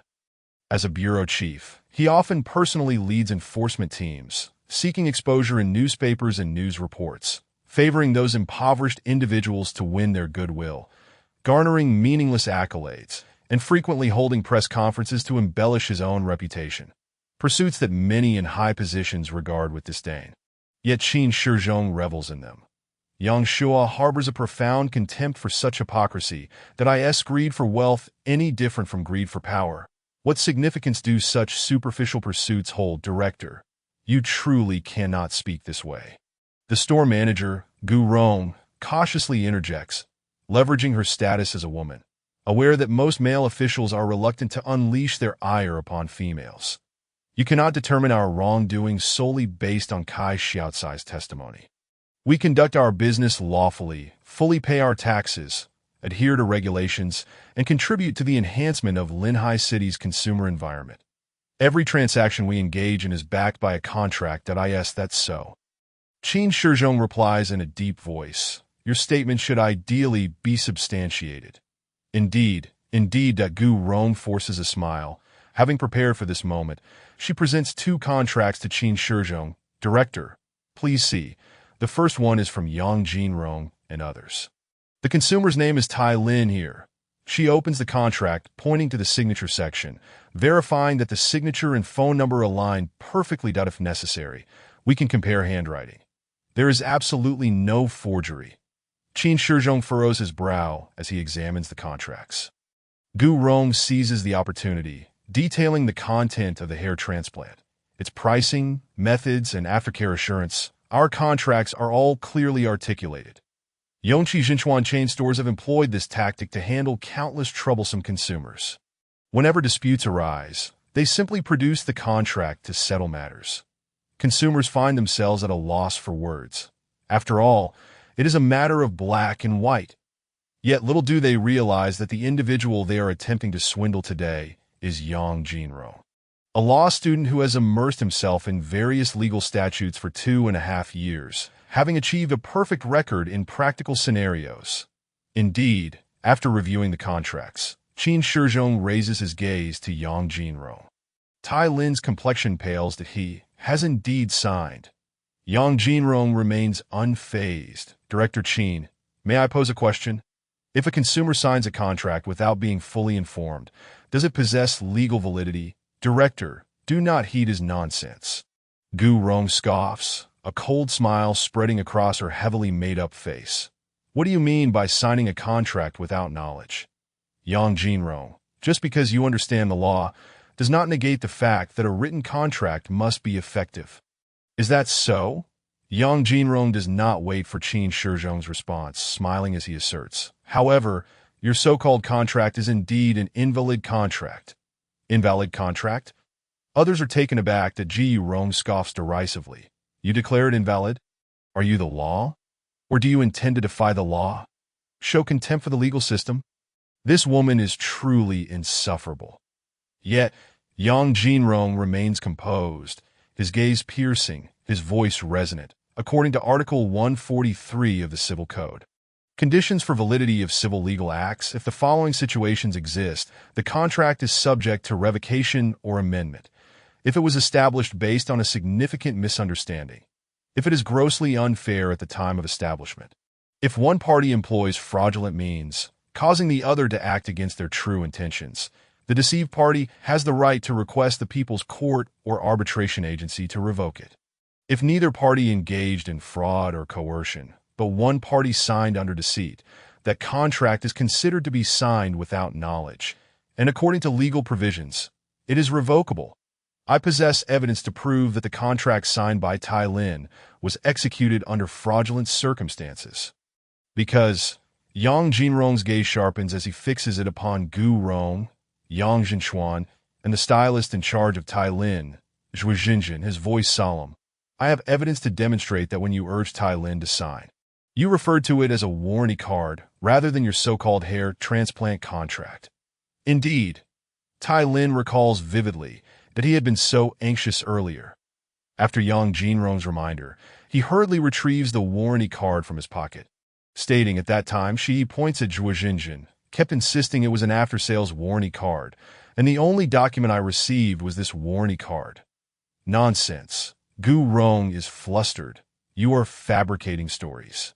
We provided detailed explanations when we signed the contract. Produce your evidence, or we may pursue charges against you for defamation. Yes, at this moment, Yang Zhenchuan appears confident. Although he knows the contract was merely a ruse, he is assured that they have no evidence. After all, the surveillance footage from their store has been destroyed. What evidence could possibly exist? I certainly possess evidence, Yang Jinrong declares, holding up Yu Huai's phone. Pressing the play button, revealing a video recording of Yang Jinrong's previous live stream. The footage clearly captures stylist Zhu Xinjin persuading and urging Tai Lin to sign under the pretense of a warranty card. Even Yu Huai is unaware when Yang Jinrong managed to record this. However, for a law student, recording video or audio is a routine matter. Excellent. Qin Shizhong applauds, pleased. He relishes consumers like Yang Jinrong who come forward with complaints.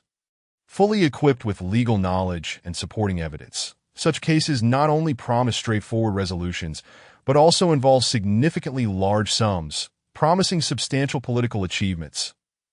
Too, they told me at this moment Kai Xiaokai, having absorbed Yang Jinrong's words. Musters her courage to speak up about the contract. They told me to sign a feedback card, along with my name and contact information. Indeed. No, wait. Gu Rong's eyes gleam as if she has grasped a lifeline. Kai Xiaokai, you cannot slander us. Do you possess any evidence to substantiate your claims? I do not have video evidence. Kai Xiaokai replies softly that Ji Rong's confidence swells. Without evidence, you are merely slandering us, and we can sue you for damaging our reputation. You, the store surveillance. Kai Xiaocai's words are ruthlessly interrupted by Gu Rong. I'm afraid our surveillance is conveniently out of order today.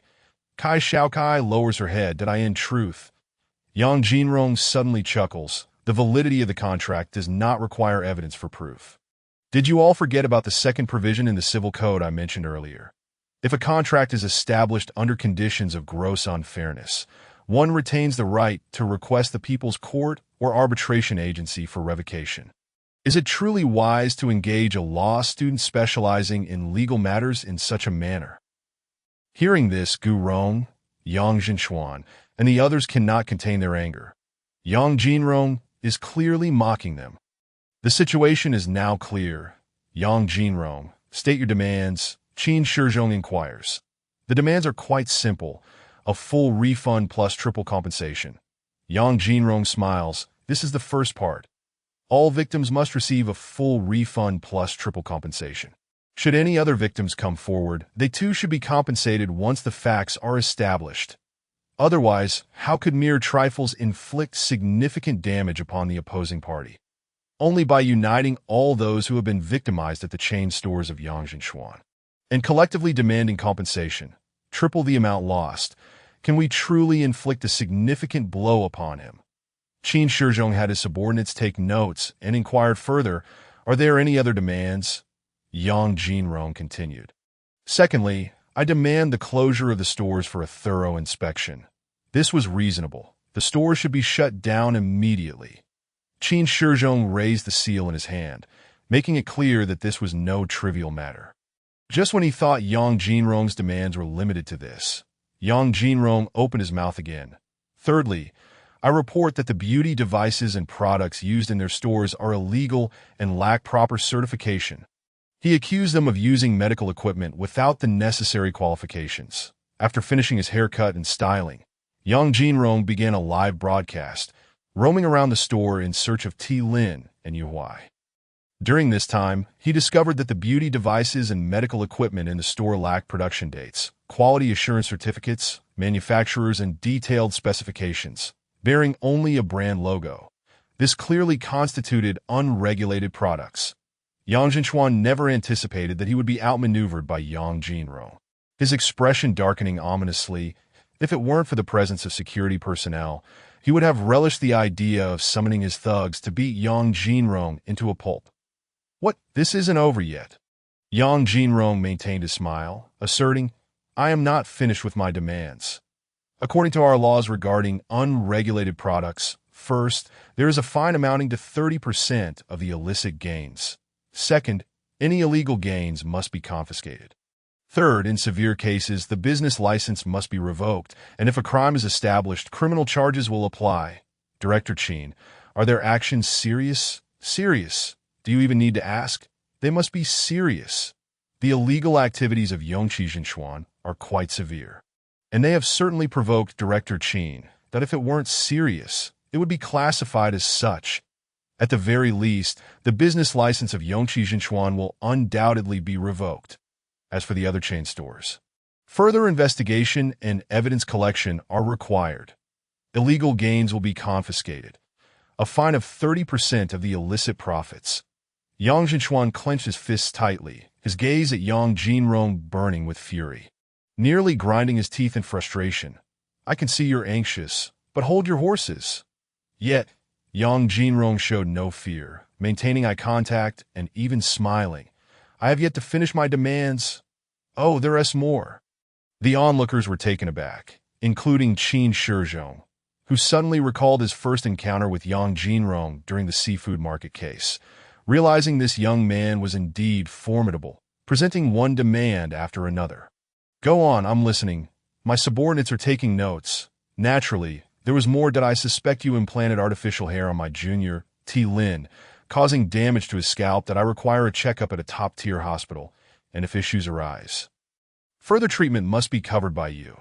Moreover, if irreversible harm is caused, you will not only be liable for corresponding damages, but also for mental anguish, as the inability to grow hair is a significant psychological blow for a man. As he spoke, he instinctively glanced at Qin Shizhong. Qin Shizhong's lips twitched, unconsciously touching his slightly balding head. That was indeed a considerable blow. And there's more. However, Yang Jinrong was not finished. Lastly, he pointed at Yang Jinshuan. You have intentionally damaged my personal property, with damages exceeding 5,000, thus constituting grounds for criminal charges. I demand criminal proceedings. What? Yang Jinshuan furrowed his brow and shouted angrily. Yang Jinrong, are you out of your mind for money? Are you used to extorting? You claim I damaged your property. Yang Jinrong pointed at the phone submerged in the fish tank. My phone and the live streaming platform were intentionally damaged by him. I have video evidence. Originally, both the phone and the platform had some waterproof capabilities, but they had been submerged for too long. And moreover, it was thrown in that everyone turned their gaze towards the phone and the fish tank. They noticed the screen had water damage.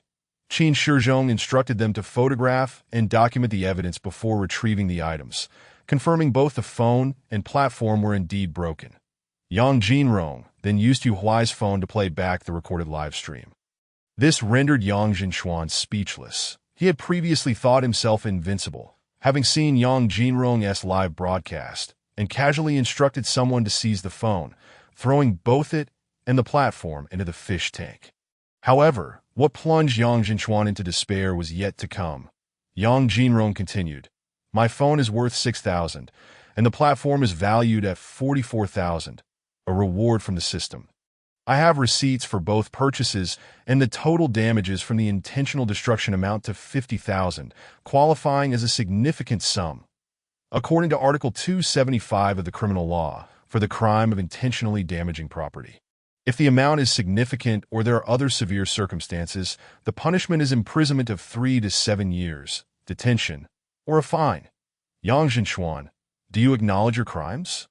Yang Jinrong's voice resonated like thunder, echoing throughout the Yongqi Jinchuan store, reaching every ear present. The impact left Yang Jinchuan reeling, feeling as though he had been struck by lightning. In that moment, he truly felt a twinge of panic. Until now, he had believed his connections would shield him from any criminal charges. The worst outcome would simply be a fine. Yet he never imagined that in such a short time, Yang Jinrong could enumerate so many charges against him. The security personnel present could hardly contain their desire to applaud Yang Jinrong, particularly Xiao Chun and Xiao Lu, who once again witnessed Yang Jinrong's formidable presence, rendering the arrogant criminals powerless to retaliate. The sensation was exhilarating. Although they were security personnel, they often found themselves at a loss against audacious lawbreakers, especially those who merely violated civil laws or had substantial connections. Not just Xiao Chun and Xiao Lu. But even Zhang Exan felt an inexplicable sense of relief. It was all thanks to you, Yang Jinrong. Zhang Hui and his subordinates also appeared rejuvenated. Qin Shizhong instinctively asked, are there any other demands or illegal actions on their part? Only he remained seemingly unsatisfied, almost wishing for Yang Jinchuan and his associates to have even more illegal activities. Yang Jinrong fell silent, instead looking towards Kai Xiaokai, the girl who had now found her courage. He had noticed her several attempts to speak up. The crowd also followed Yang Jinrong's gaze, turning their attention to Kai Xiaokai. Once again, facing the scrutiny of the entire audience, the disabled girl Kai Xiaokai no longer appeared socially anxious or timid. She summoned her courage, pointing at Yu Xiaoshui, biting her lip, and stated, He molested me. Touch my body." A wave of gasps rippled through the crowd. Such a thing had actually happened. It was hard to believe. The female employees in the store began whispering among themselves that in no way. Yu Xiaoshui seems so honest and looks decent too. Could he really do something so despicable? Hey, this girl ain't trying to frame him. Is she? Who says so? Haven't there been cases of women falsely accusing men of filming them with the store surveillance footage missing? Yu Xiaoshui would be unable to defend himself, and some murmured, I think this girl is just playing the victim. These disparaging remarks, though whispered, reached Kai Xiaocai's ears without fail. This time, Yang Jinrong did not silence the chatter. Knowing that Kai Xiaokai needed to confront this herself, that no one could support her perpetually. Kai Xiaokai understood that by speaking out, she would face the judgment of everyone around her. She had encouraged herself for a long time before summoning the courage to voice her experience. Even as the harsh comments rang in her ears, she did not lower her head again. Instead, she lifted it high, speaking earnestly. He molested me while doing my hair, seizing the opportunity to touch me. When I was going downstairs, he even intentionally pressed against me from behind. With that declaration, Kai Xiaokai seemed to exhaust all her strength, gasping for breath, trying to manage her anxiety. Zhang Exan and others suddenly understood. No wonder the girl had fallen from the stairs. There was a deeper reason behind it. That Yu Xiaoshui. He truly deserved to be condemned. Young lady, mind your words. Do not slander our store. Gu Rong attempted to struggle against this, even condescendingly chastising Kai Xiaokai that if I can't handle Yang Jinrong, How can I not deal with a mere disabled girl? Gu Rong thought, glancing at Yu Xiaoshui, that I didn't. Absolutely not. Yu Xiaoshui flailed his hands in panic. She's lying. She's slandering me. Yet his guilty expression betrayed him. Take him away! Zhang Hui waved his hand, and a security officer stepped forward to detain Yu Xiaoshui. No handcuffs were applied yet, as the truth had yet to be confirmed. However, given Yu Xiaoshui's demeanor, it was likely that he would soon confess everything in the interrogation room at the Security Bureau. Awaiting him will be charges of indecency, with a potential sentence of less than 5 years of imprisonment or detention. Even if his actions are deemed less severe, the fact that he threatened a disabled girl will undoubtedly lead to a harsh verdict. As Yu Huai aptly stated, one may engage in casual encounters. Yet one must not indulge in such lewd behavior. Now that the matter is entirely clear, I implore everyone to cooperate with our investigation. Qin Shizhong turned to Captain Zhang Hui, requesting his assistance in escorting the individuals back to the Municipal Security Bureau. As our two departments will work together to resolve this case, no problem. Zhang Hui nodded, immediately calling for backup. One police vehicle would prove insufficient, as all staff members of the establishment, including the manager, owner, stylists, and receptionists, must be taken in for thorough questioning. Although Zhang Xian had lost the case, he remained indifferent to the accolades or political achievements. His sole desire was to deliver justice for the victims and ensure that the offenders faced their due punishment. The situation was so evident. Yang Shuo recognized that further disputes were futile at this juncture and decided to postpone any discussions. Having suffered defeat, Yang Shuo merely bid farewell to Qin Shizhong before departing with his team in a police SUV. Meanwhile, Qin Shizhong dispatched personnel to collect samples and gather evidence from the salon's beauty equipment, medical machinery, and products, sealing them for inspection. Some to be sent to the testing department, while others would be verified on-site for compliance with safety regulations. Soon enough, several police vehicles, their lights flashing, arrived at the salon, creating quite a stir that attracted a crowd of onlookers. The entrance was bustling with people, and the curious gathered tightly, their murmurs echoing as the reputation of Yongqi Jinshuan plummeted. Yang Jinshuan, Gu Rong, Yu Xiaoshui, Lin Tingna, Zhu Jinjin, Su Wire, and others were all to be taken away. Those deserving punishment would face it. Take them away! With a command from Zhang Hui, the awaiting security personnel sprang into action. I can walk myself. Do not touch me. One security officer attempted to escort Gu Rong to the police car, only to be forcefully pushed back. She huffed disdainfully, striding out of the entrance with defiance. However, at that moment, a small figure surged from the crowd of onlookers, darting towards Gu Rong like a frenzied wild dog. You deserve to die. A low, furious growl escaped the figure's throat. Who are you? Gu Rong began, but before she could finish her question, a chill gripped her heart. Thud. She looked down in horror to see a white knife plunged into her chest, as if it had been precisely aimed at her heart. Immediately, the red blade was withdrawn. Thud. Another sound echoed, this time from the assailant himself. Suicide. Thud, thud. The two collapsed almost simultaneously into a pool of blood. Chaos erupted at the scene. The security personnel rushed forth, attempting to intervene, but it was already too late. Just as Yang Jinrong and Yu Huai stepped outside, they were startled by the sight of the small figure lying on the ground. Yang Bin. 1:30. No witnesses to the death. I am truly a genius. Better to live than to die. The swirling maelstrom of public opinion. Murder! A scream pierced the air. The crowd that had gathered to witness the scene erupted into chaos. Some shrieked. Others whipped out their phones to capture the moment, while some turned pale with fear, hastily retreating from the gruesome sight of blood and the two bodies sprawled on the ground. Run, run! People trembled in fright, having stumbled upon a murder scene. What terrible luck! Some clutched their chests, silently praying for an end to their misfortune, hoping for divine intervention. The scene was utterly chaotic. Establish a perimeter. Zhang Hui and Zhang Xin shouted in unison. The security personnel reacted swiftly, with several rushing to retrieve caution tape to cordon off the area, while others detained the remaining salon staff inside for questioning, preventing the spectators from entering. Had there been oilcloth on site, the security officers would have sought to completely isolate the area. Firstly, the bloodshed was too graphic, posing a visual shock to the onlookers and inciting panic. Secondly, they feared that news of the incident would spread online, leading to public outcry. The two individuals on the ground still exhibited faint signs of struggle. Zhang Hui rushed to examine them, but it was already futile. This was a fatal encounter. Clearly, Yang Bin had come prepared. The knife had penetrated the heart with deadly precision, resulting in a swift demise and no need to call an ambulance. Zhang Hui remarked, his hands stained with blood. A look of regret etched on his face that he despised witnessing such occurrences. Whatever grievances existed, why could they not be resolved through the proper channels?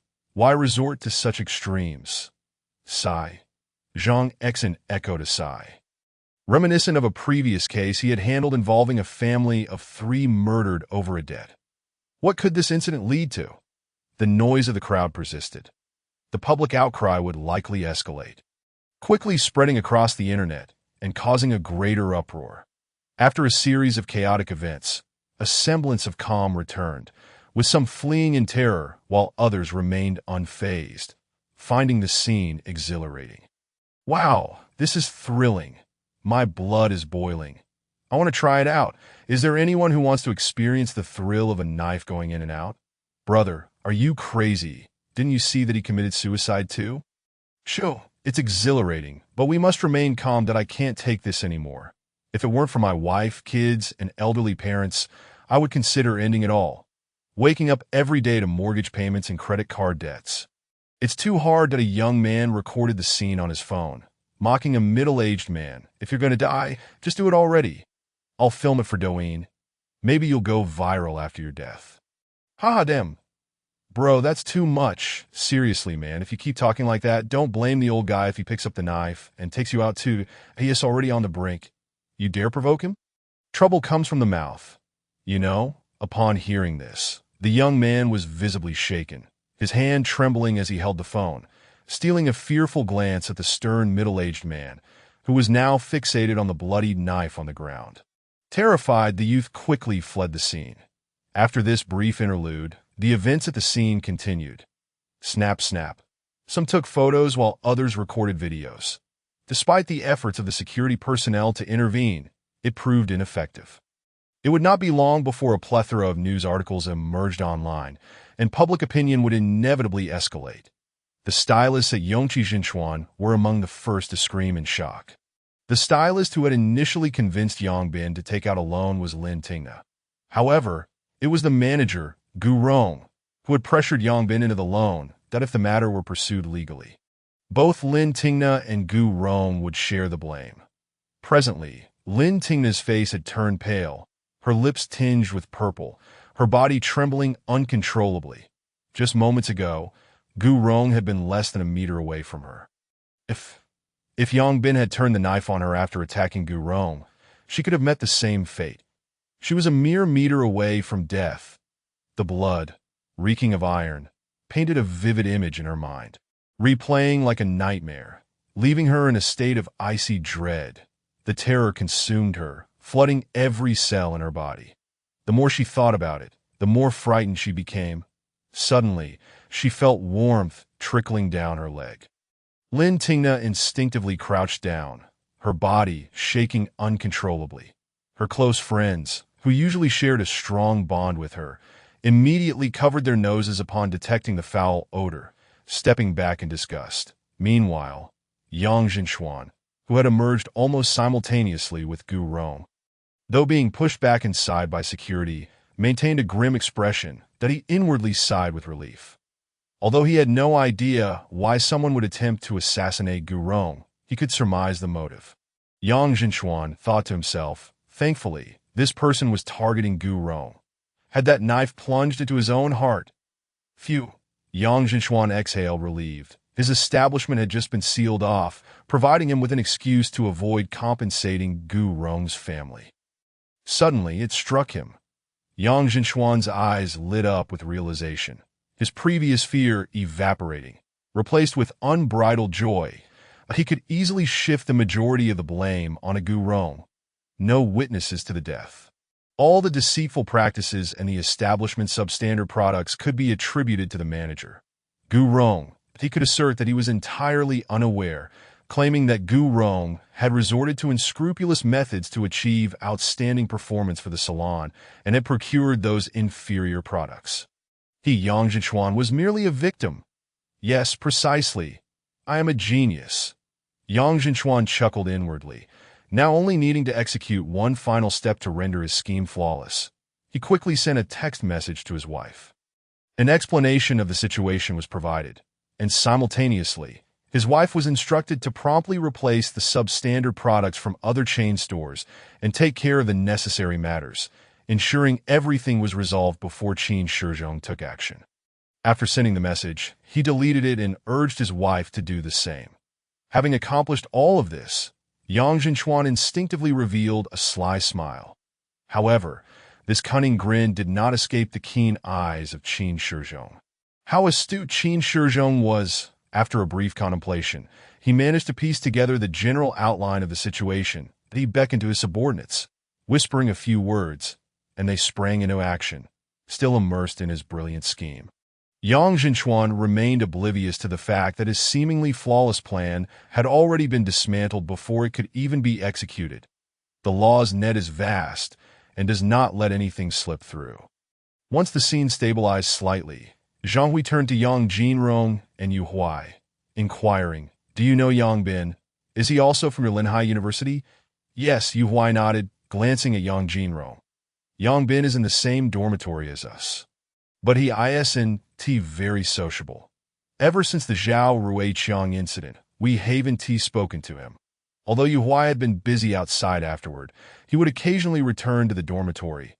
Each time he did, only Zhang Xiaohua would greet him, while Yang Bin would typically keep to himself, wearing headphones and engrossed in mobile games.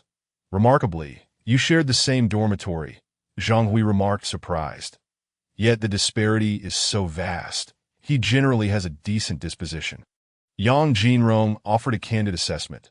Though he tends to be a bit reclusive, that I heard that he was scammed out of over 20,000 while getting his hair done, and he also accrued a loan of several thousand. It seems he eventually dropped out.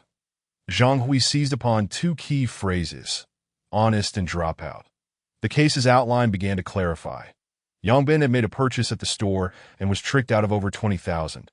With a loan of several thousand at returning to school, he grew increasingly agitated, but being the introverted type, he bottled everything up. Eventually, feeling cornered, he dropped out and resorted to murder. When pushed to the edge, an honest person may easily take extreme actions. Alas, two precious lives were extinguished just like that. Zhang Hui felt a wave of sorrow wash over him. He was loath to witness such occurrences that he had encountered numerous cases of this nature and often counseled those with extreme tendencies to consider the people around them. For instance, Yang Bin's parents worked tirelessly to support their son's education, only to lose him over 20,000. A white-haired person sending a black-haired one to the grave did not resort to extremes. He reflected, such thoughts as killing one person incurs no loss, but killing two is a windfall are fundamentally erroneous. Yang Jinrong shared this sentiment, feeling considerable regret over Yang Bin's incident. Unlike Gu Rong's death, which could be attributed to her own actions and misdeeds, Yang Bin's demise was entirely preventable, that a vibrant life extinguished in an instant. Yang Jinrong suggested that if one found themselves in a situation akin to Yang Bin's, and truly could not comprehend, they should simply give up. After all, a debt is a debt. If it cannot be repaid, so be it. It is not as if one owes money to benevolent individuals that if it were a friend or relative, one should strive to repay the debt, for one cannot betray the trust placed in them. However, if it is money owed to nefarious forces, why repay what was borrowed through dubious means? As for online loans, what harm could come from not repaying? The loan company might take legal action, but the courts may not even favor them. At worst, they would call contacts to collect, but if one has no money, what can they do? Even the notorious Su Laozhong, who owed billions, lived quite freely despite being a chronic debtor. Better to live in disgrace than die honorably. As for those who have wronged oneself, if retribution is not feasible, they will eventually face their own consequences. The wheel of karma is relentless. Who escapes its grasp? Subsequent actions by the Public Security Department included addressing the scene, managing the aftermath concerning the bodies, notifying both families, and interviewing the store employees to take statements. Yang Jinrong, Yu Huai, and Tai Lin were also taken back to the Public Security Bureau for questioning. Kai Xiaokai was similarly brought in for further investigative cooperation. Yang Zhenchuan and the other employees were taken back for individual interrogations as expected. The moment Yu Xiaoshui entered the interrogation room, he crumbled, confessing everything that he indeed had engaged in several lewd acts, particularly during that incident when Kai Xiaokai fell down the stairs due to his own foolishness. He wept, pleading for forgiveness and expressing his willingness to pay compensation while Yu Xiaoshui's family arrived, crying and begging for understanding, offering to pay any amount necessary for forgiveness. However, Kai Xiaokai did not accept the apology nor agree to sign a waiver. Even though she was in dire financial straits and urgently needed funds for surgery, she remained resolute. Yang Jinrong and the others admired this display of fortitude. You need not worry about the surgery costs, Yang Jinrong assured her with a smile. Rest assured, this expense will be covered by Yongqi Zhenchuan. What? Kai Xiaokai exclaimed, astonished. Did you forget that you entrusted my boss to assist you with your lawsuit? Yu Huai teased. You're not suffering from fish-like memory, are you? No, I haven't forgotten. Kai Xiaokai, as cheeks flushed slightly, feeling somewhat embarrassed that I heard that lawyers typically require payment up front. Her implication was clear. She had no money to pay in advance. I never claimed to be a lawyer, Yang Jinrong chuckled, lightheartedly adding. I'm merely a middleman profiting from the price difference that I'll find you a lawyer. And if we win the case, the opposing party will have to compensate you threefold, returning your $16,000 along with an additional $48,000. I'll just take my cut of the lawyer's fee. Sound good? Is that truly feasible? Kai Xiaokai was intrigued. Even if she were to give Yang Jinrong the entire threefold compensation, she would agree. Feeling so devalued, all she wished for was to reclaim her lost funds that if not, simply offsetting the online loan would suffice. She could then earn money in the future for her surgery, treating her leg disability, and return to a normal life. Meanwhile, Yang Zhenchuan and his associates were far less fortunate than he had initially believed. He would emerge unscathed, avoiding detention and the looming threat of imprisonment. After all, he had connections with Yang Shua, the chief of the Development Zone Public Security Bureau, as well as other departmental leaders. However, reality delivered a harsh slap. After his phone was confiscated, he fervently requested to call his contacts. The Public Security Bureau seized the opportunity to follow the trail and see if they could uncover any larger figures. Consequently, Yang Zhenchuan dialed one number after another, seeking assistance. Yet many of those he had previously cultivated relationships with chose to decline his pleas for help upon hearing of his predicament, some even hanging up the phone outright. Yang Zhenchuan understood the fickleness of human relationships, but he never anticipated such a stark response. Those who initially expressed willingness to assist soon fell silent. When Yang Zhenchuan reached out again for clarification, he discovered that the seemingly inconsequential student, Yang Jinrong, actually possessed an even more formidable background.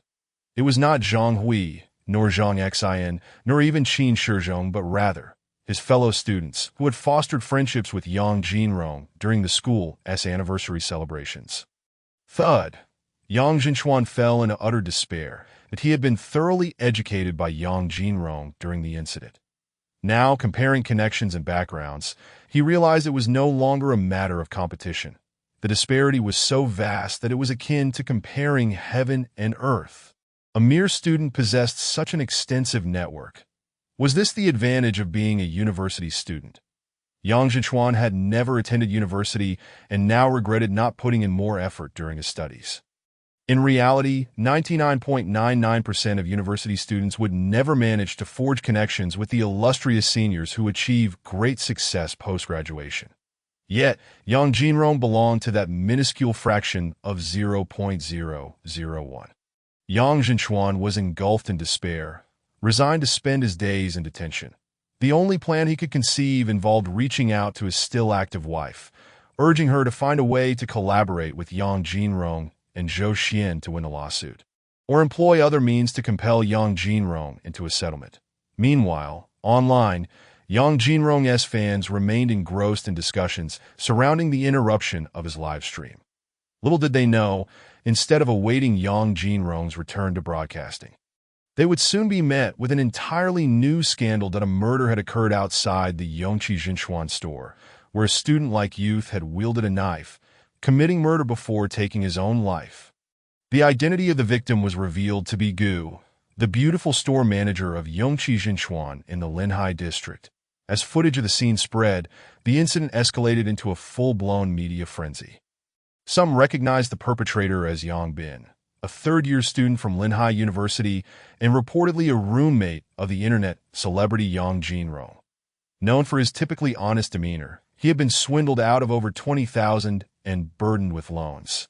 Ultimately pushed to the brink and resorting to this extreme measure. A life for a life. The revelation sent shockwaves through the online community. The viewers of the live stream could never have anticipated that such a tragic murder would unfold in the aftermath. Zhang Xiaohua, who had been engrossed in a novel in his dormitory, was jolted by a news alert from Douyin. He was taken aback. Yangbin, what the hell were you thinking? Why resort to such drastic measures? Zhang Xiaohua, astonished, was also gripped by a wave of dread. Fortunately, I have not provoked Yangbin in my daily life. Just in case. Let us say, hypothetically, if I were to make a mistake and incur Yangbin's wrath. Zhang Xiaohua felt a wave of fear wash over him at this thought. Could this dormitory still be a safe haven? Meanwhile, public opinion was steadily brewing, dragging Linhai University into the whirlpool of controversy. After leaving the Public Security Bureau, Yang Jinrong promptly contacted Yan Yan, entrusting her with the task of suing Yongqi Zhenchuan. Subsequently, he posted a message online that ignited a new wave of turmoil. Sister-in-law, open the door, it's your brother. Jinrong, come sleep with me tonight. Yang Jinrong was acutely aware that, given the scale of Yongqi Zhenchuan, the mere sum of my compensation would not inflict a fatal blow upon them. Even with the fines imposed by the industry and public security departments, it would not shake the very roots of Yongqi Zhenchuan. Over the years, Yongqi Zhenchuan had swindled and deceived in Linhai City, amassing substantial profits both overtly and covertly. A staggering figure indeed. To eradicate such a nefarious establishment, a formidable strike was imperative. Thus, Yang Jinrong swiftly issued an announcement across major platforms, seeking victims across the internet. Anyone who has experienced fraudulent consumption at any branch of Yongqi Zhenchuan in Linhai City, similar to my recent ordeal, can approach me for assistance that I will enlist top lawyers in Linhai City to represent the victims in court. If we lose, there will be no fees. If we win, the opposing party bears the legal costs, and the victims will receive a full refund plus triple compensation. Upon the release of this message, it immediately garnered widespread support and response from fans. Those with direct evidence rushed to act. Those without evidence were urged to fabricate it. Truly, you are remarkable. You consistently strive for the welfare of your fans and family. Front row selling Ganges water containing half the periodic table. Selling cherry blossom, see nuclear wastewater, containing the other half of the periodic table. Buy the entire periodic table together and receive a pure, natural green, non-toxic wild Ultraman as a bonus. Anchor. My sister-in-law was scammed out of $85,000 by that store. That MY brother is currently on a business trip and is unaware that I asked there any way to help her reclaim her money before he returns. I don't seek triple compensation, just a refund. My sister-in-law is in a desperate situation.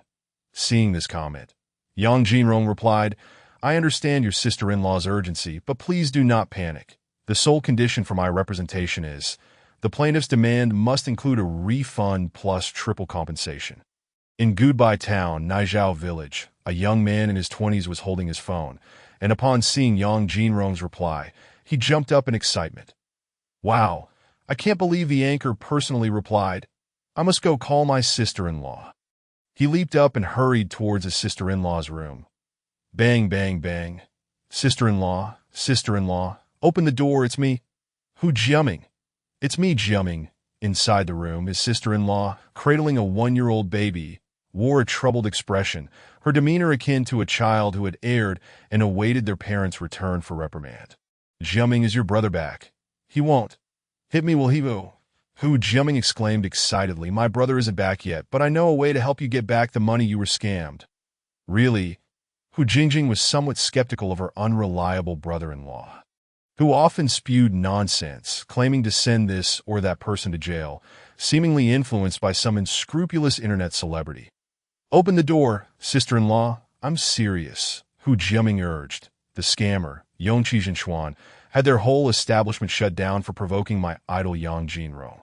That Yang Jinrong, with thousands of fans online, is currently gathering information from other victims. He will help find a lawyer for free. Such a thing doesn't exist. After being scammed once, Hu Jingjing's guard was significantly heightened, feeling as if every tree and blade of grass was conspiring against her. Once bitten, twice shy. Holding the baby, she cautiously opened the door and eyed her brother-in-law warily. Could internet celebrities be trusted? Those prominent influencers often sold sugar water as bird's nest and sand gold as real gold. I know this influencer. He's different. Hu Jiaming explained that he doesn't sell products. His live streams are dedicated to sending those criminals to prison. Besides, this time, it's not entirely free that if they lose the case, there's no charge, but if they win, the lawyer's fees will be covered by Yongqi Zhenxuan, and we can also receive a full refund plus triple compensation. Hu Jingjing was dubious that I asked that really true. Hu Jingjing had been scammed because after giving birth, she felt older and wanted to get a trendy hairstyle done by Hu Dihai. However, with Hu Dihai not at home and under the persuasion of her friend, she ended up going to the city for a makeover, only to be misled into spending 85,000 on skin-whitening treatments. She had hoped to surprise her husband upon his return. Instead, the surprise turned into a shock. She had lost all her husband's savings from 2.5 years of hard work. The plan was for him to return at the end of the year, gather some funds, buy a car, and take her on a road trip. If her husband found out that all the money had been squandered on her hair, she feared she would be in for a beating. The key was that she could not return to her family, as they also lived in Naijiao village. There was no escape that, of course, it's true. More genuine than pearls. Hu Jiaming vowed, thumping his chest. Let me show you. We'll contact my idol right now. Idol, I'm a new mother that I wanted a stylish hairstyle, but my friend brought me to Yongqi Zhenxuan as Hangqiao store that I in a days. I don't even know what services I received. Yet I ended up spending 85,000. This is all our family savings. Can you help me? Yang Jinrong read the private message and replied earnestly, should we sue your friend as well? On the other end, Hu Jingjing was taken aback by this reply. She turned to Hu Jiaming, bewildered. What does this mean? Sister-in-law, are you foolish? Your friend is clearly in cahoots. She brought you to Yongqi Zhenxuan for a kickback. Surely not. She's my best friend. Sister-in-law, let me ask you this. Did you mention to your friend that you had 85,000? Yes. Now let me ask you. Did you also tell her that your brother would be back at the end of the year to buy a car and take you on a road trip? Hu Jingjing nodded vigorously. Yes, I shared these things with my best friend. What's wrong with that? Sister-in-law, you truly have become foolish after pregnancy. Hu Jiaming's expression was one of frustration mixed with pity that he recalled a factory where he used to work, filled with close-knit groups of friends, and how one group of 8 women had managed to form 247 small WeChat groups. Your friend is clearly envious and resentful, which is why she led you to that store, ensuring she swindled you out of precisely 85,000. What should I do? Sue her. Hu Jiaming quickly replied to Yang Jinrong with 2 words. Okay. Gather all evidence, materials, and information and submit them to Junhe Law Firm, entrusting them to lawyer Yin Yin. Yang Jinrong sent the same message to several other victims. Next came the time to litigate against Yongqi Zhenxuan. However, Yang Jinrong need not worry too much. Yin Yin would handle the details. Just as he was contemplating this, Yin Yin called. Hello, handsome. Are you introducing so many cases to me because you want to court me? Yin Yin joked, her tone lightening, shedding some of her usual seriousness. Yang Jinrong realized that Yin Yin had become increasingly straightforward in their conversations. Flirting with a female lawyer hardly seemed feasible. Nevertheless, he refrained from voicing this thought. With a cheerful tone, Yang Jinrong replied, "Of course, I introduce you to cases with an ulterior motive, though.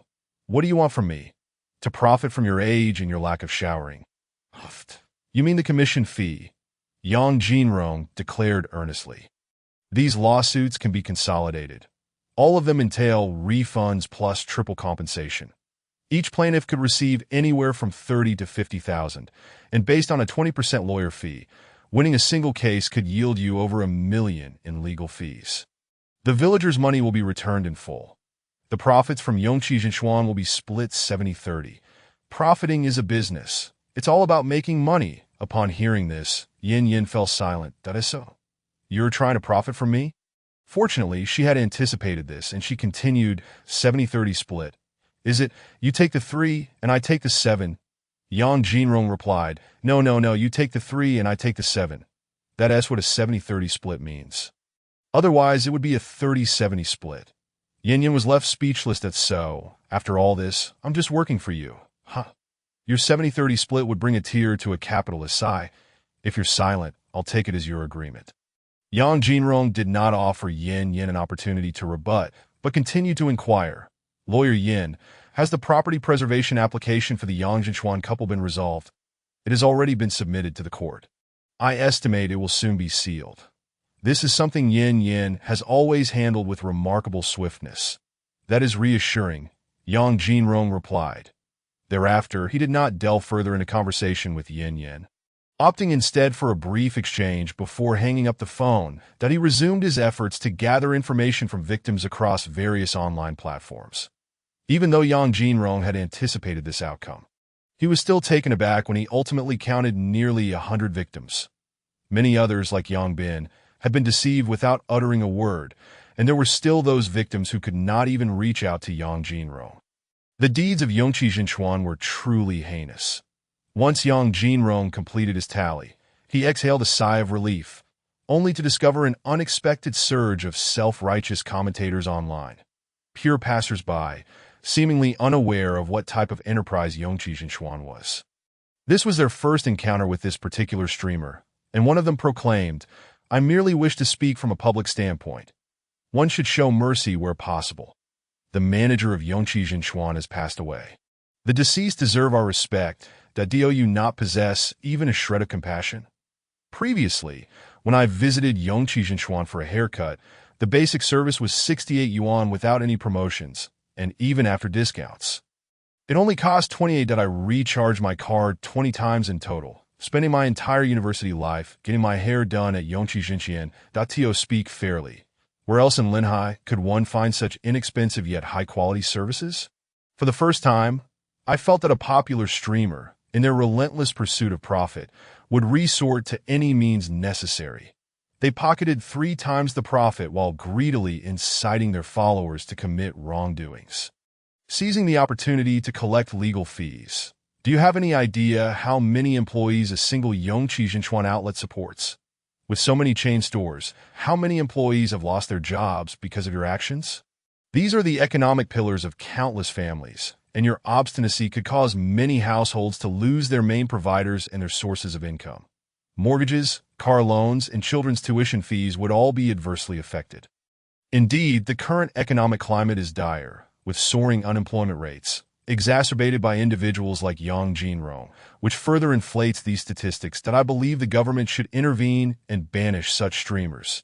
This streamer is solely focused on gaining views, concocting various sensationalist narratives, deliberately making things difficult for others, seizing on even the slightest mistake, and using their online persona to magnify it indefinitely in pursuit of attention and profit. That I cannot fathom how such a morally bankrupt individual could amass so many followers. Yang Jinrong glanced over the comments and quickly discerned that these accounts belonged to hired commenters. Even though they had changed their IP addresses using a VPN, He recognized them as part of the same cohort of paid commenters. Moreover, these were high-quality, manually operated accounts, rather than AI-generated bots. Nevertheless, Yang Jinrong did not feel rushed and decided to let the situation unfold for a while. That he intentionally took screenshots of the information and posted a response, mocking the self-righteous commentators. This response sent the internet into a frenzy. As the hired commenters launched their attacks, some impressionable, uninformed netizens joined the fray, merely following the crowd. Of course, Yang Jinrong supporters also proved to be formidable. Saints understand this. Only wrongdoers face punishment.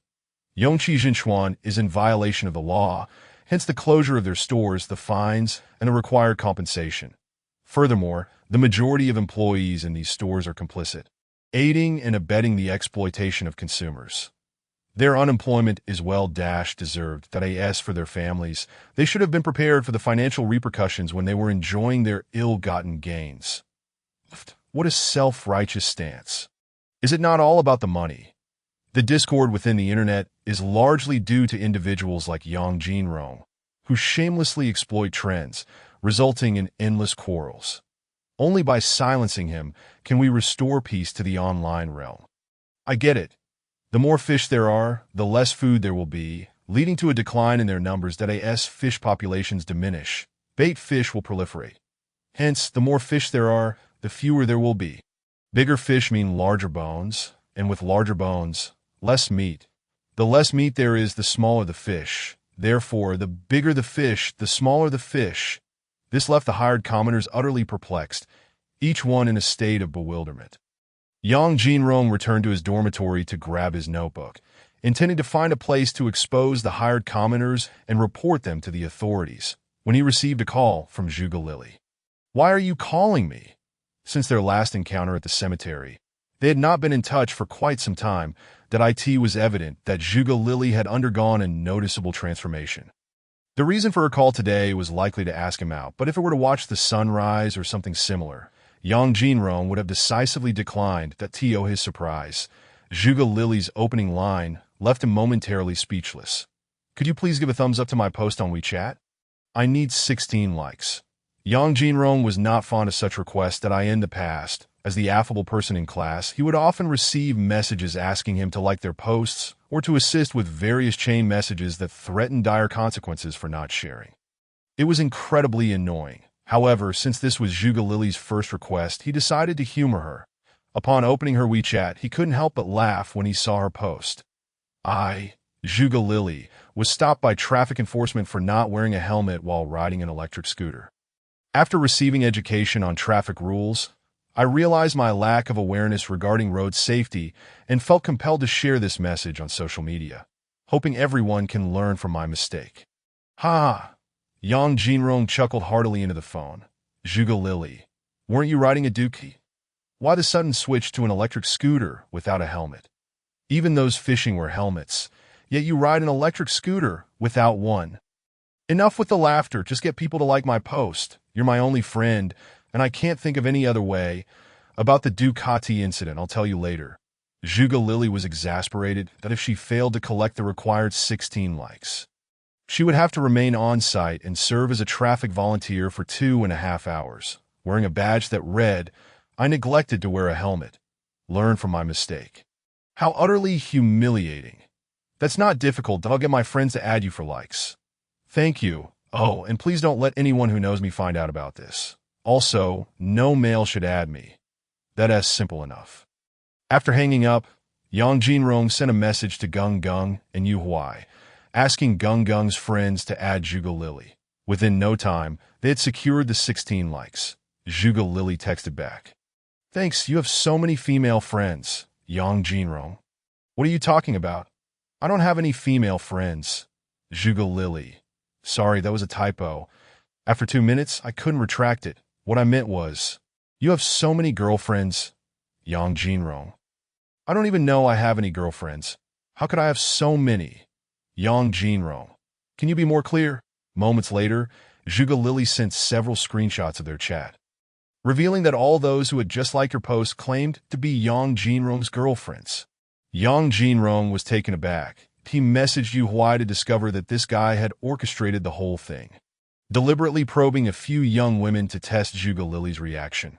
Yang Jinrong felt an overwhelming urge to give Yu Huai a piece of his mind. What an annoying distraction!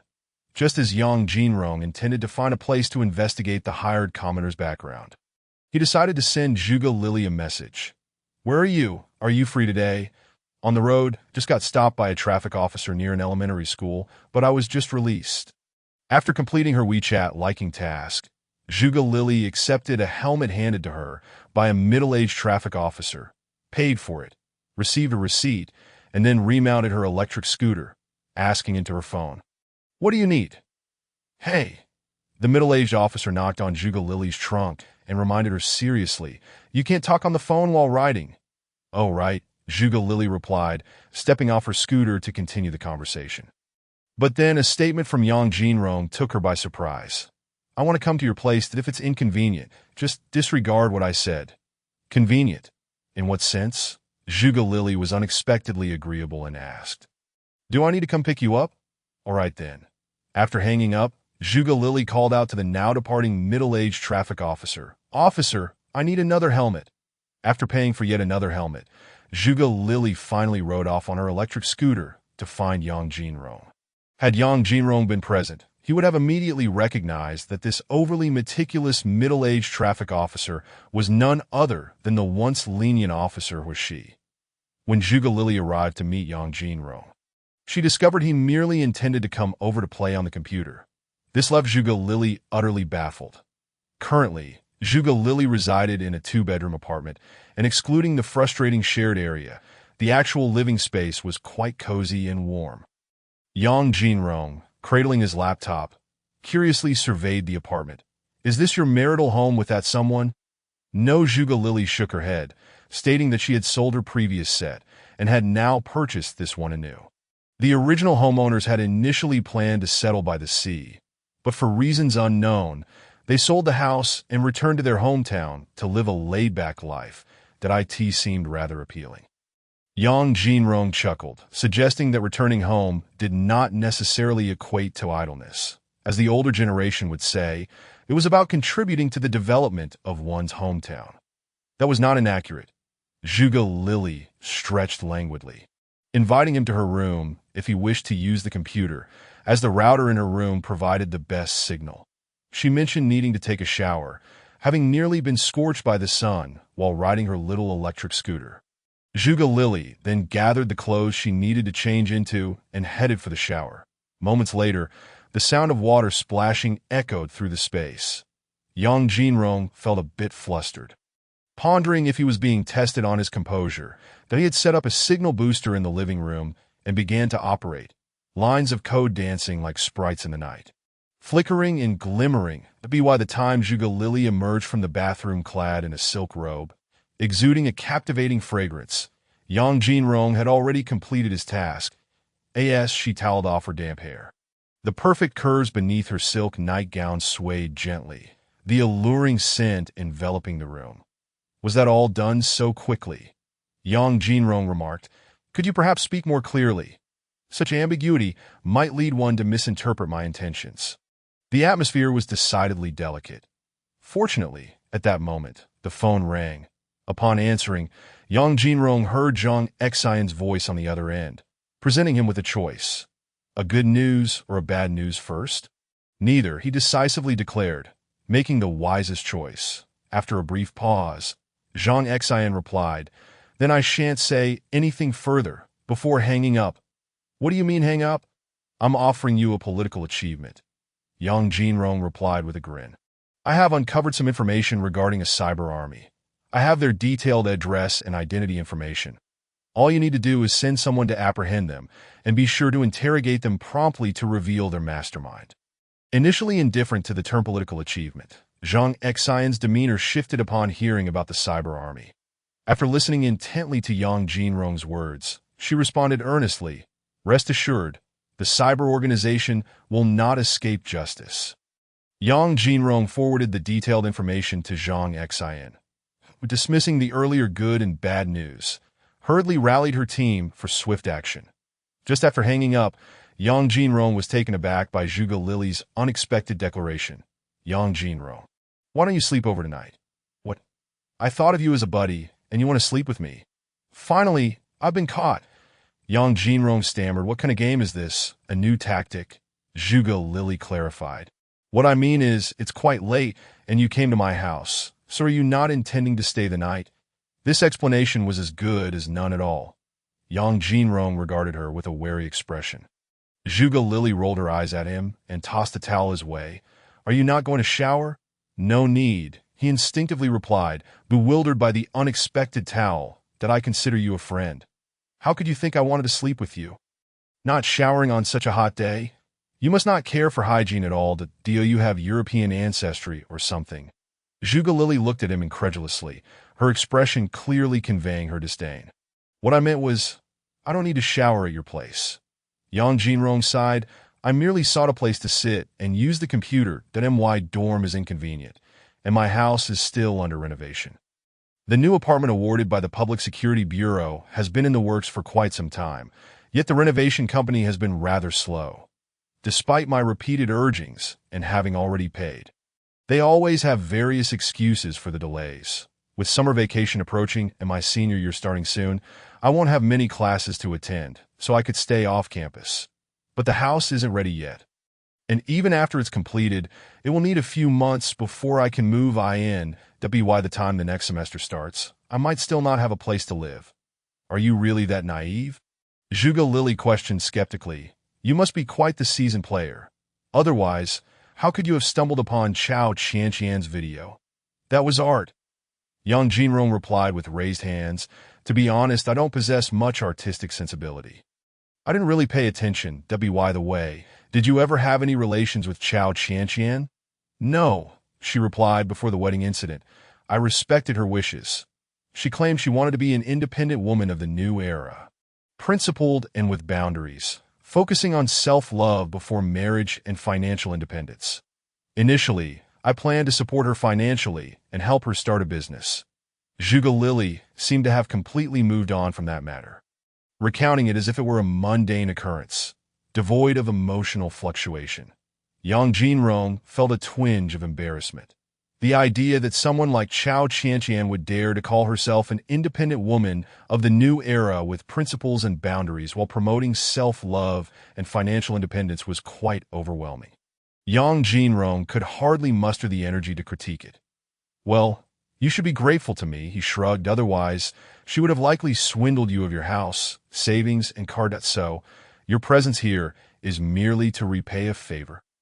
Zhuge Lily shot him a reproachful glance. You don't intend to suggest I owe you my body, do you? Yang Jinrong feigned an appraising look at her. Her figure was indeed commendable, beneath the silk nightgown. Her silhouette was enchanting, her waist delicately cinched, revealing glimpses of flawless skin with every movement. However, he still found it hard to adjust to her feminine identity. He was more accustomed to viewing her as a brother. Even the silk nightgown seemed newly purchased, suggesting that she had never worn such attire before. Unfazed by Yang Jinrong's scrutiny, Zhuge Lily approached the refrigerator, asking, beer or cola? Do you have Sprite? Your demands are quite high. Zhuge Lily produced a large 3-liter bottle of Sprite, pouring a glass for Yang Jinrong. You prefer such a large bottle of Sprite? Big bottles are more economical. I don't have to buy them frequently. She replied matter-of-factly. Go ahead and enjoy the drink while I prepare dinner. Do you have any dietary restrictions? Yes, I avoid overly salty or oily foods. Otherwise, I have no preferences. Ideally, I would love some rich yet tender braised pork or lipu taro braised meat, my absolute favorites. You are quite forward, aren't you? Braised pork and taro meat. Why not aim for the stars? Zhuge Lily ignored Yang Jinrong's protestations, retrieving some previously marinated shrimp, beef, and ribs from the refrigerator, and began cooking effortlessly. Meanwhile, Yang Jinrong enjoyed his chilled Sprite while watching the LPL competition, grateful that he hadn't placed any bets. Otherwise, he'd be facing his losses on the rooftop, akin to a turn-based game. After about half an hour, Zhuge Lily finally completed her dishes: tomato beef, pork rib soup, and drunken shrimp, colorful and aromatic. At the very least, they appeared quite appealing.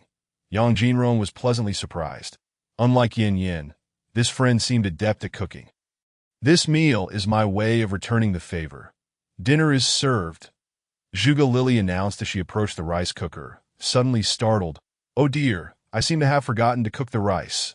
Yang Jinrong remarked. Realizing you forgot to cook the rice after preparing the dishes seems to be a common oversight among many. Fortunately, it wasn't a significant issue. With dishes available, they could still fill their stomachs. Let's try the drunken shrimp first. This dish was relatively rare in Linhai. It was tender and icy, with a zesty pickled flavor. Quite delightful.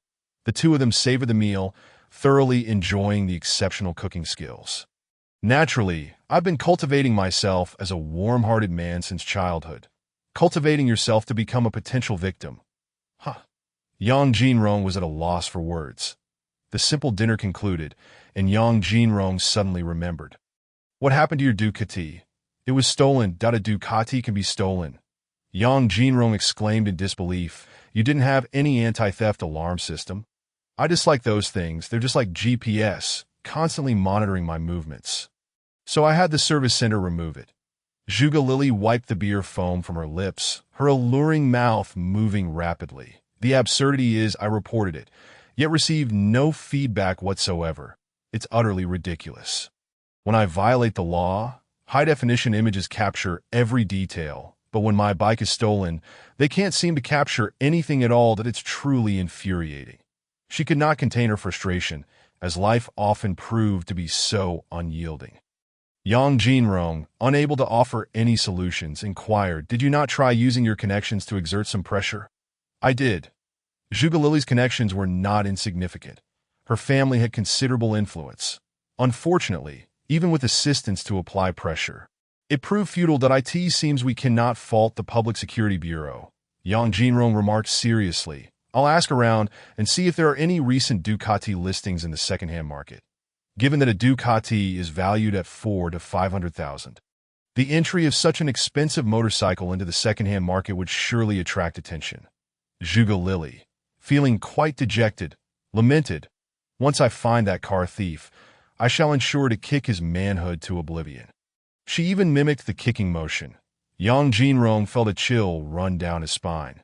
Seizing the opportunity, he clutched his laptop and made a hasty exit in the president's office of Linhai University. The incident involving Yang Bin had inevitably stirred considerable turmoil. Once netizens discovered that Yang Bin was a student of Linhai University, the online discourse escalated dramatically.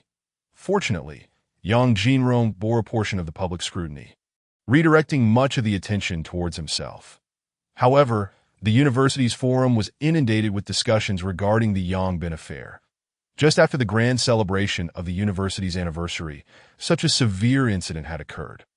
Not only were the students incessantly gossiping, but many parents also caught wind of the news, promptly contacting the school with evident concern over safety issues. Now, let us deliberate on how to proceed. Principal Liu took the initiative to speak up. An impromptu meeting was convened for the evening to discuss the matter. Faced with such a predicament, many leaders were enveloped in smoke and clouded thoughts. Overwhelmed, logically speaking, Yang Bin had already withdrawn from the university, hence the institution bore no responsibility. Why not wait a little longer? Suggested one leader, implying a desire to adopt a wait-and-see approach, avoiding immediate action and monitoring the situation as it unfolded, including public sentiment and the reactions of Yang Bin's family. This approach was commonplace among most educational institutions or organizations. However, several leaders shook their heads in disapproval, arguing that such issues could not be left unaddressed. Our university has only just gained favorable media attention through the anniversary celebration. Another negative news story could tarnish Linhai University's reputation once more. Many may assume that as long as the university maintains its prestige, there would be no apprehension regarding student enrollment. Yet, with so many esteemed institutions available, what compelling reason would exceptional students have to choose your university? In a digital age, it is increasingly vital to emphasize positive publicity. Otherwise, why else would a certain graduate school advisor's online remark, This particular major is inadvisable, provoke a flurry of professors and experts to vehemently reprimand and criticize. The finest wine is most vulnerable when hidden away. Ultimately, Principal Liu made a decisive call to offer a certain amount of humanitarian compensation to Yang Bin's family. The exact figure would need to be calculated in the days to come.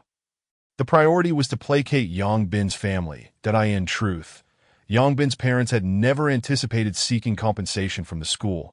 The elderly couple, having been alerted by the Public Security Bureau, traveled to Linhai City, their hair turning white overnight from grief, utterly unable to accept the harsh reality, let alone pursue the school's accountability. The Yang Bin incident stemmed not only from his inherent character flaws that led to the tragic outcome, but also from the relentless pressure he had faced since childhood. Forced to work, compelled to study, and inundated with the erroneous belief that once you enter university, you will be liberated just before the college entrance examinations. This ideology is fundamentally flawed. The reality of university life demands even greater diligence. Of course, one can strive to master their field of study, embark on entrepreneurial ventures, expand their social network, or even acquire skills outside their major. The only mindset to avoid is the belief that entering university equates to liberation and coasting through 4 years, resulting in unemployment post-graduation. Meeting adjourned. Principal Liu rapped the table and was the first to exit the conference room. Alas, who has taken my lighter? A leader, extinguishing his cigarette, lamented, "This marks the 3rd lighter I've lost this week. I've lost 2 as well. That makes 4 for me this week." Another chimed in.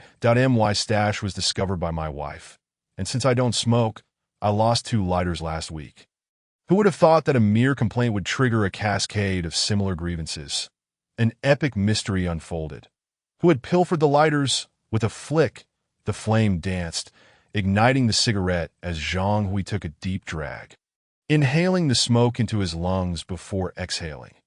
After this round of interrogations, 3 more awaited him. Working overtime on the investigations, they were nearing completion. Little did they know, the findings were startling. The chain store Yongqi Jinchuan had a troubling history riddled with illegalities, revealing an alarming number of issues the deeper they probed.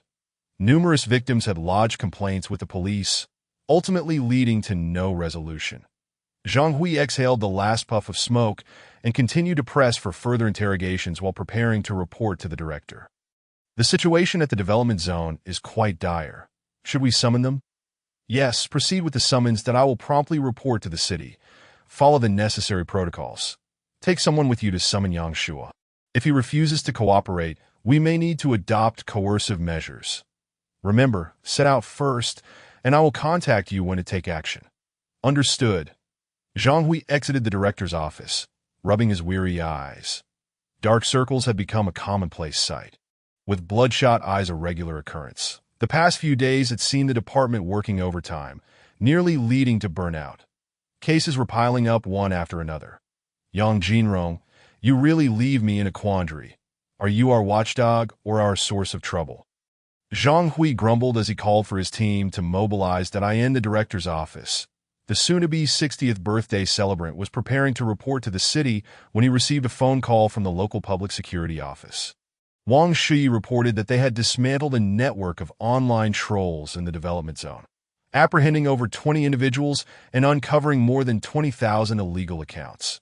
Director Wei Zhongjuan felt both elated and troubled. Why didn't you report this before taking action? That falls under the jurisdiction of the development zone. Your actions could be deemed overreaching.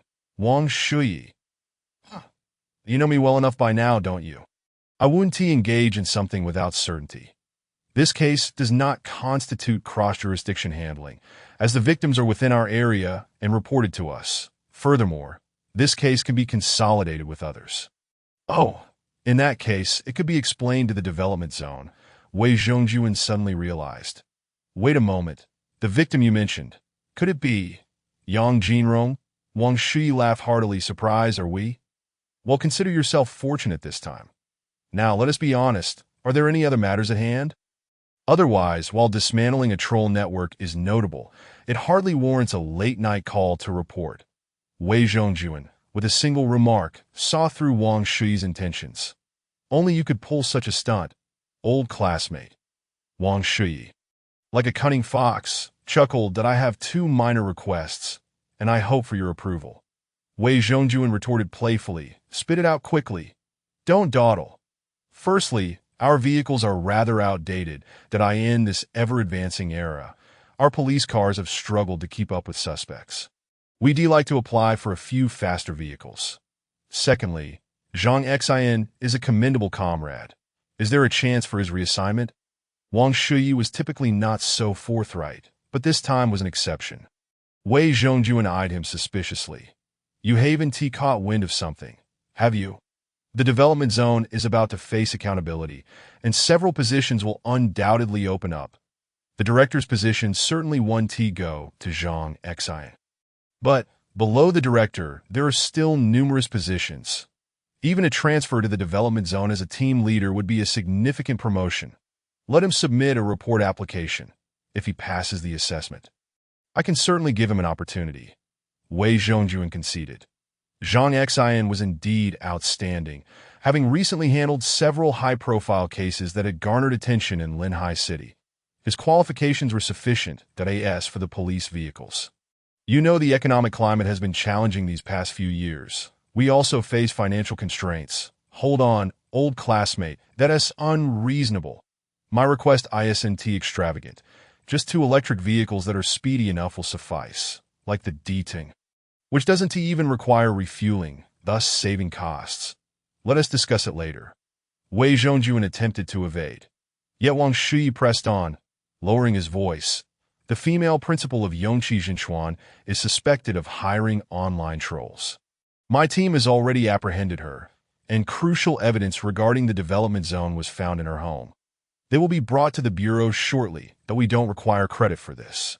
We fully agree to consolidate this case with the Bureau S.2 D-Ting cars, no questions asked. Wei Zhongjuan found himself at a loss, ultimately conceding.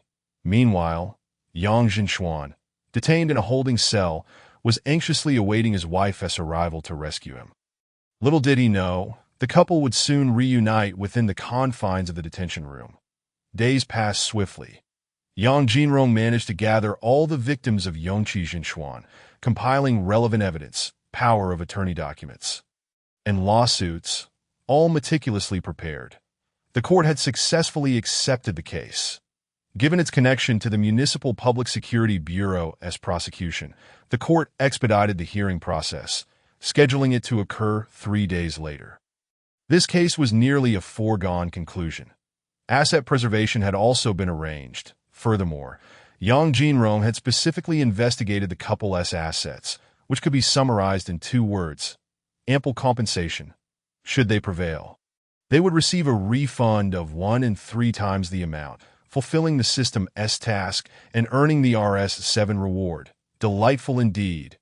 However, before the court session commenced, Yang Jinrong encountered a new predicament. However, upon receiving intelligence regarding the situation, he displayed no trace of worry. Instead, a hint of excitement flickered within him. After such a lengthy wait, he had finally taken the bait. Female celebrity strikes. Verdict on Yongqi Jinchuan. The outrageous response stirs up a frenzy. Yang Jinrong's spirit soared.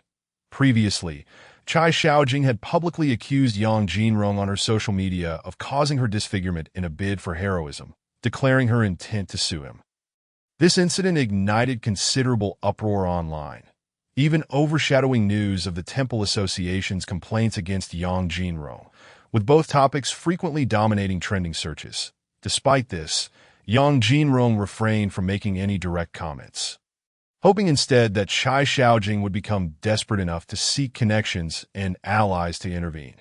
Yang Jinrong had previously conducted an investigation into Chai Xiaojing that it turned out that she was close friends with the notorious female fighter Zhang Yuqi, a social media influencer with millions of followers, who had initially instigated animosity towards Yang Jinrong. Given the bond between Chai Xiaojing and Zhang Yuqi, it was inevitable that the latter would devise a plan upon learning about Yang Jinrong's various troubles. Soon enough, Yang Jinrong received a phone call from a group claiming to be from the Jinghai First Help Group. They informed him, More accurately, they notified him that 5 days later, a live mediation program would be held in Jinghai. This event would feature several seasoned mediation experts, renowned psychological counselors, and a well-known host, all assembled to facilitate the mediation between the two parties. Yang Jinrong on one side and Chai Xiaojing on the other. Furthermore, the Jinghai First Help Group announced that the event would be live-streamed across multiple platforms, allowing viewers and fans to participate in real-time discussions that I do not seek monetary compensation. I will bear all medical and rehabilitation expenses, which amount to over $1 million. I only desire an apology. This was the first message relayed by Chai Xiaojing to the program team. The objective of this mediation was straightforward. The applicant, Chai Xiaojing, demanded that the respondent, Yang Jinrong, publicly apologized during the live mediation program in front of the entire nation. However, this spectacle served a greater purpose. Yang Jinrong was also required to publish a month-long apology letter on the front page of a nationwide bestseller, in addition to permanently pinning the apology on all his personal accounts across major internet platforms. To speak of the latter demand alone was to highlight an unprecedentedly outrageous request. Yang Jinrong's accounts on Douyin, Kuaishou, and Bilibili boasted over 30 million followers. A permanent pin of an apology letter on such accounts would equate to a self-imposed exile from his vast online following. Given the loyalty of Yang Jinrong's fans and the ongoing fervor surrounding him, the current valuation of his accounts exceeded 10 million, and when considering future growth, the valuation became even more astounding. That it is no exaggeration to assert that Yang Jinrong's multiple platform accounts had a conservative estimated worth starting at 60 million.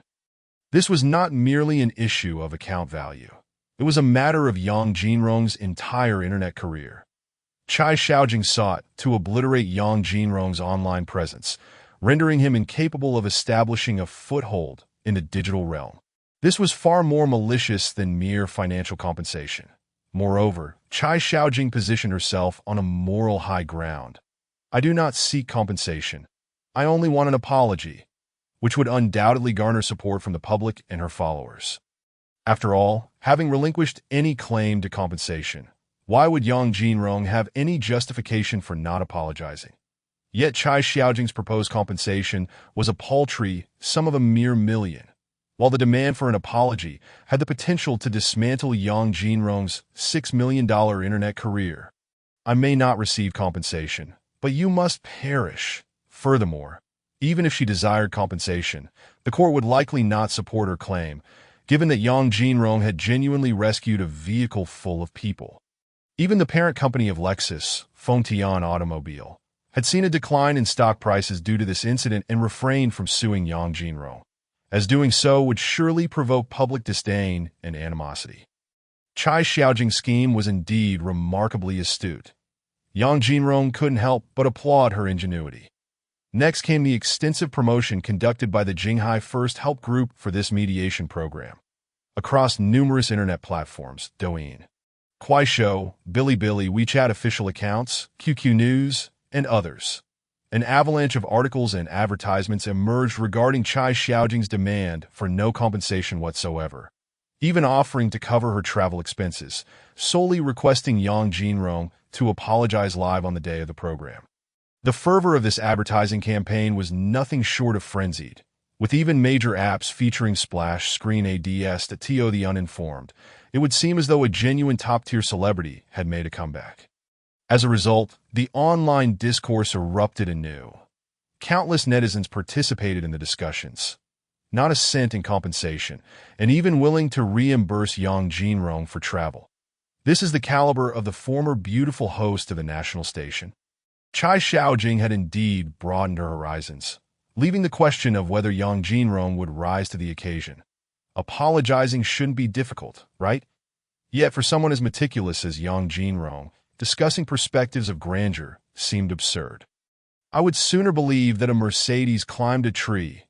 Chai Xiaojing's willingness to forego $1 million in pursuit of an apology was truly commendable. She stood apart from others who had previously sued Yang Jinrong, who all sought monetary gain. Chai Xiaojing, however, desired only a fair and just apology. I have reason to suspect that Yang Jinrong's desire to show off led to Chai Xiaojing's disfigurement, that a beautiful host has been scarred. And she seeks not a penny in compensation, only an apology. Yang Jinrong must apologize immediately. Such sentiments echoed as if a deity were granting clemency to a condemned prisoner. Chai Xiaojing was magnanimous. Unperturbed by losses, indifferent to wealth. She sought nothing more than a simple apology, and thus, Yang Jinrong was compelled to comply. Were it not for the organized and disciplined online backlash against Yang Jinrong, one might wonder if Chai Xiaojing's fans had orchestrated a campaign, or if someone had covertly financed an army of internet commentators, that a multitude of voices emerged, occupying the moral high ground, systematically condemning Yang Jinrong. Faced with this onslaught, Yang Jinrong's supporters grew anxious. "Streamer, please respond quickly." This mediation program was to take place in Jinghai, not Linhai. Was this not a ruckus? The streamer would need to fly to Jinghai, undergo mediation, and then apologize? I might as well just bow to her. It would save time. One couldn't shake the feeling that Yang Jinrong was being cornered into an apology that if he failed to comply, would he not be ruthlessly vilified online? I don't care. I will always support the streamer, for I am a fan. Regardless of how others might attack him, I shall unconditionally support him. After all, the streamer aided my sister-in-law. So today, even if the King of Heaven himself were to intervene, I would still stand behind the streamer. Internal whispers suggested that Chai Xiaojing sought not merely an apology, but demanded that Yang Jinrong publish an apology on the front page of a national bestseller for an entire month, as well as a permanent pin of the apology video. Those with a modicum of sense understood what this entailed. It was an ultimatum forcing Yang Jinrong to retreat from the internet. Surely this is too malicious. One wondered how Yang Jinrong would respond, that if he mishandled the situation, he might indeed be compelled to withdraw from the online sphere. The fans were in turmoil. Some were anxious and worried, while others strategized. Some had already begun to waver. It seemed a fresh wave of scrutiny was about to descend upon them that in this moment. Loyal fans rallied across various platforms to defend Yang Jinrong, advocating for him against the barrage of accusations and queries. Yet amidst the cacophony of dissent and scrutiny, Yang Jinrong remained silent. 3 days slipped by in the blink of an eye, and finally, the trial of Yongqi Jinchuan commenced. The plaintiffs numbered over 100, overwhelming the courtroom. Among them were the disabled girl Kai Xiaokai, Tai Lin, Hu Jingjing, and many others who had been defrauded by the Yongqi Jinchuan chain, along with Yang Bin's parents, who had been invited by Yang Jinrong after consulting with them. Despite Yang Bin's tragic fate, he had been an innocent victim prior to his extreme actions, still entitled to pursue legal action against Yongqi Jinchuan. The demand for a refund and triple compensation, along with a public apology, was not merely a formality. For Yang Bin's parents, such restitution was secondary. They had only one son, and no amount of money could replace him. However, they wished to do something in his memory, to demonstrate that their son's drastic actions stemmed from provocation, fulfilling the final wish of the grieving couple. The plaintiffs assembled like an army, their fervor palpable and their expressions filled with indignation. This formidable presence nearly terrified the defendants, Liang Yongqi and Yang Jinchuan. They feared that a single ill-chosen word might incite the plaintiffs to rush forward and unleash their wrath upon them. "Your Honor, we request police protection." Yang Jinchuan truly felt fear and immediately sought assistance from the judge. Defendant Yang Jinchuan, this is a courtroom. What do you mean by requesting police protection? The judge rebuked him sharply, dismissing the request. Although Yang Jinchuan understood that no one dared to disrespect the court or obstruct justice, he remained apprehensive. What do unscrupulous merchants fear the most? They fear the destitute. They fear the relentless. They fear individuals like Yang Bin, who have nothing left to lose. Yang Jinchuan's current fear is largely attributed to the harrowing sight of Gu Rong being brutally stabbed to death right before his eyes, a scene that would surely have ended the same way for him. The courtroom is packed with numerous attendees, including not only the plaintiffs but also a considerable number of personnel from the Public Security Bureau. This time, Yang Jinrong did not request a live broadcast. Has the defense attorney arrived? The presiding judge inquired. Yes. Outside the courtroom, a man intentionally arrived just a minute before the proceedings commenced.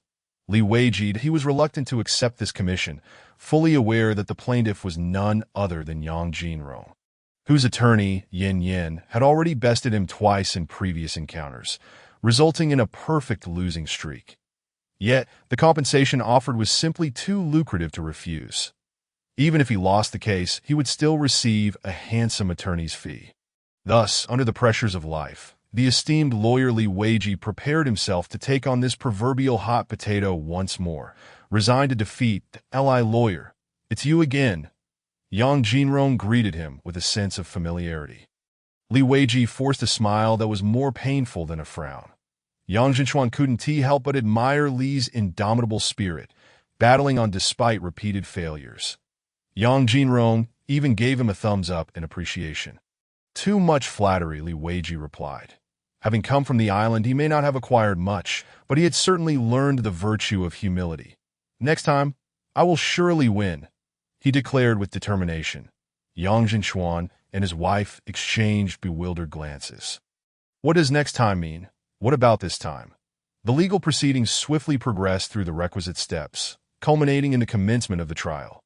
Once again, both sides' attorneys presented their statements. This time, the list of Yang Jinchuan and Liang Yongqi's illegal activities was so extensive that it filled an entire stack of A4 papers, nearly exhausting the judge and several jurors. After intense rebuttals, the trial reached a fever pitch.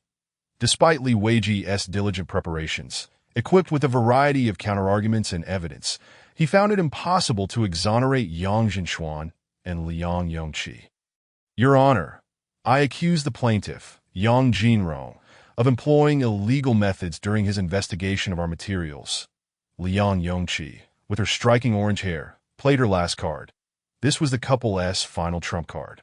While it could not save them, it might drag Yang Jinrong down with them, sending him to prison alongside them.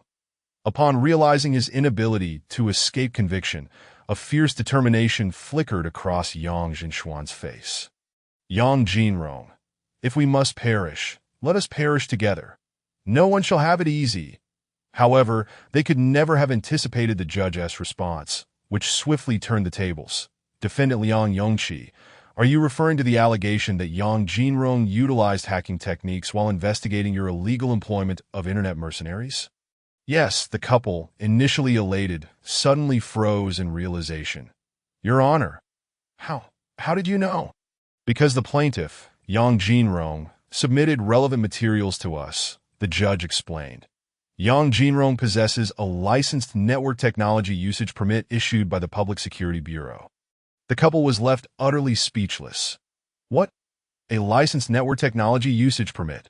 What on earth is that? They had never even heard of such a thing. To simplify, it permits our client to employ hacking techniques under specific circumstances to trace criminal offenders online. Yin Yin interjected. Understanding dawned upon everyone.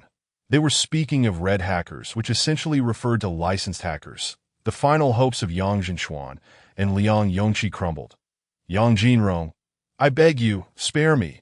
I'll compensate you. I've earned over 10 million in these years. Take it all. Just let me go. Yang Jinchuan, in a moment of desperation, began to plead. Yet, once in court, how could there be any chance for a private settlement? Moreover, Yang Jinrong would never consider such an option. Ultimately, the presiding judge rendered the final verdict, restitution of 1 to 3 for all victims. They were to bear all the legal and litigation fees for the plaintiffs. Both Yongqi and Jinchuan, along with the managers and legal representatives, were sentenced to 2 years in prison and fined for disseminating false advertisements, claiming 1-minute skin cell activation for permanent hair growth with no side effects using genuine human hair. Yang Jinchuan, for willfully damaging another's property, faced 5 years of imprisonment and an $8,000 fine for significant monetary damage amounting to $50,000 to the victim, Yang Jinrong. Liang Yongqi was sentenced to 2 years for employing internet mercenaries. Others, including Lin Tingna, Zhuo Jinjin, and Su Wire, received varying degrees of sentences and fines that Yu Xiaoshui was convicted of indecent assault and sentenced to 3 years. Furthermore, the stores owned by Yongqi and Jinchuan faced penalties for operating medical machinery without proper qualifications and using substandard products, with decisions made by the Municipal Industrial and Public Security Bureau. But that was not all. Zhang Hui, having obtained further incriminating evidence from 3 tattooed youths brought in, revealed that the couple was also implicated in bribery and organized crime. Just this latter charge alone was sufficient for a minimum of 7 years imprisonment. Bribery alone warranted 5 years. With this cascade of charges, Yang Jinchuan and Liang Yongqi would find themselves serving their remaining years in a prison cell. Simultaneously, a multitude of corrupt officials led by Yang Shu also faced their reckoning, each receiving varying sentences.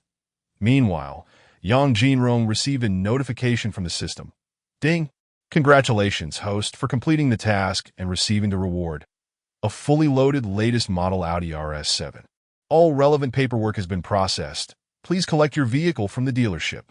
Excellent. Indeed.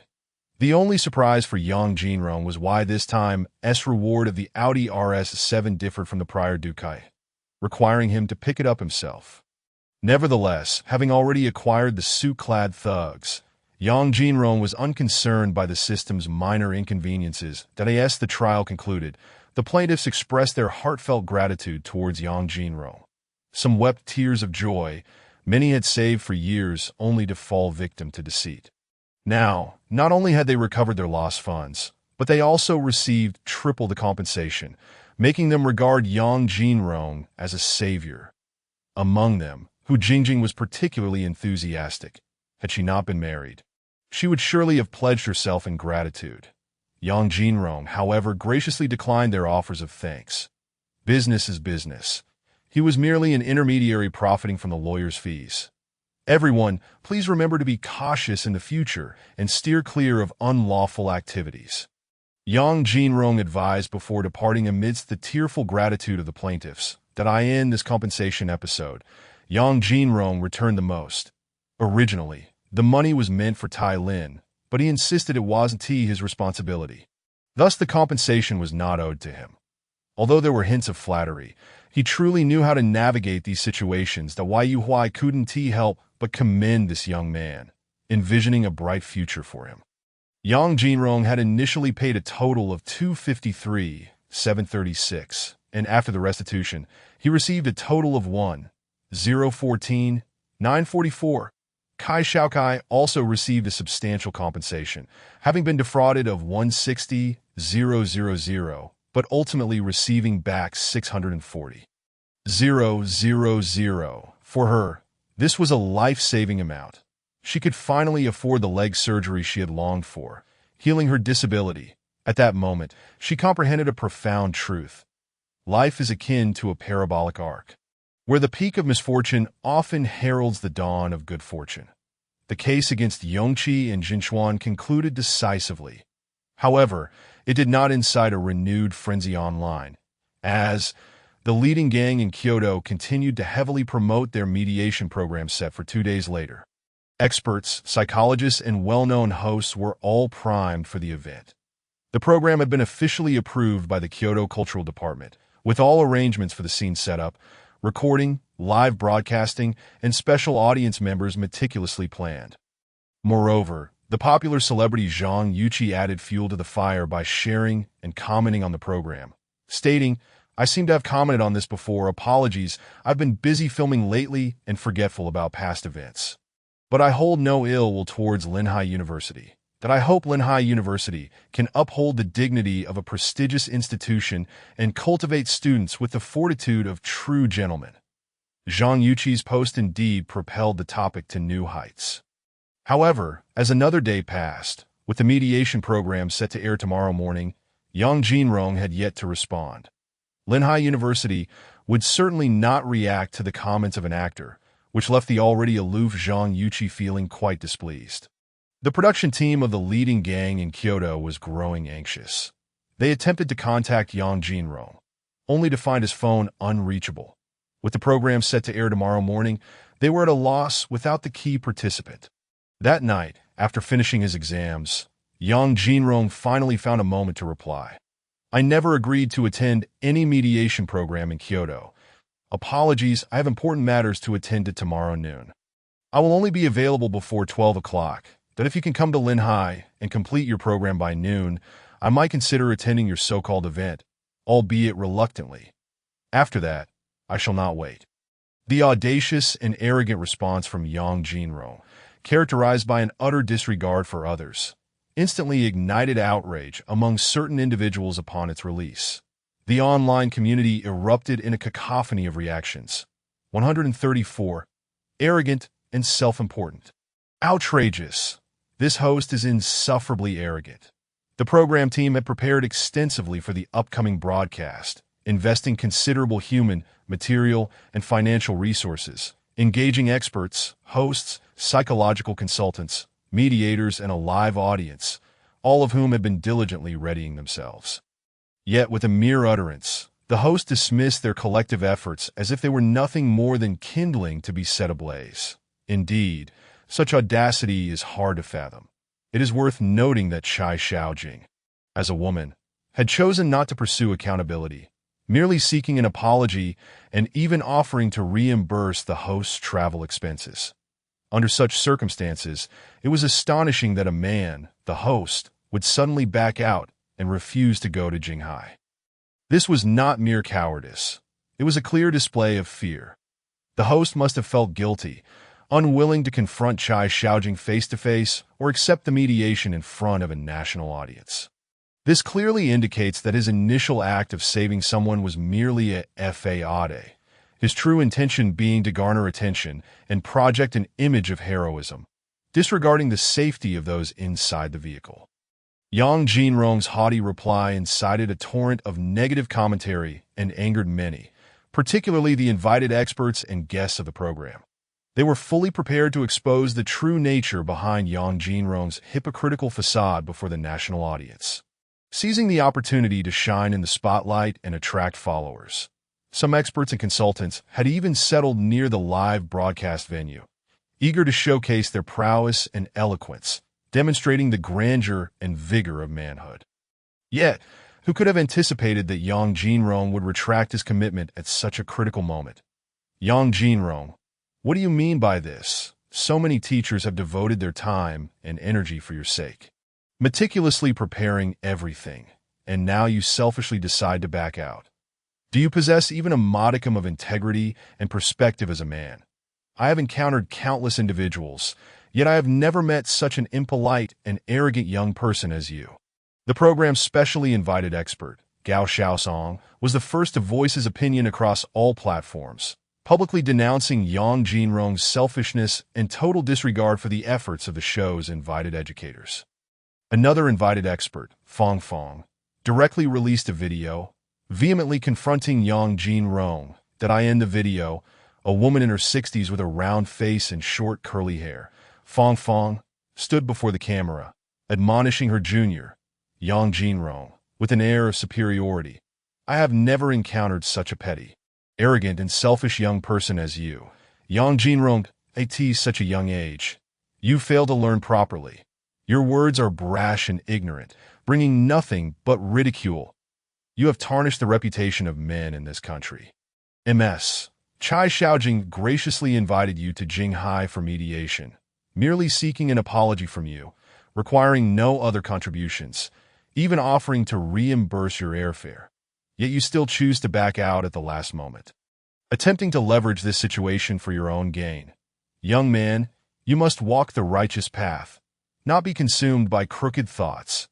Fong Fong holds numerous titles and possesses a certain level of renown both within and outside her field.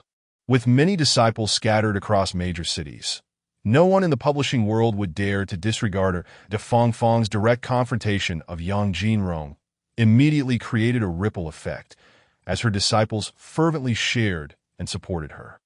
In an instant, Yang Jinrong seemed to transform into the public enemy of the entire literary community, especially within the publishing sector, where the outcry against him reached a fever pitch. Esteemed authors rallied in solidarity with Fong Fong. denouncing Yang Jinrong for his lack of respect toward the labor and contributions of his predecessors. Labels of ignorance, arrogance, and selfishness were firmly affixed to Yang Jinrong's reputation. Fortunately, he was not entrenched in the literary world. Otherwise, he might have faced such severe backlash that he would have been driven out, with publishers hesitating to publish his works. As for why a mediation program would invite a published author, Yang Jinrong could only speculate. Perhaps it was due to a lack of alternatives, or simply because Fong Fong relished the opportunity to appear on various programs. Amidst the flurry of reposts and condemnations from Fong Fong's followers, the incident reached new heights of notoriety, capturing unprecedented attention across major online platforms. Never before had a mediation program garnered such widespread interest. The fervor left the program team astounded, filled with equal parts shock and delight. Yang Jinrong's actions inadvertently opened a new avenue for viewership, generating an extraordinary surge in traffic for the program. The online discourse was ablaze. What was he truly afraid of? Was he unwilling to confront his own conscience? Yang Jinrong's behavior was utterly outrageous. I now seriously doubt whether he initially acted merely to appear impressive. His emotional intelligence seems alarmingly low. One might even speculate that he would struggle to navigate the world beyond academia. Such arrogant and unruly youth will inevitably be schooled by society. I once had a classmate who mirrored Yang Jinrong's hubris. Today, his grave is overgrown with grass. The chorus of condemnation echoed incessantly, with insults joining the fray. Yang Jinrong's account was on the verge of being overwhelmed by this wave of public opinion. Nevertheless, he remained unyielding, offering no further responses and refusing to retract his statement, embodying a stance of obstinate defiance. Yet, there were alternative voices emerging. Could it be possible that Yang Jinrong was intentionally creating hype for the program? Surely not. Would someone like Yang Jinrong collaborate with the program team? In comparison, I would rather believe he would engage in a physical altercation than entertain the notion of such cooperation. Rumors circulated that he was quite the fighter. I wonder if he could withstand a left front kick, a right whip kick followed by a series of 5 consecutive whip kicks. While I am no expert, I feel compelled to clarify that if Yang Jinrong continues in this arrogant manner, I cannot predict the outcome. After all, I have consistently stated that I am no expert. At this moment, the program team, both astonished and elated, decided to reach out to Yang Jinrong after failing to receive any follow-up from him. After considerable effort, they finally established contact. Hello, Mr. Yang Jinrong. I am Huang Shanshan, the coordinator for the Jinghai First Helping Group program. Regarding your previous remarks on the internet, we sincerely wish to inquire whether you truly have no desire to participate in tomorrow's mediation segment. The woman's voice was soft and gentle, disarming any potential irritation and fostering a sense of relaxation. Yet, Yang Jinrong was not the type to be easily swayed by such charm. The more soothing the voice, the more alert he became, suspecting a trap. This phone call was likely recorded, and his response would probably be broadcast online, further intensifying the conflict and escalating the heat of public discourse. However, Yang Jinrong was not one to be easily fooled. He chuckled, maintaining his characteristic arrogance, that I don't have time to go to Jinghai, that if your team is sincere, come to Linhai City to find me. However, I am only available before noon tomorrow. Arrange the time, and I can participate in your program and agree to your mediation. But let me be clear. If the program cannot conclude before noon tomorrow, I will have to take my leave. This statement mirrored his previous remarks. Even if the program team were to release the recording immediately, they could only continue to critique Yang Jinrong's arrogance without inciting deeper conflict than on the other end of the line. Huang Shanshan fell silent momentarily before resuming with her sweet, gentle tone. However, we have already arranged everything, including stage setup and staff coordination, that we can certainly start over, but our invited teachers and experts are aging, some in poor health, and require ample rest. At IT is a great honor that they can participate in our mediation program. We cannot possibly ask them to fly to Linhai City overnight for tomorrow's show. Wait a moment. Yang Jinrong interrupted her. This is your issue. What does it have to do with me? She clearly had not anticipated Yang Jinrong's assertiveness. But what? Yang Jinrong cut her off again from beginning to end.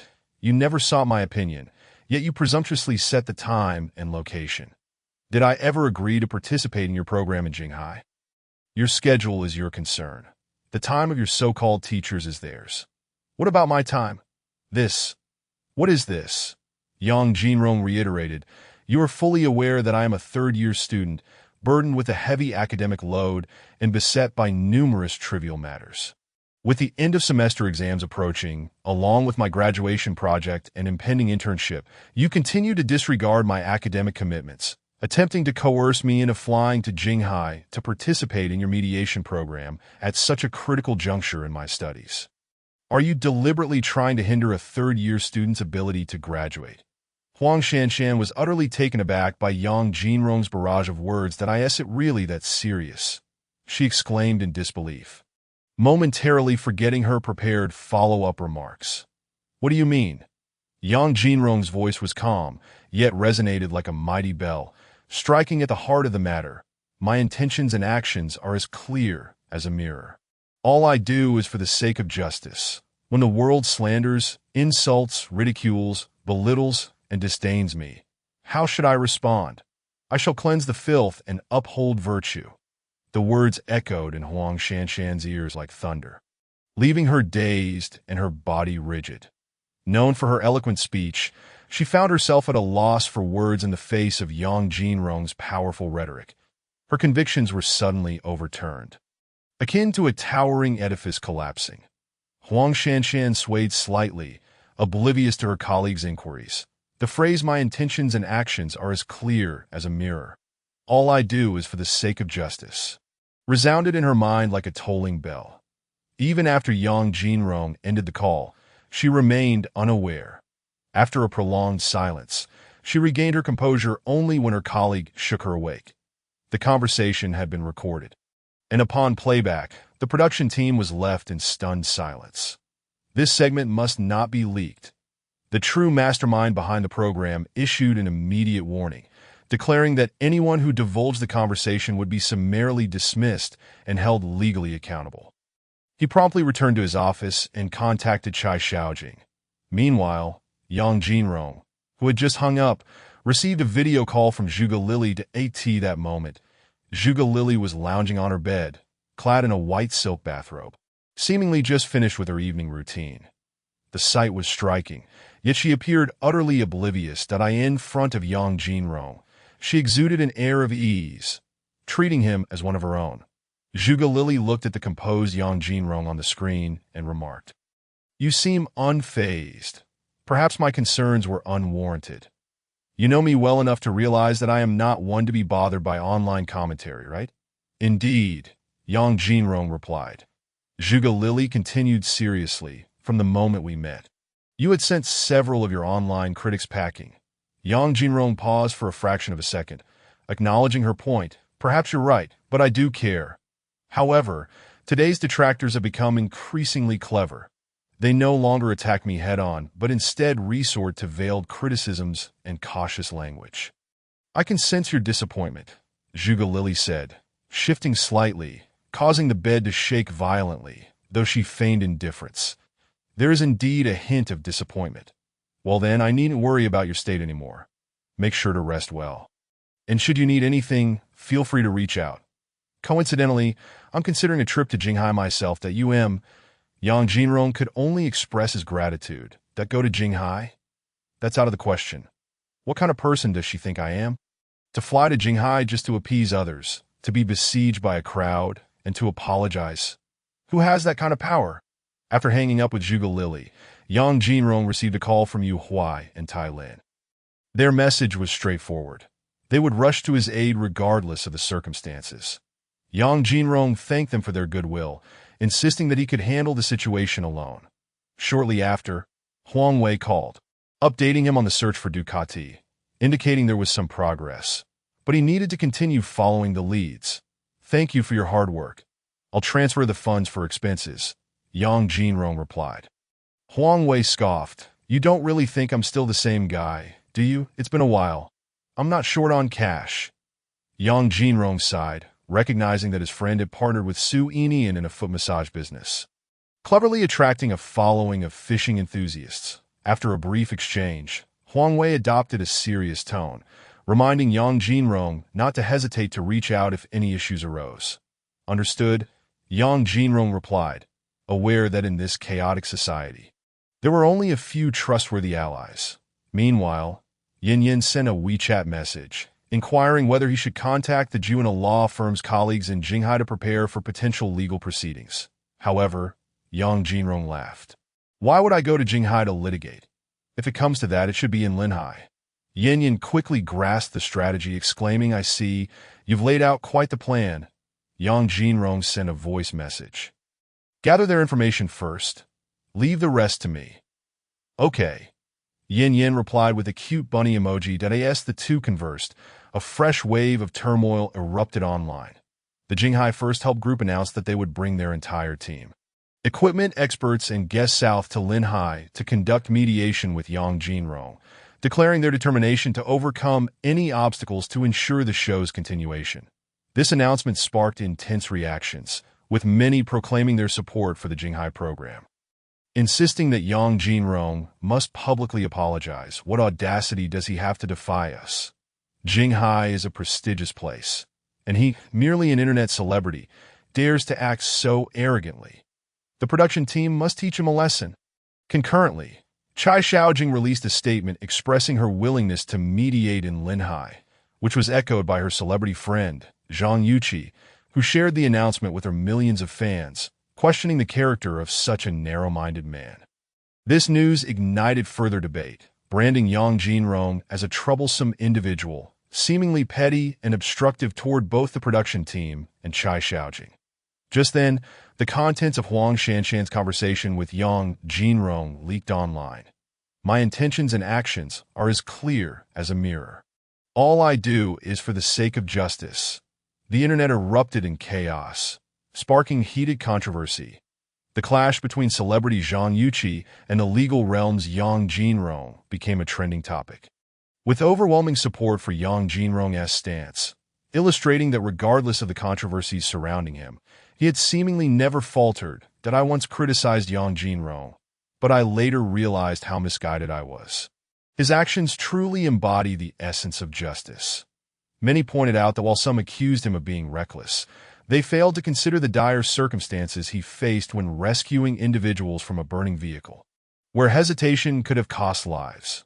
Ultimately, despite the numerous detractors, Yang Jinrong's steadfastness shone through, earning him the trust of his supporters, who launched a counteroffensive. However, the backlash intensified as the celebrity Zhang Yuqi's involvement escalated the situation, drawing in her fanbase to target Yang Jinrong en masse, overwhelming him despite his considerable following. What notable works has Yang Jinrong even produced? What films has he starred in? What songs has he released? What notable works has he contributed to in film and television? As an internet celebrity, what creations does he possess? It would be more pertinent to inquire about his contributions to the nation.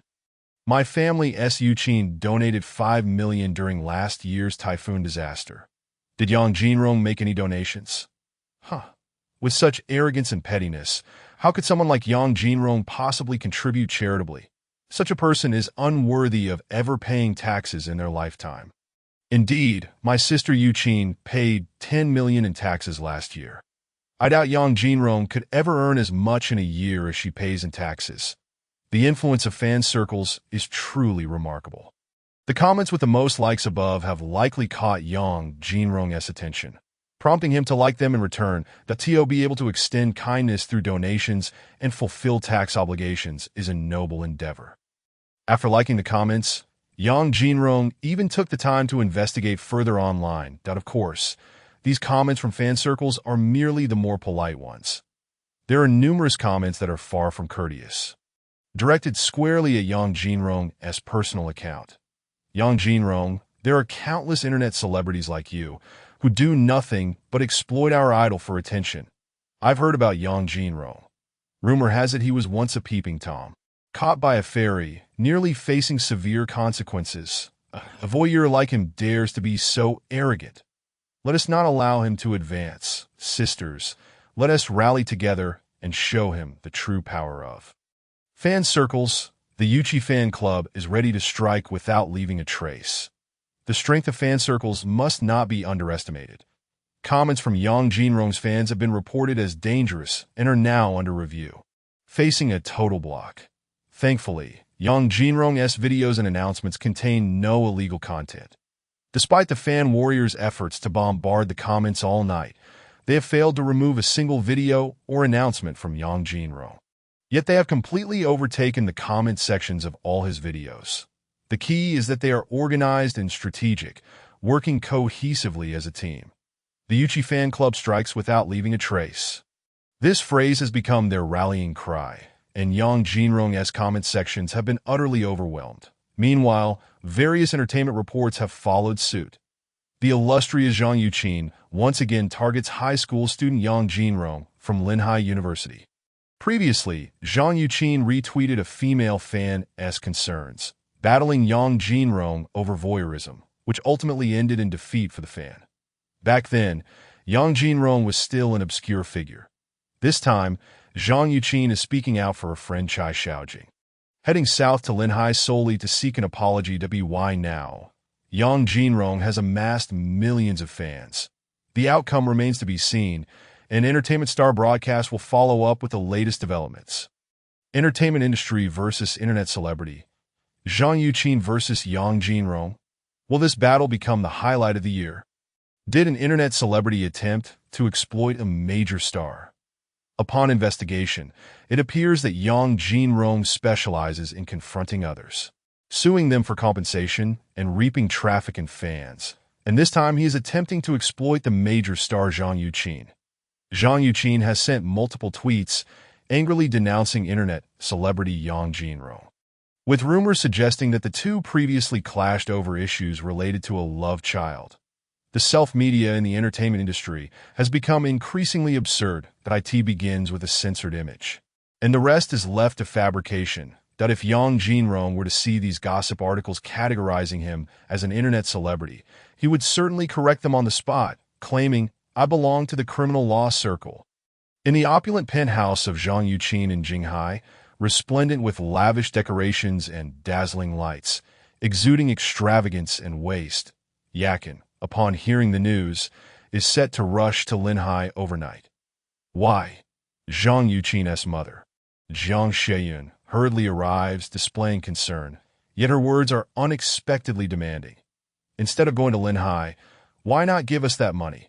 Your father and I are saving up. Your brother is waiting for funds to immigrate to Texas. As the elder sister, you should refrain from such extravagance. Immigration. All you ever think about is immigrating. That if Zhang Xiaocheng were that capable, why doesn't he earn his own money to immigrate? Why does he always rely on me like a leech? Zhang Yuqin initially believed her mother was concerned about her safety in Linhai, but it turned out to be a familiar plea for money. Zhang Yuqin, how can you speak like that? That is your own brother. What is wrong with spending a little of your earnings on him? Zhang Yuqin's father, Zhang Huawei, raised his hand in anger, nearly striking down. Have I not given you enough over the years? Zhang Yuqin took a deep breath, confronting her father's impending slap, and retorted, "Besides the money I've given you, I had planned to cover procurement costs and personal investments, all of which I have handed over. Are you still not satisfied? We gave you life and raised you. It is your duty to support us." Jiang Sheyun continued to berate her daughter. However, today's Zhang Yuqin was like a powder keg. After scolding them, she pushed them out and locked the door securely.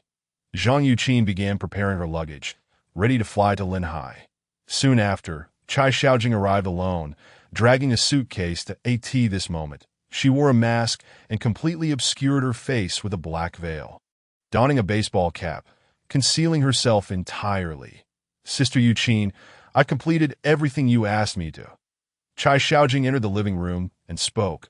"The Women's Rights Care Center has instructed us to set an example, ensuring that we defeat Yang Jinrong in tomorrow's program. They will arrange follow-ups to ensure Yang Jinrong's downfall and even criminal charges leading to imprisonment. Just as I imagined. Welcome to the team." Zhang Yuqin smiled and said, with a student like Yang Jinrong, he is too inexperienced. He will be easy to handle that if it were someone like Tu Lei, it would be a different story. Chai Xiaojing was eager. Then let us fly to Linhai right away. It was already nighttime, and the flight from Jinghai to Linhai would take about 2 hours. They chose not to take the same flight as the Jinghai First Helping Group due to their mission, which made public travel inconvenient. All right. Zhang Yuqin was about to prepare to depart when 2 men barged in. Sister, your house is quite luxurious. Zhang Xiaoqing walked in with ease, sporting bleached hair and slightly curled short locks. Speaking in a casual tone, since you're going to Linhai, it's empty anyway. Why not let me and Yamamoto Shin go ahead and stay here? Yamamoto Shin? Zhang Yuqin glanced at the man beside her brother, who had a cold, dark demeanor and deep-set eyes, giving off an unsettling vibe. Miss Zhang Yuqin, it's been a while. Yamamoto Shin greeted, his voice laced with a Japanese accent, his gaze lingering on Zhang Yuqin's alluring figure before shifting to the heavily masked Chai Xiaojing. He extended his hand. Miss, are you cosplaying as a martial arts goddess? Zhang Yuqin swatted Yamamoto Shin's hand away, her face filled with disgust. Yamamoto Shin, how dare you mess with my brother? Sister, you know my boyfriend. Zhang Xiaoqing was surprised that his sister recognized him. Then it's even better, sister. You wouldn't want to see us sleeping on the streets, right? Hurry up and give us the keys to the penthouse. We can't wait to move in. Stop trying to discuss me here. Zhang Yuqin pointed at her brother's nose, scolding, get out of here. This place is rented by me. Don't think I don't know your intentions. You plan to get the keys, sell or rent my place, and use the money to gamble. Zhang Yuqin, what do you mean? You're slandering me. The siblings immediately erupted into a fierce argument that in the end, Zhang Xiaoqing and Yamamoto Shin were forced out, while Zhang Yuqin, fuming with hands on her hips, felt her chest heaving with indignation. Here I am, a powerful woman in the entertainment industry with millions of fans. Yet I'm stuck with such parents and a brother. It's utterly disgusting. Sister Yuqin, calm down. Chai Xiaojing soothed. No need to be angry. Let us go. The two then set off together, heading to the airport for a late-night flight to Linhai City. Meanwhile, Zhang Yuqin's parents, Zhang Shiyun and Zhang Huawei, were also on a flight to Linhai, and even her brother, Zhang Xiaoqing, trailed closely behind, boarding the next flight to Linhai.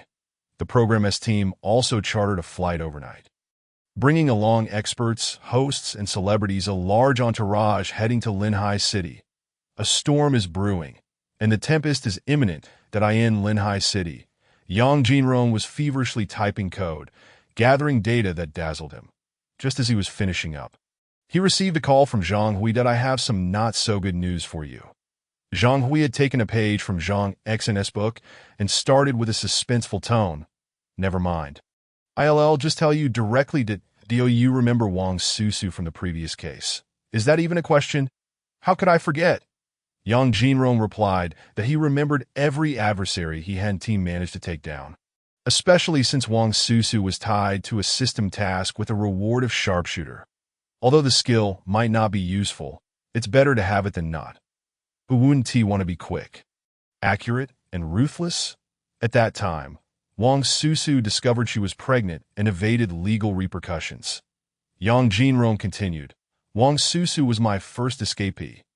Indeed, however, I have received news that when we applied for her regular prenatal checkup, an unexpected finding emerged. Zhang Hui paused, his tone inscrutable, leaving one to wonder whether it was one of joy or sorrow. Wang Susu might be experiencing an ectopic pregnancy. You may not be familiar with this term. Simply put, the fetus is situated outside the womb and cannot be retained. Could it be? What a coincidence! Yang Jinrong exclaimed in astonishment. The examination was conducted just 2 days prior, and it is currently only a potential ectopic pregnancy, possessing a certain probability. Due to the short duration of the pregnancy, we must wait until tomorrow for a re-examination to confirm. This truly seems to be a sign from heaven. Yet, everything hinges on the results of tomorrow's re-examination. It is merely a possibility of an ectopic pregnancy, not a confirmed diagnosis, Zhang Hui said earnestly. Furthermore, There is another matter requiring your assistance. Yang Jinrong sensed that Zhang Hui's approach was unlikely to bear good tidings. Could I refuse? It would be quite difficult to decline. Zhang Hui chuckled, stating, as a citizen of Linhai City, a local hero, and someone directly involved in this case, you have no grounds to refuse this cooperative mission. Moral coercion? This was Yang Jinrong's immediate reaction. How could it be termed moral coercion? Zhang Hui was taken aback, then quickly regained his composure. You rascal. Rest assured, the benefits will be substantial. I can share a hint of the details with you. Subsequently, while withholding most of the Public Security Bureau's plans, Zhang Hui detailed Yang Jinrong's personal mission. After the 12 tattooed youths on motorcycles, whom Yang Jinrong had previously dealt with, underwent a rigorous interrogation. They divulged numerous leads. One of these leads pertains to an underground gambling den concealed within Linhai City. The Public Security Bureau has resolved to undertake a major sweep operation, but the director is concerned that internal corruption may result in merely capturing small fry, preventing the apprehension of larger targets. Therefore, it has been decided to choose a few individuals to masquerade as gamblers. The plan is to incite a disturbance within the gambling den to ensnare the bigger fish. The first candidate is none other than Yang Jinrong. Firstly, his remarkable physical prowess significantly reduces the risk factor. Secondly, as he is not affiliated with the Public Security Bureau, he is less likely to raise suspicion. And thirdly, Zhang Hui did not elaborate. Yang Jinrong could surmise the implications that as for the benefits bestowed upon Yang Jinrong, the Public Security Bureau would award him a medal valued at 500 yuan. The Linhai City government would confer upon him the title of Outstanding Citizen. Should he win at the gambling den, the winnings would belong entirely to him. Conversely, if he were to lose within a certain limit, the Public Security Bureau would reimburse the losses in full as a service fee. Regarding the legality of any potential winnings, it is quite simple. The money would first be submitted to the Public Security Bureau and then rewarded to Yang Jinrong as a bounty, albeit with taxes deducted. Yang Jinrong retorted, "Is that all?" Zhang Hui was taken aback, questioning if that was insufficient. "This is deemed a reward." Yang Jinrong was speechless, expressing concern that by engaging in gambling, what price would he pay? What if I become unable to quit in the future? The cost would be significant. Yang Jinrong never believed that a gambler could overcome their addiction, that he recalled a former acquaintance who had secured a construction project, earning over 300,000, only to lose everything in a single night at the casino, leaving him in debt of over 30,000. The workers, aware their wages had vanished, pursued him relentlessly for payment.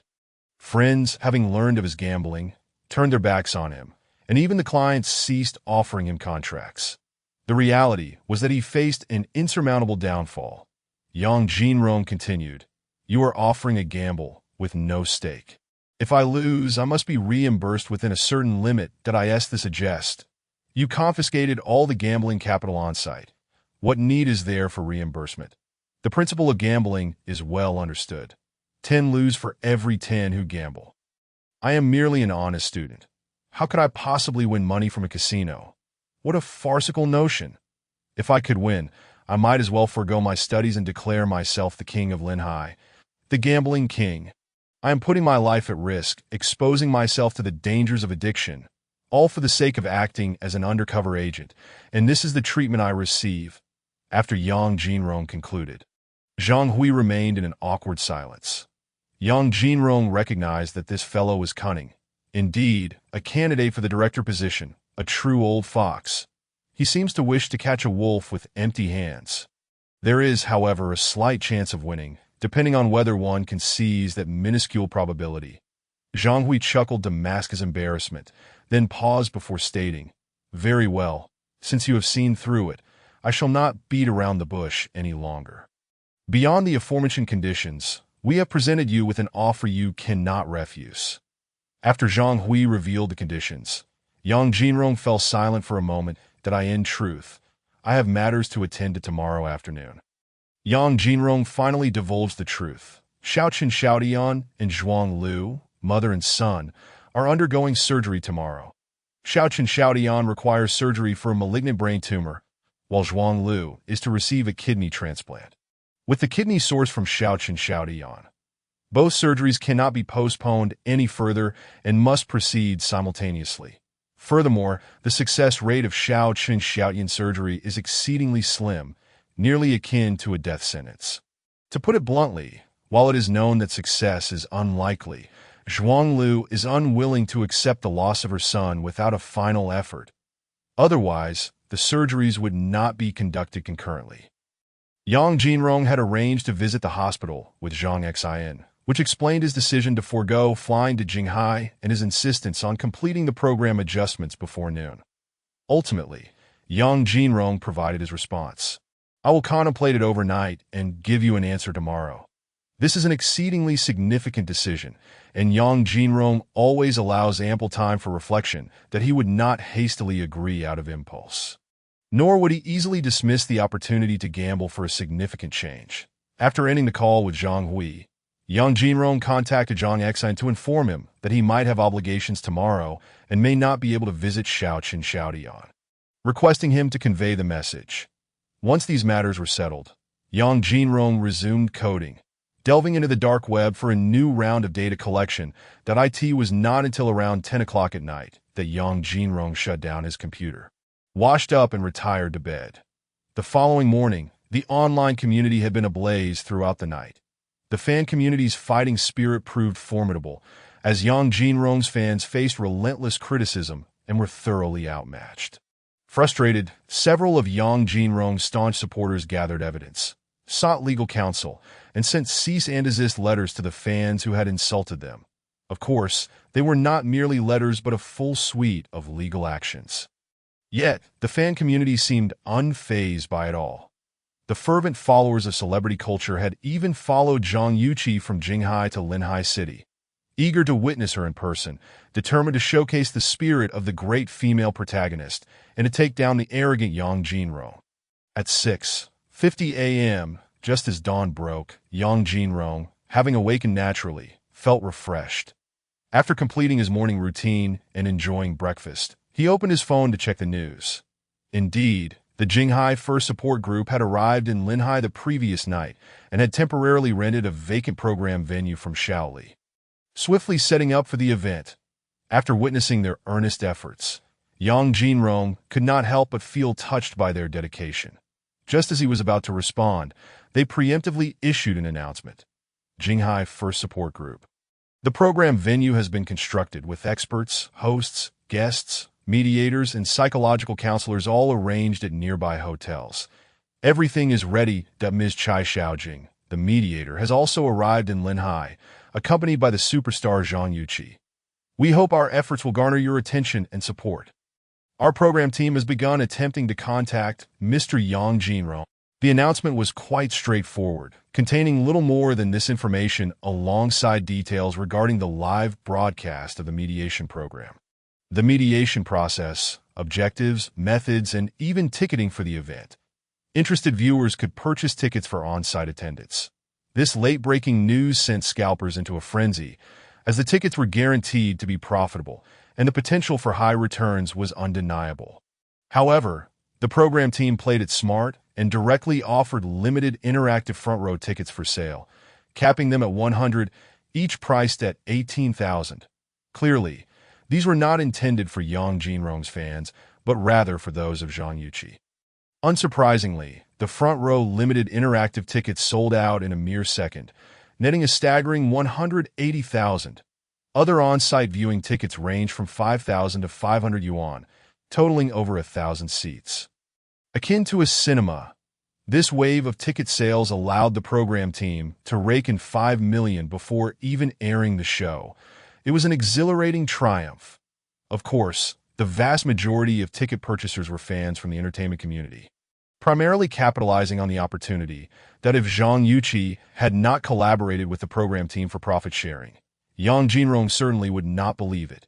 However, given that they profited so handsomely from his reputation without offering him a share, it seemed rather unjust.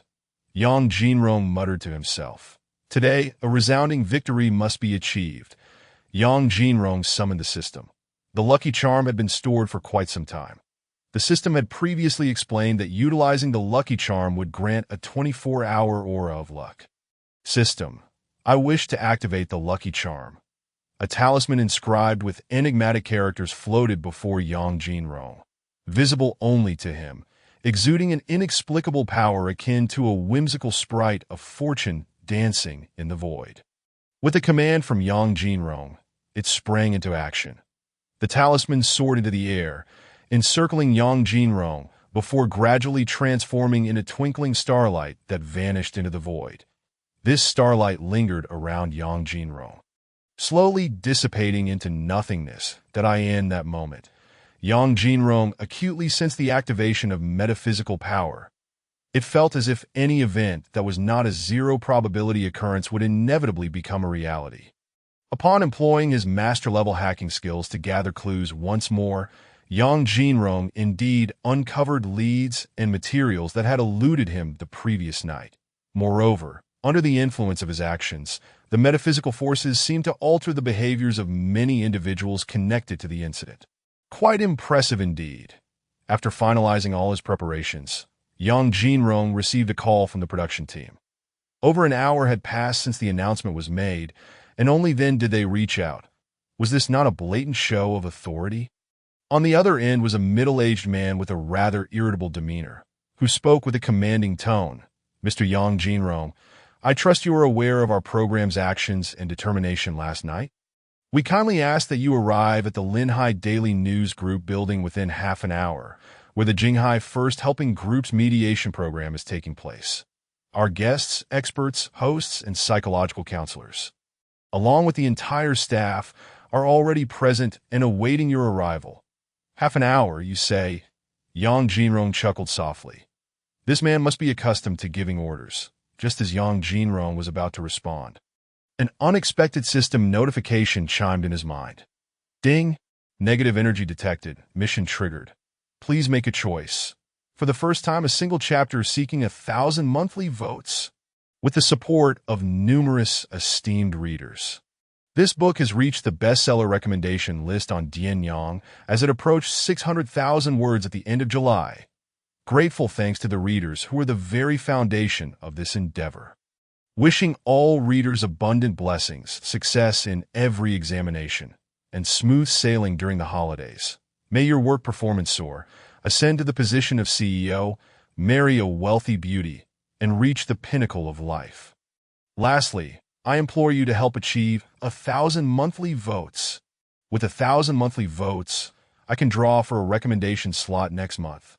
I only learned about this yesterday, wailing. I beseech you for 1,000 monthly votes.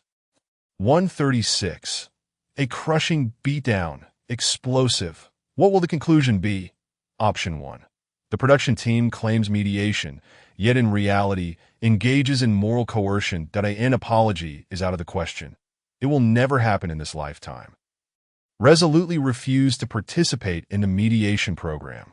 Reward: a platinum VIP card for the Han Foot Spa. If you do not attend the program, indulge in a pampering session instead. Rewarding oneself is also a form of positive energy. Option 2.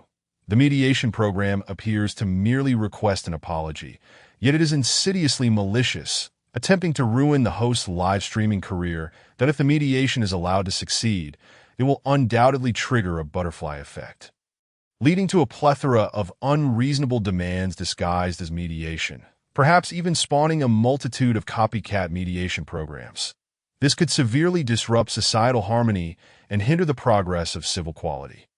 It is time to strike back decisively, ensuring that such programs, which bring nothing but negative impact to society, are thoroughly disgraced and become the target of public disdain.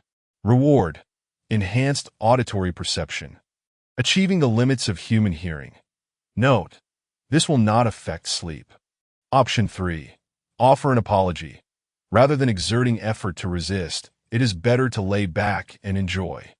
Reward: enhanced middle finger strength, surpassing human capabilities. Note: after enhancement, the middle finger can vibrate at high frequency, able to whip an egg into a creamy texture in mere seconds. Yang Jinrong, what does option 3 mean? Is this truly a choice and reward befitting a positive energy system? Such rewards, any man would reject, right? Perhaps a woman might consider it.as for option 1. Outright evasion is not Yang Jinrong's style. Evading is simply not an option in his life that he champions a philosophy of conquering all.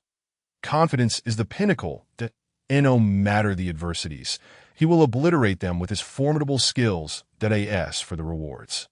Yang Jinrong does not harbor a penchant for pampering his feet, be it white silk, black silk, or any colorful variety. He feels no affection for them. Regarding option 2, it is easily comprehensible in simple terms. It is akin to witnessing an elderly person fall and choosing to help them up, even when surveillance footage confirms that the passerby bears no responsibility. Yet, such mediation programs insist on fabricating reasons, leveraging sympathy to impose a burden of responsibility that should not exist, disregarding the potential inconveniences it may bring to the Good Samaritan. This is far more insidious than simply stating, if you didn't push them. Why help? Because with clear evidence, one is still coerced into accepting responsibility. Such behavior can only lead to societal regression, rendering humanity colder and pushing kind-hearted individuals toward apathy and indifference. The reward may seem trivial, yet it can be cleverly utilized. System, I choose option 2. Yang Jinrong decisively made his choice. After successfully selecting, he did not rush to the production team, as he received a call from the Yongda Audi 4S dealership in Linhai. Dear Audi customer, we are delighted to inform you that the Audi 2022 RS7 4.0T Sportback you recently reserved has arrived at our dealership, that we offer door-to-door delivery service. Would you like us to deliver the car to your location? The sweet voice of the Audi sales representative resonated. Was this yet another manifestation of metaphysics? Previously, they had stated there were no available vehicles and that the usual procedure required a wait of about a month for transport from overseas. Yet here it was available so swiftly, without hesitation. Yang Jinrong opted for home delivery. Subsequently, the representative explained his query that by sheer coincidence, headquarters had dispatched a production vehicle RS7 to participate in a luxury car exhibition, which had been inexplicably postponed, thus allowing it to be redirected to Linhai for the esteemed owner to collect ahead of schedule. Truly, a stroke of luck, Yang Jinrong mused. You will need to purchase insurance. May I assist you in scheduling an insurance company visit?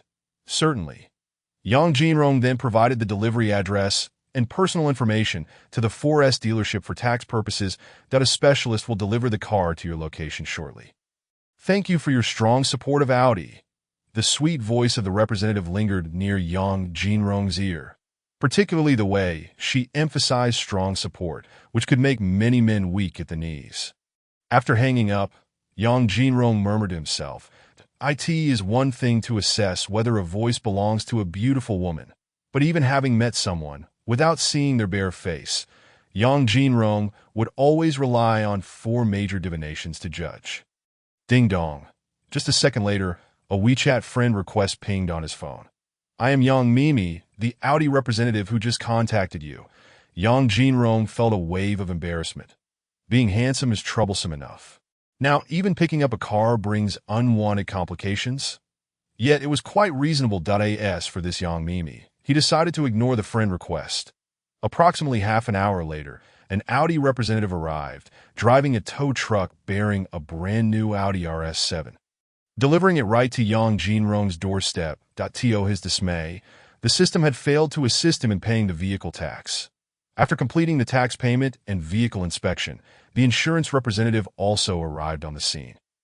Yang Jinrong? Lu Xiaoyong immediately recognized that Yang Jinrong was not an ordinary person. I recognized you as someone extraordinary. Yang Jinrong also recognized the insurance representative. Aren't you the one from the personal accident insurance department? How come you're now also selling car insurance? This is truly absurd. I just resigned from there to sell car insurance. Lu Xiaoyong scratched his head. To encounter you here is truly an honor. After leaving Yongqi Jinshuan that day, he had specifically checked Yang Jinrong's recent risk situation. Goodness, multiple attacks recorded. The car insurance claims were particularly outrageous. Records showed Yang Jinrong previously owned a brand-new Ducati worth $500,000, yet it had suffered multiple damages, leaving the insurance company in a state of disarray. You wouldn't shy away from signing the policy, would you? Yang Jinrong saw through Liu Xiaoyong's inner trepidation that of course not. Liu Xiaoyong quickly waved his hands. Fearing Yang Jinrong would misunderstand that if he were to be sued, it would be a disaster, he hurriedly added, car insurance is different from personal insurance. Car insurance can be sold. The subsequent procedures were considerably simpler. With insurance settled and possessing an exceptional driving skill set, Yang Jinrong had recently passed his driving test that he was now ready to drive. Meanwhile, at the program venue, all directors, assistant directors, guides, staff, hosts, experts, guests, and psychological counselors were fully prepared. Regardless of gender, everyone was adorned with exquisite makeup. The venue resembled a semicircular football field, with a semi-enclosed audience seating arrangement, rows of seats tapering from close to far, naturally varying in price. The audience members who had purchased tickets began entering the venue under the arrangement of the staff. Although the central stage had been hastily prepared, it still shone brilliantly, with dazzling lights and a red carpet laid out, surrounded by sparkling crystal chandeliers. Almost simultaneously, the live broadcast across all platforms commenced. As soon as the stream began, a flood of viewers surged into the live room. Shortly after the program commenced, the viewer count across major platforms skyrocketed, surpassing 1 million in a remarkably brief period, and continued to soar. This is destined to be an unprecedentedly captivating live broadcast. Fans from the entertainment circle flooded into the streaming room in droves, fervently bombarding the screen with messages and setting the tone. Yang Jinrong's supporters, who initially boasted considerable fighting spirit, found their voice in the barrage utterly eclipsed as more fans from the circle poured in. Suddenly, prominent celebrities began to speak out. Who could have anticipated that?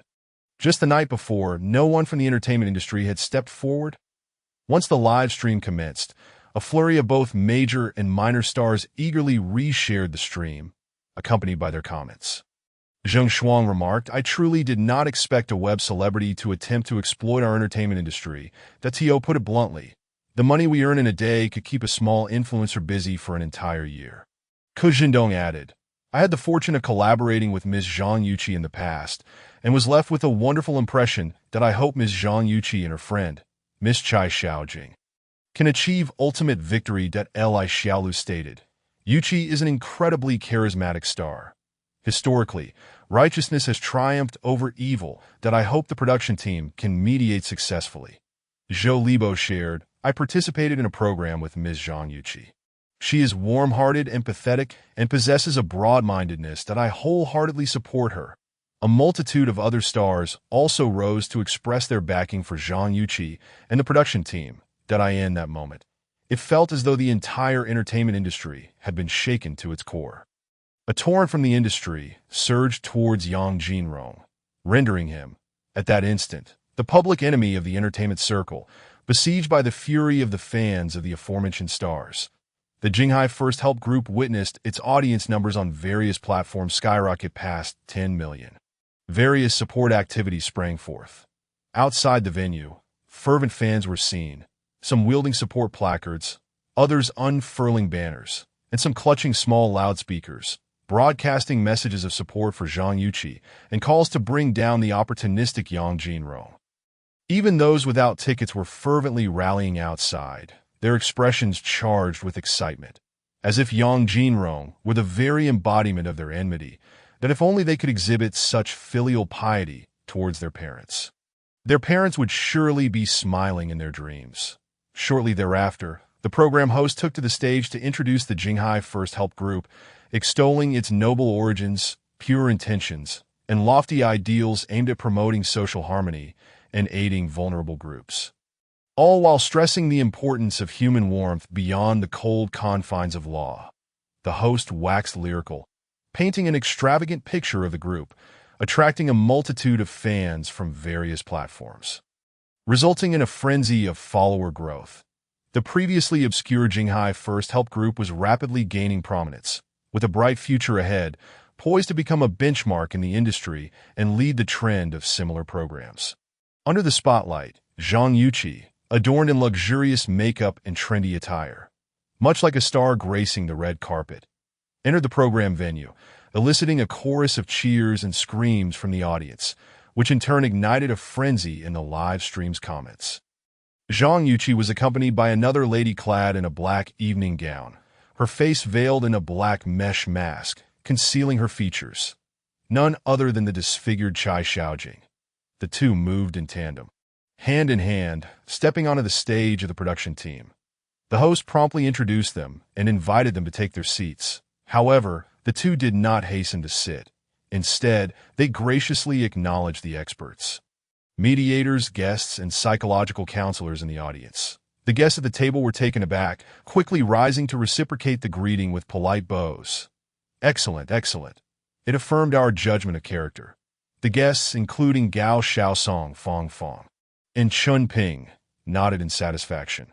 The audience erupted in applause, as if Zhang Yuqi and Chai Xiaojing had just made a groundbreaking technological advancement that end the live streams across various platforms. A wave of adoring comments poured in. Truly a great star, so well-mannered. My idol embodies grace and knowledge. Their friendship is truly heartwarming. Such approachable stars, no airs about them. These kind of celebrities are irresistibly charming. The mere gestures of Zhang Yuqi and Chai Xiaojing ignited a fervent adoration from countless fans, who were not at all surprised by the outcome, having anticipated it all along. The duo once again joined hands and bowed gently towards the audience, triggering another eruption of cheers and screams. Afterward, they did not forget to wave at the camera, causing the live stream to reach a fervor. Even the fans outside who had failed to secure tickets joined in the chorus of excitement. May I inquire, where is Yang Jinrong? Why hasn't he arrived yet? Is he caught in traffic? Zhang Yuqi feigned concern as she queried the staff. The staff, taken aback, felt their legs weaken momentarily, hastily responding. Yang Jinrong, he promised to arrive within half an hour ago, but he is now half an hour late, and when we tried to contact him, he deliberately hung up the phone. Oh, Zhang Yuqi feigned surprise. He wouldn't dare to flee at the last moment. Would he? That's unreasonable. All we requested was an apology, that if he simply shows up to accept mediation, the attention and exposure alone would be enough for him to strive for a lifetime. I cannot fathom why he would choose to evade at this juncture. Her words, indeed, stirred a commotion. Did Yang Jinrong truly grasp his own status? Did he genuinely believe himself to be a major star? Our Yuqi, a bona fide star, arrived at the production team ahead of time, while this mere internet celebrity, who has risen to fame by leeching off others, dares to act high and mighty before her? Ladies, I can no longer tolerate this. Does anyone have Yang Jinrong's address? I shall send him a rebuttal. Ladies, is it illegal to send a rebuttal? If it's not, count me in. I heard that many who sent him reads last time face lawsuits. This petty man should be disgusted by a rebuttal. I detest men who are late. Absolutely no sense of time. My last boyfriend was 80 seconds late, and I promptly broke up with him. Sister, you did the right thing. A man without any regard for time is not worth it. And such men are particularly double-standard. My ex-boyfriend was just like that I took 50 minutes to get ready. And he couldn't stand waiting even for 55 seconds while I waited for him to use the restroom. He didn't even apologize, perhaps Yang Jinrong isn't acting high and mighty? What if he is just a coward? Ha ha, a coward fleeing at the last moment. In an instant, the venue and the live stream were filled with jeers and laughter directed at Yang Jinrong. However, these voices had no impact on Yang Jinrong. The production team, once again in front of the entire internet, called Yang Jinrong, only to be met with another abrupt hang-up. How rude. We moved overnight from Jinghai to Linghai. And now he vanishes? Can we sue such a person? Demand compensation for all production costs, including the fees for the invited experts? The director and owner of the production team were furious. Yang Jinrong was plainly toying with them. Meanwhile, the live stream was echoing with curses. Yang Jinrong had gone too far. Yet amid the cacophony of insults, someone paid to send a striking, colorful comment. Yang Jinrong has updated his status. Instantly, a surge of viewers flocked to his social media account. They were met with a bombshell of a post, one that left the audience, the production team, and even Zhang Yuqi and Chai Xiaojing, along with the expert guests, reeling in shock. Congratulations to myself, turning 20. Just picked up my Audi RS7, my new car, it's so stylish. Truly the suit-clad gangster, love it. Accompanied by 9 photos showcasing the Audi RS7 from various angles. Even though Yang Jinrong had set his comments to followers only, the comment section was instantly overwhelmed. He gained hundreds of thousands of followers on the spot, and the comment section was left in tatters. Even his most loyal fans could not withstand the pressure and dared not speak up. Damn, Yang Jinrong, so arrogant, so conceited, so ignorant. Everyone was waiting for you, and you're off picking up a car? What a disgrace. How could such a repulsive influencer exist? This guy is absolutely doing it on purpose. So utterly disrespectful. The live stream was equally explosive. Fans had never encountered such provocation. Traditionally, only their idols, their major stars, could act high and mighty, could arrive late or leave early. When had they ever been so mocked? Being late was one thing, but to pick up a car and celebrate while everyone awaited him, how could they endure such a slight? The comment section became a relentless stream of insults. The uproar echoed throughout the venue. Even the guests seated at the table, including Gao Xiaosong, Fong Fong, and Chen Ping, could not help but join in the condemnation. This fellow has gone too far. With such a character, he will inevitably be educated by society. Yang Jinrong epitomizes the face of a petty individual who has found success. In comparison to Zhang Yuqi and Chai Xiaojing, Yang Jinrong is truly despicable. Did he grow up without parental guidance? Such a lack of decorum is simply appalling. The level of disdain for Yang Jinrong among the crowd has escalated once more. Yet, Zhang Yuqi's heart blossoms with delight. While Chai Xiaojing is taken aback, she also feels a twinge of joy. The more audacious and arrogant Yang Jinrong behaves, the more the tide of public opinion seems to favor her. First, she demands that the production team hastily relocate from Jinghai to Linhai overnight. Then, she blatantly disregards the efforts of the entire team, opting to celebrate by taking her car. Just these 2 instances of Yang Jinrong's extreme arrogance are sufficient to render her a public enemy, a target of universal disdain. However, they are underestimating the situation. Yang Jinrong's antics are far from over. She appears completely unfazed by the barrage of insults, and amidst a surge of nearly 1 million new detractors, she sends out a second message. Today I acquired my beloved car, feeling overjoyed, showering out 1 million.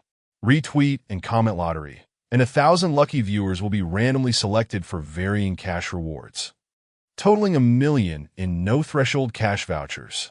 This generous giveaway is wholly sponsored by Gung Yu Huai Storage Supermarket, and the cash vouchers are redeemable, with online shopping now available. This announcement detonates even further. The comment section swiftly devolves into a realm dominated by lottery remarks. The number of retweets and comments skyrockets as if propelled by a rocket. Even the fans who were just fervently criticizing her cannot resist participating in the cash giveaway. Meanwhile, those fans who spent hundreds or thousands on tickets at the venue are simultaneously cursing while discreetly taking out their phones to join the lottery. Wait. Suddenly, someone realizes this lottery is Yang Jinrong's way of mocking us as fools. An uproar ensues, damn it.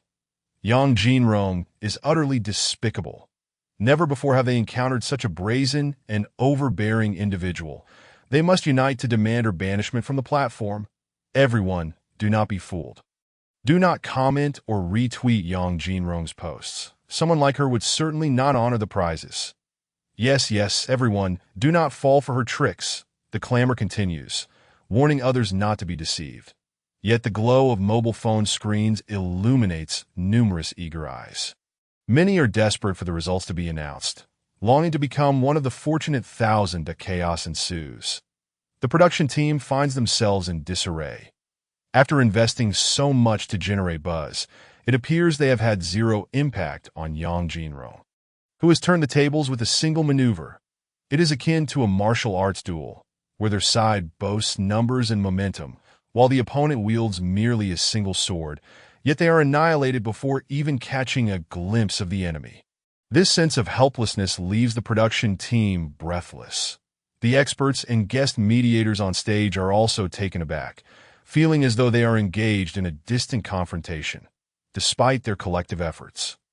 They have been defeated by Yang Jinrong from miles away.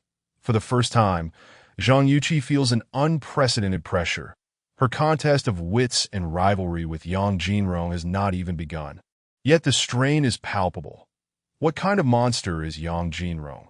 A simple act from her has compelled Zhang Yuqi to lower her pride and seek retweets from celebrities, while the elaborate efforts they made to cultivate a grand momentum have evaporated in an instant. Yang Jinrong cannot be underestimated. Zhang Yuqi whispers a caution to Chai Xiaojing. Clenching her fists, Chai Xiaojing too feels an unfamiliar weight of pressure.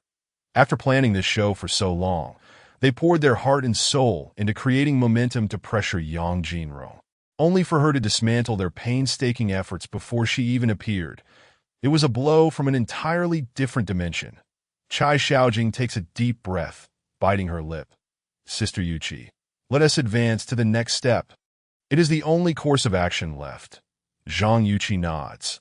They have devised an entire strategy. How could they easily concede? Suddenly, Chai Xiaojing stands, lifting her evening gown as she strides to center stage before the thousands of spectators. What is she planning? Goddess Chai Xiaojing, what is she about to do? The audience watches in bewilderment. Even the experts and guests direct their attention towards Chai Xiaojing. The director suddenly realizes and quickly alerts the lighting technician. The spotlight immediately focuses on Chai Xiaojing at the center of the stage. Simultaneously, the broadcast camera zooms in on her. In that moment, all eyes converge upon her, and the previously buzzing crowd falls silent. Taking a deep breath under the spotlight, Chai Xiaojing abruptly raises her hand, lifting the black veil that shrouded her face, revealing a cheek marred by scars, reminiscent of a centipede, laid bare for all to see. The experts on stage, the audience, and the millions watching the live stream fall deathly still, the sound of a pin dropping palpable in the air. That ghastly and hideous visage, unfathomably grotesque, it is shocking. In this instant, all murmurs cease, and every gaze fixates on Chai Xiaojing's disfigured face. Ah! The shrill cries of women shatter the silence. In an instant, countless individuals are left in shock.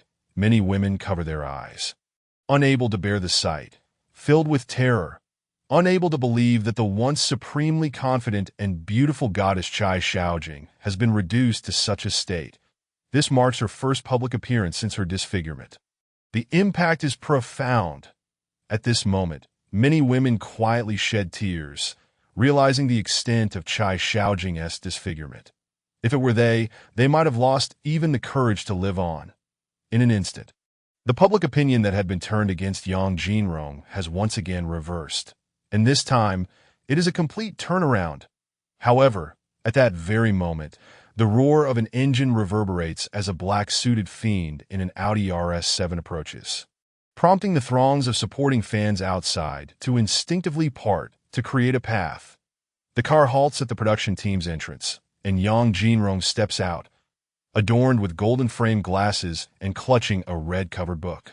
He stands before the crowd like a war god, exuding an air of arrogance.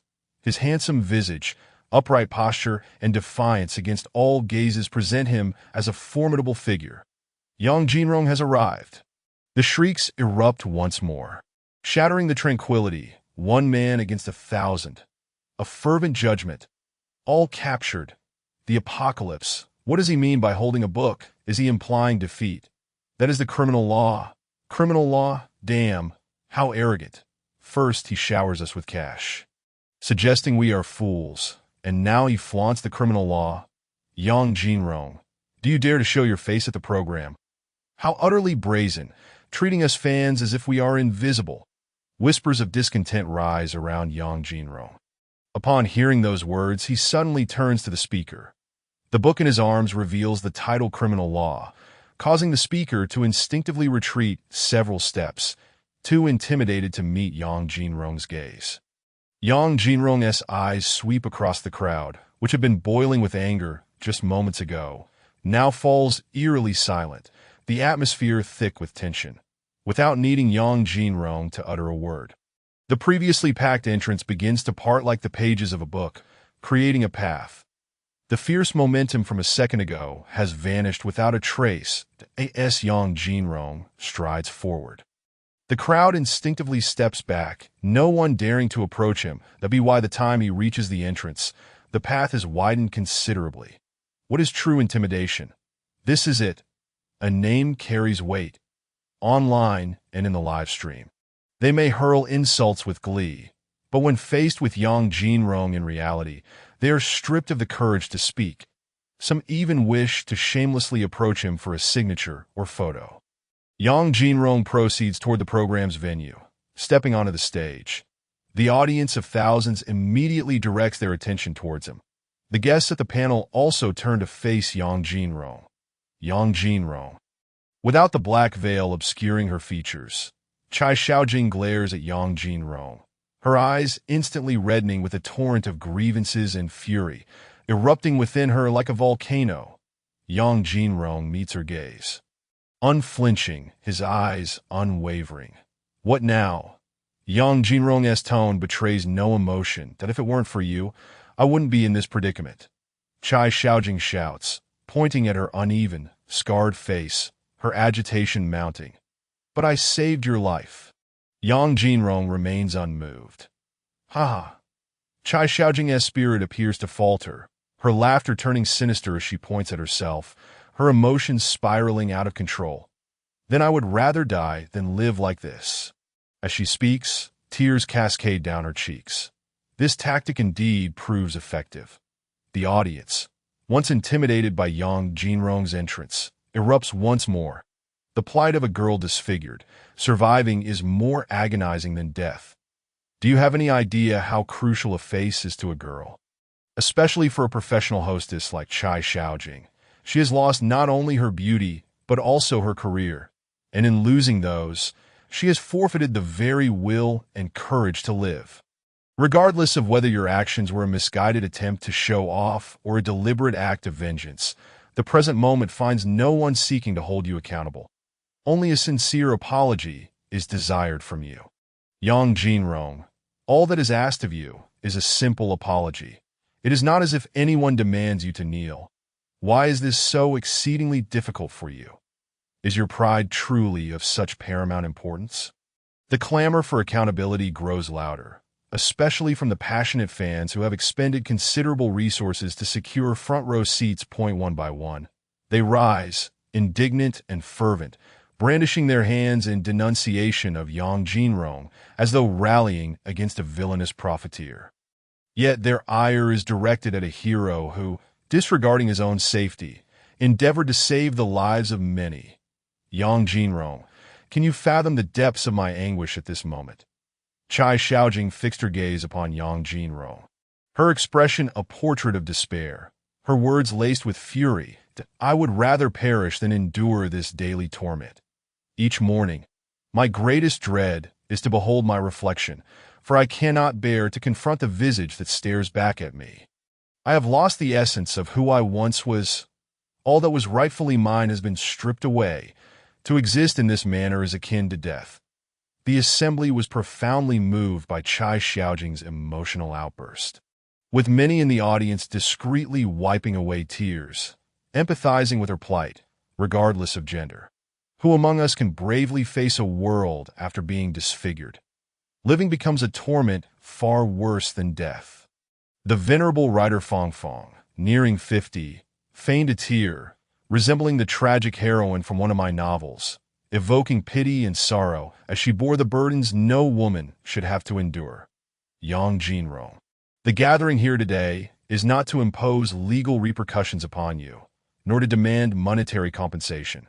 We seek nothing more than your apology, that I ask it truly so difficult for a man of your stature to simply lower his head and express regret.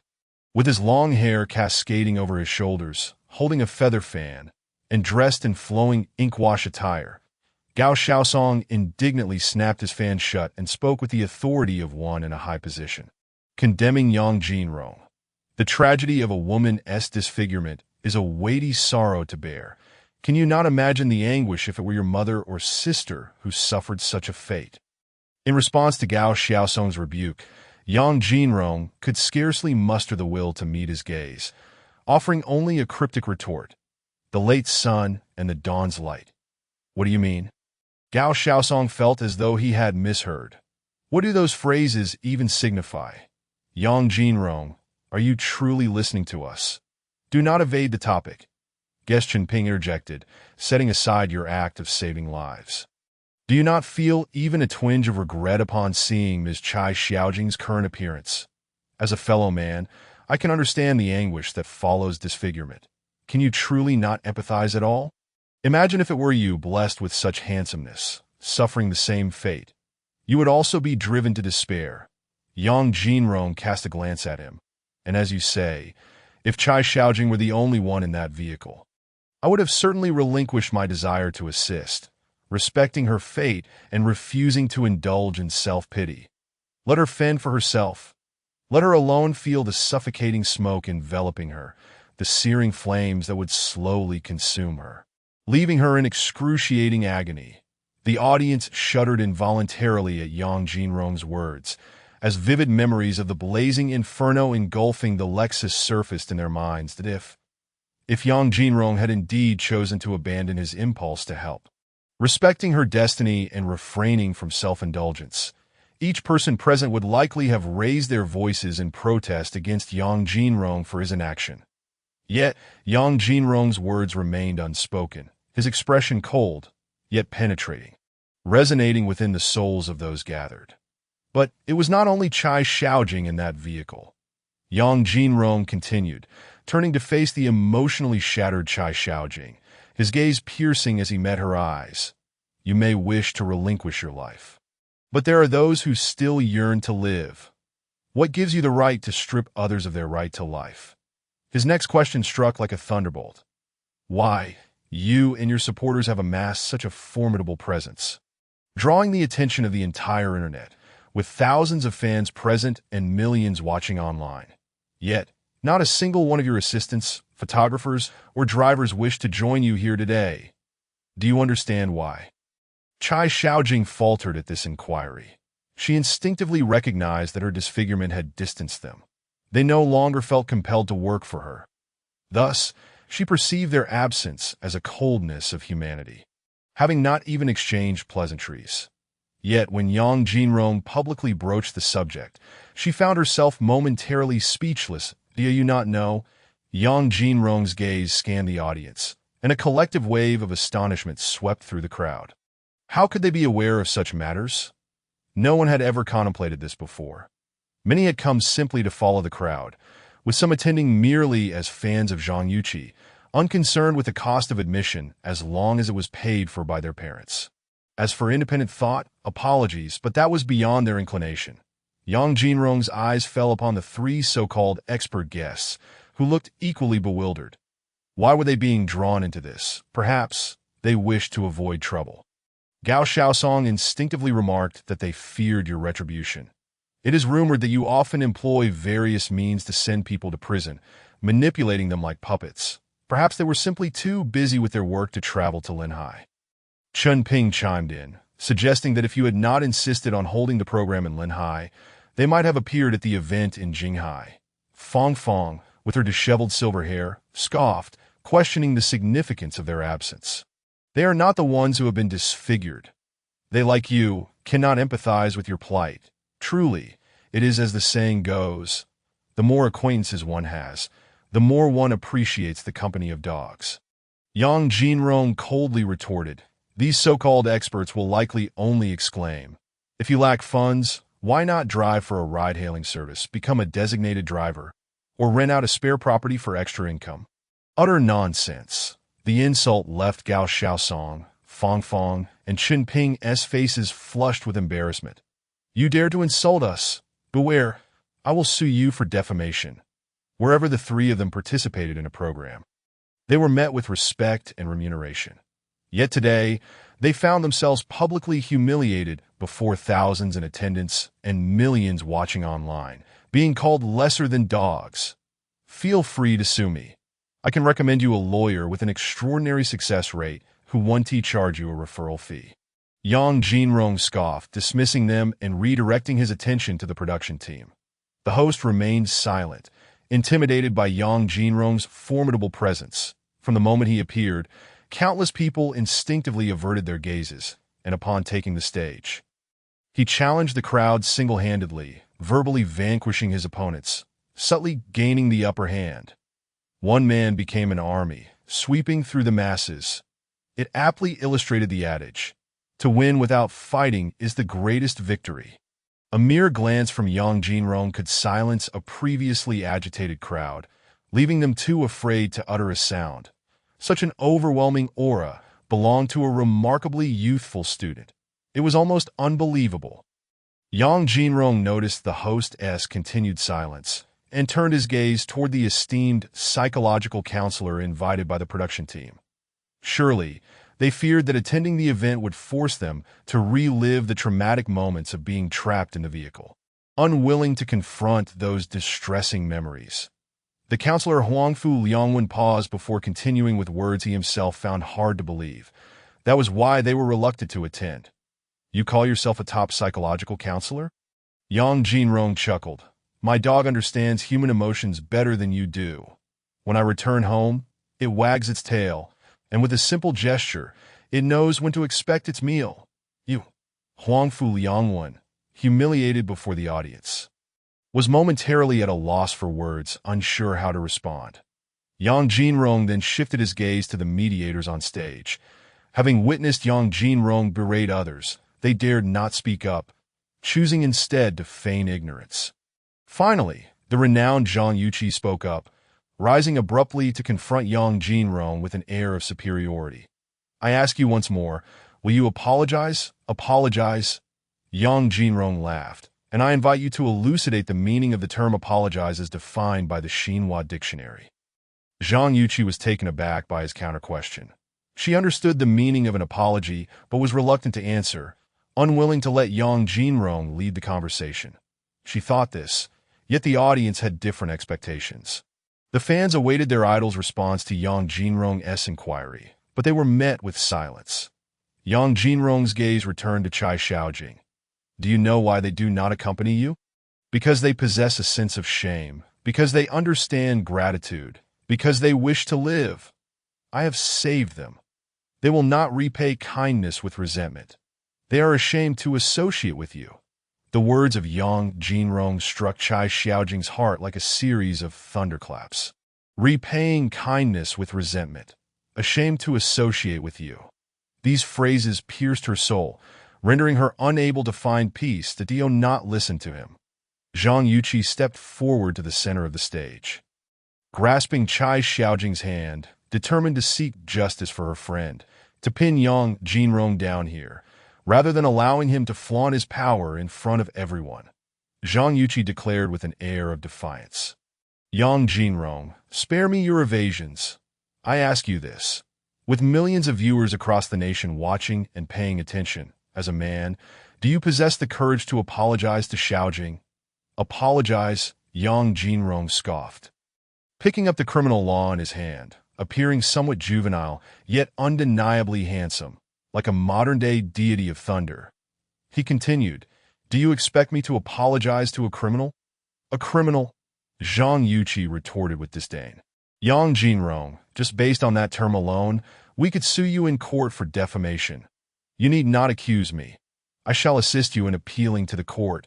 Yang Jinrong's voice boomed like thunder, shaking the audience. What qualification does she, Chai Xiaojing, have to call herself an environmental goddess? Chai Xiaojing is merely an environmental opportunist who criticizes domestic issues to generate negative international sentiment, seeking a Western green card.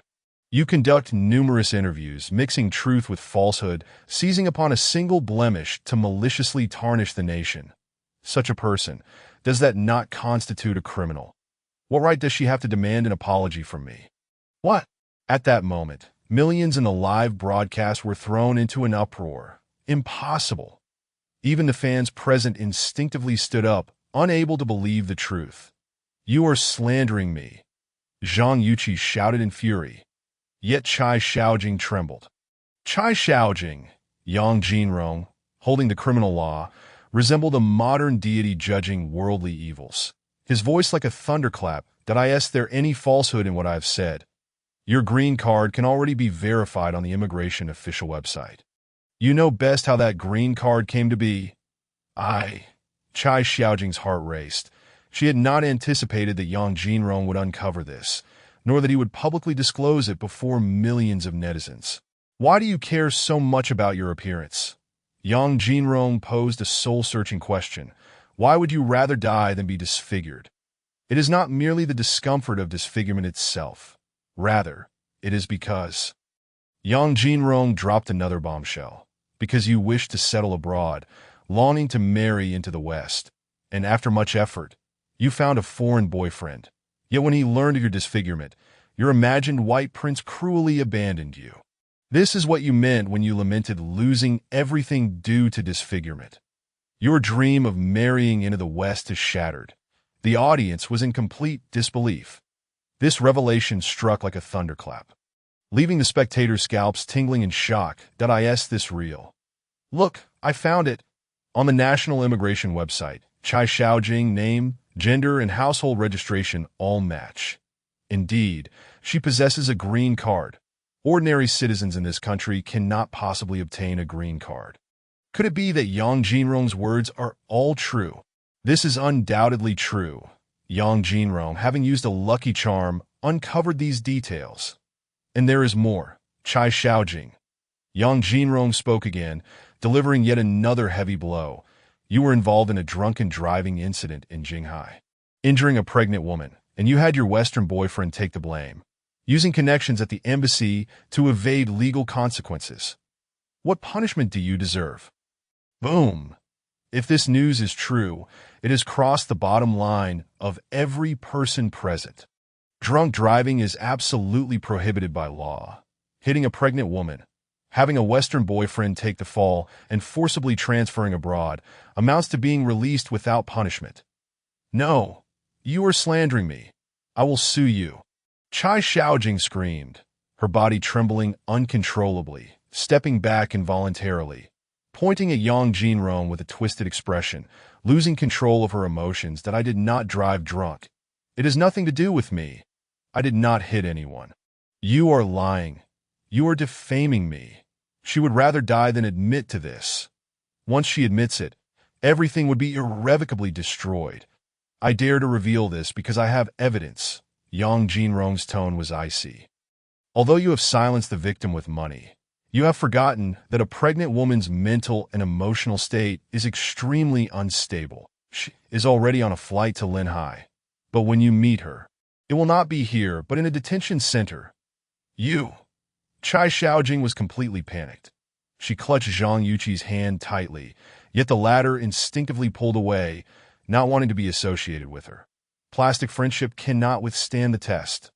However, how could Yang Jinrong only target Chai Xiaojing? Zhang Yuqi. Yang Jinrong spoke again. Your fans previously questioned me regarding my film works. I shall now respond before everyone. I have no film works because I will not, like you, have hundreds of scandalous films circulating. What? As soon as Yang Jinrong uttered these words, the scene erupted into chaos. One by one, the fans instinctively stood up, their eyes wide with disbelief. This cannot be true. Absolutely not. Yang Jinrong, you must provide evidence for your claims. Otherwise, I will call the police and have them arrest you for slander. Zhang Yuqi, seasoned by tumultuous experiences, even when publicly exposed by Yang Jinrong, remained unfazed, her composure unshaken, a stark contrast to Chai Xiaojing. You need not call the police. I had already reported it before coming here. Yang Jinrong was well prepared. He never engaged in a battle without preparation, and would not grant Zhang Yuqi any opportunity to turn the tide. Rest assured, Your scandalous film works have already been submitted to the Law Enforcement Censorship Department, and the results are in. What? This exclamation came from Zhang Yuqi's lips. Her expression changed. The mention of scandalous films made her gasp. Furthermore, Yang Jinrong continued, your fans previously questioned me about charitable donations. I can now inform everyone that I have made charitable contributions. But I will not, like you, commit fraud. Your fans claimed you donated $5 million during the recent disaster. For that, they even paid to give you gifts. However, the next day, you retracted that $5 million donation and did not contribute. Yet you consistently publicize it as if you did. Fraud in charitable donations carries criminal liability. Are you familiar with the charity law? These details can be verified on the donation website. You cannot refute them. Boom! The revelation of fraud in donations sent the fans into a frenzy. For at that moment, their idol, Zhang Yuqi, was crumbling before their eyes. There was no need for the charity law to intervene. A major star committing fraud would be directly blacklisted. You are lying. Zhang Yuqi refused to admit it. Even if she were investigated and officially confirmed, she would do everything possible to suppress the matter, refusing to allow it to ferment before her fans. Moreover, at this point, no investigation had occurred. She steadfastly denied it. Deny it. No matter. I have already submitted evidence to the relevant national departments before coming here. Rest assured, someone will soon come to arrest you. After Yang Jinrong finished speaking, he did not stop there. He continued, and also, your fans claim that you pay tens of millions in taxes each year, questioning me about how much tax I contribute annually. My tax contributions are modest, but I do not, like you, engage in shady contracts to evade taxes. No need for you to admit it. Yang Jinrong's voice was firm. I have already reported this to the Jinghai Tax Security Bureau. They must have arrived at your agency by now. According to the timeline, their personnel have reached Linhai, requesting the cooperation of the Linhai Security Bureau to apprehend you. Prostitution, fraud, tax evasion. Any star or public figure who commits even one of these offenses will be thoroughly blacklisted, vanishing from public view. Yet Zhang Yuqi has accumulated numerous offenses. You are lying. Zhang Yuqi was utterly panicked. She was genuinely terrified. Previously, she had managed to maintain her composure, but as Yang Jinrong continued revealing the truth, each revelation confirmed that he possessed evidence. With evidence, this meant that Zhang Yuqi would fall from grace. Utterly crushed, the fans present could see her panic-stricken demeanor, and they understood that Yang Jinrong's claims were indeed true. At this moment, the live broadcast was in complete chaos. The cacophony of alarms reverberated in the distance. Growing ever closer, outside, fans clutching their smartphones to stream the live broadcast were the first to witness the arrival of police vehicles, their lights flashing as they sped towards the scene, under the watchful gaze of the terrified onlookers. One police car after another came to a halt at the foot of the building. Leading the charge was Zhang Hui from the Public Security Bureau of Linhai City, stepping out first. Followed closely by uniformed security personnel and numerous law enforcement officers from various departments. With precision and urgency, they surged into the premises of the production team. Yang Jinrong scanned the surroundings, noting that no one dared to meet her gaze. Their downcast eyes reflected a mix of reverence, fear, shock, and terror. Your doomsday has arrived. The online community was ablaze with the news. 138. Serving time. A wave of disbelief washed over the internet, with exclamations of joy. Out of the hospital. Tomorrow is a new day. Under the direction of the Linhai Public Security Bureau, officers from various departments swiftly entered the venue. This thunderous operation took the production crew entirely by surprise. They had never anticipated such a dramatic turn of events. The director rushed forward, attempting to clarify the situation with the authorities. Esteemed leaders, there seems to be a misunderstanding. Identification cards, please. Zhang Hui interjected sternly, pointing at everyone present, whether crew members or guests, demanding cooperation for a security check. The director trembled at the implication. Do the audience members need to show their IDs as well? I mean everyone, Zhang Hui asserted, scanning the crowd. Only after verifying their identification could they be allowed to leave. A wave of anxiety swept through the fans and the audience. Some attempted to slip away amidst the chaos, only to find their escape routes blocked by security personnel. The expressions of Gao Xiaosong, Fong Fong, and Chen Ping turned pale. They had attended countless shows before, not only receiving payment, but also enjoying a level of respect, and no one dared to confront them on set. Yet today, they faced public reprimands from Yang Jinrong and now had to contend with identification checks. "What if I don't have my ID?" Fong Fong inquired, feigning innocence. "Then you will accompany us back to the Public Security Bureau for further investigation," replied a security officer beside Zhang Hui, showing no deference to these so-called experts. Fixing his gaze on Fong Fong, he insisted, "Hurry up and present your ID for inspection." "How dare you speak to me like that?" Fong Fong seethed. Having reached her limit, she had been publicly chastised by Yang Jinrong and now faced rebuke from a mere officer. The humiliation was unbearable.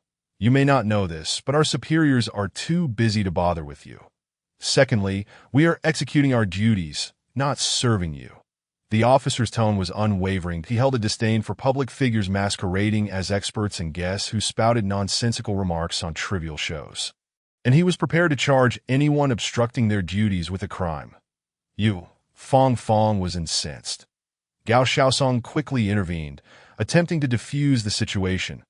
"Officer, we will cooperate," he said with a conciliatory smile. The group of expert guests complied, producing their identification for inspection. Meanwhile, the audience was organized into a queue to have their IDs checked before they could leave. Zhang Hui regarded Yang Jinrong, gesturing towards the contingent of uniformed officers behind him. "These are comrades from the National Cultural Public Security Bureau, as well as from the Jinghai Taxation and Security Administration. One of the officers from the Cultural Public Security Bureau, Mo Wei, stepped forward, extending his hand to shake with Yang Jinrong. "Greetings, I am Mo Wei from Linhai University. Thank you for reporting the illegal activities of artist Zhang Yuqi. Reporting unlawful actions is not only our civic duty, but also our moral obligation." Yang Jinrong stood tall, exuding righteousness, while Zhang Yuqi and her associates paled at the accusation. "Yang Jinrong, stop pretending. We have committed no crimes. You are slandering us," Zhang Yuqi retorted defiantly, turning to Zhang Hui. "Officer, we demand the immediate arrest of Yang Jinrong for serious slander and defamation." Her complaints fell on deaf ears. Regardless of her celebrity status, the allure of her millions of fans, or her ability to command the attention of the elite the moment she engaged in illegal activities, all her glamour evaporated to eye in the face of the law. She was merely another individual, awaiting the cold embrace of incarceration. "Zhang Yuqi, you are suspected of tax evasion, participation in illicit transactions, fraudulent donations, and aiding in slanderous activities," Mo Wei announced, brandishing a document. "This is your arrest warrant.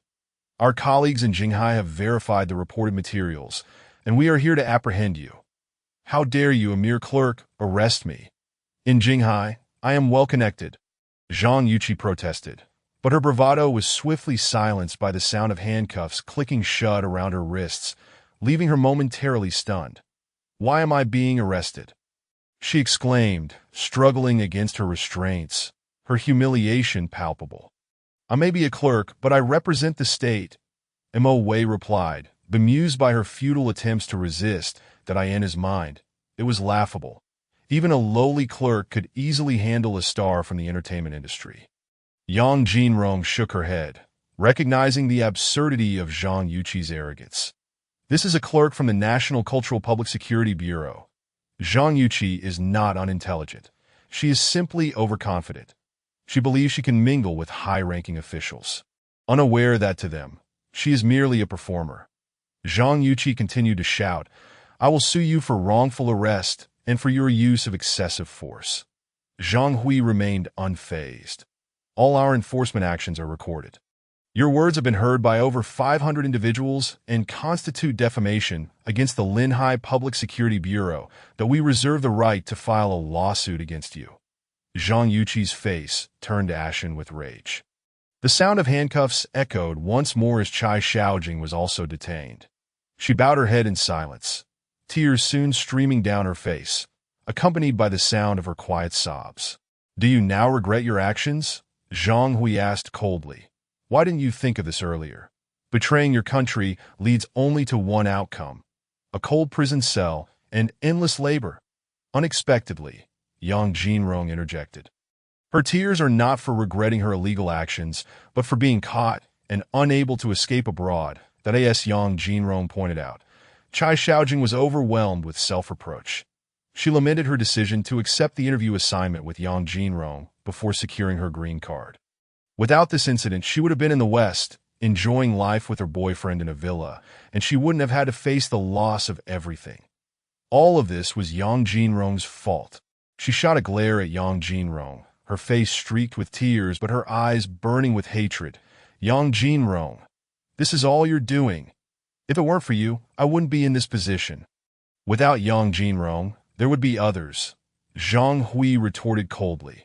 "You should have anticipated the consequences from the moment you chose to break the law. The law will not be lenient, and you must reflect on your actions instead of blaming those who reported you." Zhang Yuqi and Chai Xiaojing could not have anticipated that the elaborate plans they had concocted for this show would instead lead to their own downfall, subjected to humiliation and the prospect of imprisonment. "Director Zhang, we've identified a fugitive." A security officer rushed over with a report. Zhang Hui nodded. "Detain him and bring him in for questioning."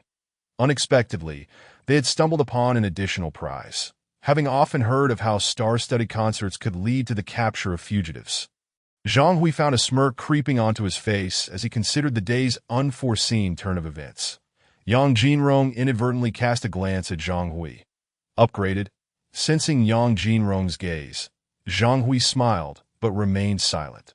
At this very moment, the various live streaming platforms of the program group were already in a frenzy. Goodness, they are actually playing for real. It's utterly terrifying. Incredible. My heavens, Yang Jinrong has not even spared the major stars. Wasn't he just a mere internet celebrity? Why have they sent a heavyweight from the entertainment industry in there? Yang Jinrong is no ordinary internet celebrity. He is clearly the spokesperson for criminal law. This is not a battle between the internet celebrity circle and the entertainment industry. It is evidently a clash between the realm of criminal law and the entertainment world, an overwhelming one-sided affair. Completely crushing the big stars, million-follower celebrities have thus fallen beneath Yang Jinrong's feet. Brother Yang, the spokesperson for criminal law, is indeed formidable. He has finally triumphed, a fan. Witnessing this outcome brings immense joy. And I must share some good news. I just won 5,000 in the money dispensing event. The effects of the money dispensing event are nothing short of remarkable. The number of participants is vast, and the advertising impact is unprecedented. The sales of the warehouse supermarket have begun to soar, and its notoriety has skyrocketed. The promotional effects have obliterated all forms of advertisement. Yu Huai is beaming with delight. Being with the boss is truly exhilarating. Profiting while stepping on the corpses of major stars feels absolutely fantastic. The barrage of comments in the live stream has also turned around, from originally attacking Yang Jinrong. The fans now call for the downfall of the celebrity Zhang Yuqi. Celebrities are indeed unreliable. They crumble at a mere touch, collapsing instantly. Zhang Yuqi has never been a good person, has she? I was astounded by the comments. Haven't you all ever been fans of a star? The majority are criticizing the celebrity Zhang Yuqi, and I can't help but wonder about that small minority. Are you unable to type? Or do you lack a keyboard? It was supposed to be a mediation program, yet it has transformed into a large-scale law enforcement scene. Not only was a million-follower celebrity apprehended, but a well-known host was also caught, along with a fugitive wanted by the authorities among the audience. In no time, the live stream was shut down. However, the remaining viewers in the live stream continued their discussions that, oh no, another idol has collapsed. The idol I followed is the third to fall. No worries, the next idol will be even more appealing. I'm going to support Li Xiaolu and Zheng Shuang. Then I'll follow Ku Jindong and Zhou Libo. Numerous fans like Fickle Grass, quickly switch to new idols after their previous ones falter. Let us not even mention that they are fans of female stars. Even if they donned wedding dresses to attend a male idol's concert, they would instantly switch idols if that male star fell from grace. There is no law stipulating that one can only wear a wedding dress once in a lifetime. Meanwhile, the entertainment industry is experiencing a significant upheaval. Such explosive news naturally skyrocketed to the top of major entertainment media outlets, garnering frenzied coverage. Moreover, the stars who previously supported Zhang Yuqi were quick to delete their posts backing her and attacking Yang Jinrong. Not only that, they meticulously scoured through their historical posts, erasing every mention related to Zhang Yuqi. Their actions were swift and exceedingly practiced. Additionally, Chai Xiaojing's agent, Songzhe, also promptly gathered his belongings, preparing to flee. Wait, I still have some evidence in my hands. Gritting his teeth, Songzhe submitted a righteous report, exposing the evidence he had regarding Chai Xiaojing's collusion with foreign forces to the relevant authorities in Jinghai City. Only then did he breathe a sigh of relief. This is an act of justice, sacrificing personal ties for righteousness. Songzhe thought to himself, from this moment on, he would sever all ties with Chai Xiaojing. Although they once shared a brief moment of intimacy, since she found herself a foreign partner, Songzhe harbored resentment, and it was precisely due to this that he kept a hand in reserve. Gathering evidence. At the program site in Lehigh City, all audience members who had their ID information verified were cleared out. Zhang Yuqi and Chai Xiaojing were apprehended. The program group, along with Gao Xiaosong and others, were also taken away in police cars to cooperate with the investigation. The imprisonment of Zhang Yuqi and Chai Xiaojing was a foregone conclusion. Zhang Yuqi faced charges of fraudulent donations, tax evasion, prostitution, and illegal transactions, along with her prior involvement in defaming Yang Jinrong being brought up anew, even including her insult directed at him. "You bear a bearess appearance," which Yang Jinrong referenced during his statement. Chai Xiaojing was not to be outdone either. Just the charge of receiving foreign funds and colluding with foreign forces, endangering national security, was enough to ensure she would contemplate her actions in prison for a decade at the very least. She also faced charges of drunk driving and evading responsibility by making others take the blame. Furthermore, the Women's Rights Advocacy Center on Weibo was also implicated. Unfortunately, even though the Public Security Bureau intensified their interrogation, the two could not withstand the pressure and confessed everything. Yet they were unable to fully grasp the whereabouts of the Advocacy Center, which seemed to exist in a state of ethereality, only maintaining online contact without ever having met anyone in person. Yang Jinrong regrettably noted that Gao Xiaosong, Fang Fang, Chen Ping, and others were not convicted. However, they still had to be detained for 24 hours on sufficient grounds, investigating evidence. As for the Jinghai First Help Group, they originally posed no threat. Yet within the group, someone stepped forward to report the group leader for tax evasion, coercing employees to work overtime, and failing to provide social insurance for new employees within their first year of employment. This led to the immediate suspension and rectification of the help group. The whistleblower was none other than Huang Shanshan, the program group's instructor. She was also the one who leaked the recording of her conversation with Yang Jinrong online. Ever since being profoundly impacted by Yang Jinrong's justice perspective, Huang Shanshan vowed to reform and be a good person, never again assisting the company in its unscrupulous deeds. If the company engaged in illegal activities, she would be the first to report it. Of course, she would not be the first nor the last person to be inspired by Yang Jinrong's positive energy. "Boss, great news! Our warehouse supermarket's online sales are experiencing explosive growth." Yang Jinrong, still at the Public Security Bureau, received a call from Yu Huai, ecstatic about the profits. Yang Jinrong felt indifferent and casually inquired, "How much have we earned?" Yu Huai was exceptionally excited, stating that within just a short while, sales had reached over 19 million. While sales figures weren't the main focus, the highlight was the profit. The gross profit reached a staggering 10 million. Although Yang Jinrong had previously known that expiring food could be lucrative, he had not anticipated the profits to be this substantial and instinctively cautioned, "Take it easy, don't let it expire on the delivery route." Rest assured, Yu Huai had already considered this. Even professional counterfeiters wouldn't be able to gain an advantage under his watch. All online sales were of newly dated products, though the prices were adjusted. After a brief conversation with Yu Huai, Yang Jinrong hung up the phone. Unexpectedly, at that moment, the system notification sounded. Ding! Congratulations, host, for completing the task and receiving the reward. Hearing enhancement? Would the host like to enhance it now? Yang Jinrong was slightly taken aback that in the past, the system had only marked tasks as complete after court rulings. Today's task was completed early. System, could you explain why rewards are granted today, even before the criminals have been sentenced? However, in response to Yang Jinrong's inquiry, the system remained unresponsive. Forget it. Yang Jinrong had no other choice but to opt for the hearing enhancement. But at the moment Yang Jinrong confirmed, he felt a warm current surge through both ears, his eardrums gently pulsating, hearing a series of peculiar sounds, akin to the distant sound of the breeze, or the tumultuous sounds of a microscopic world. Yang Jinrong attempted to ignore these sounds, and indeed, they ceased. That it was another proactive ability. Quite impressive, Yang Jinrong mused, when suddenly he heard familiar footsteps approaching from the northeast direction. It was Zhang Hui's footsteps. As expected, the footsteps drew nearer. It was indeed Zhang Hui coming to find him.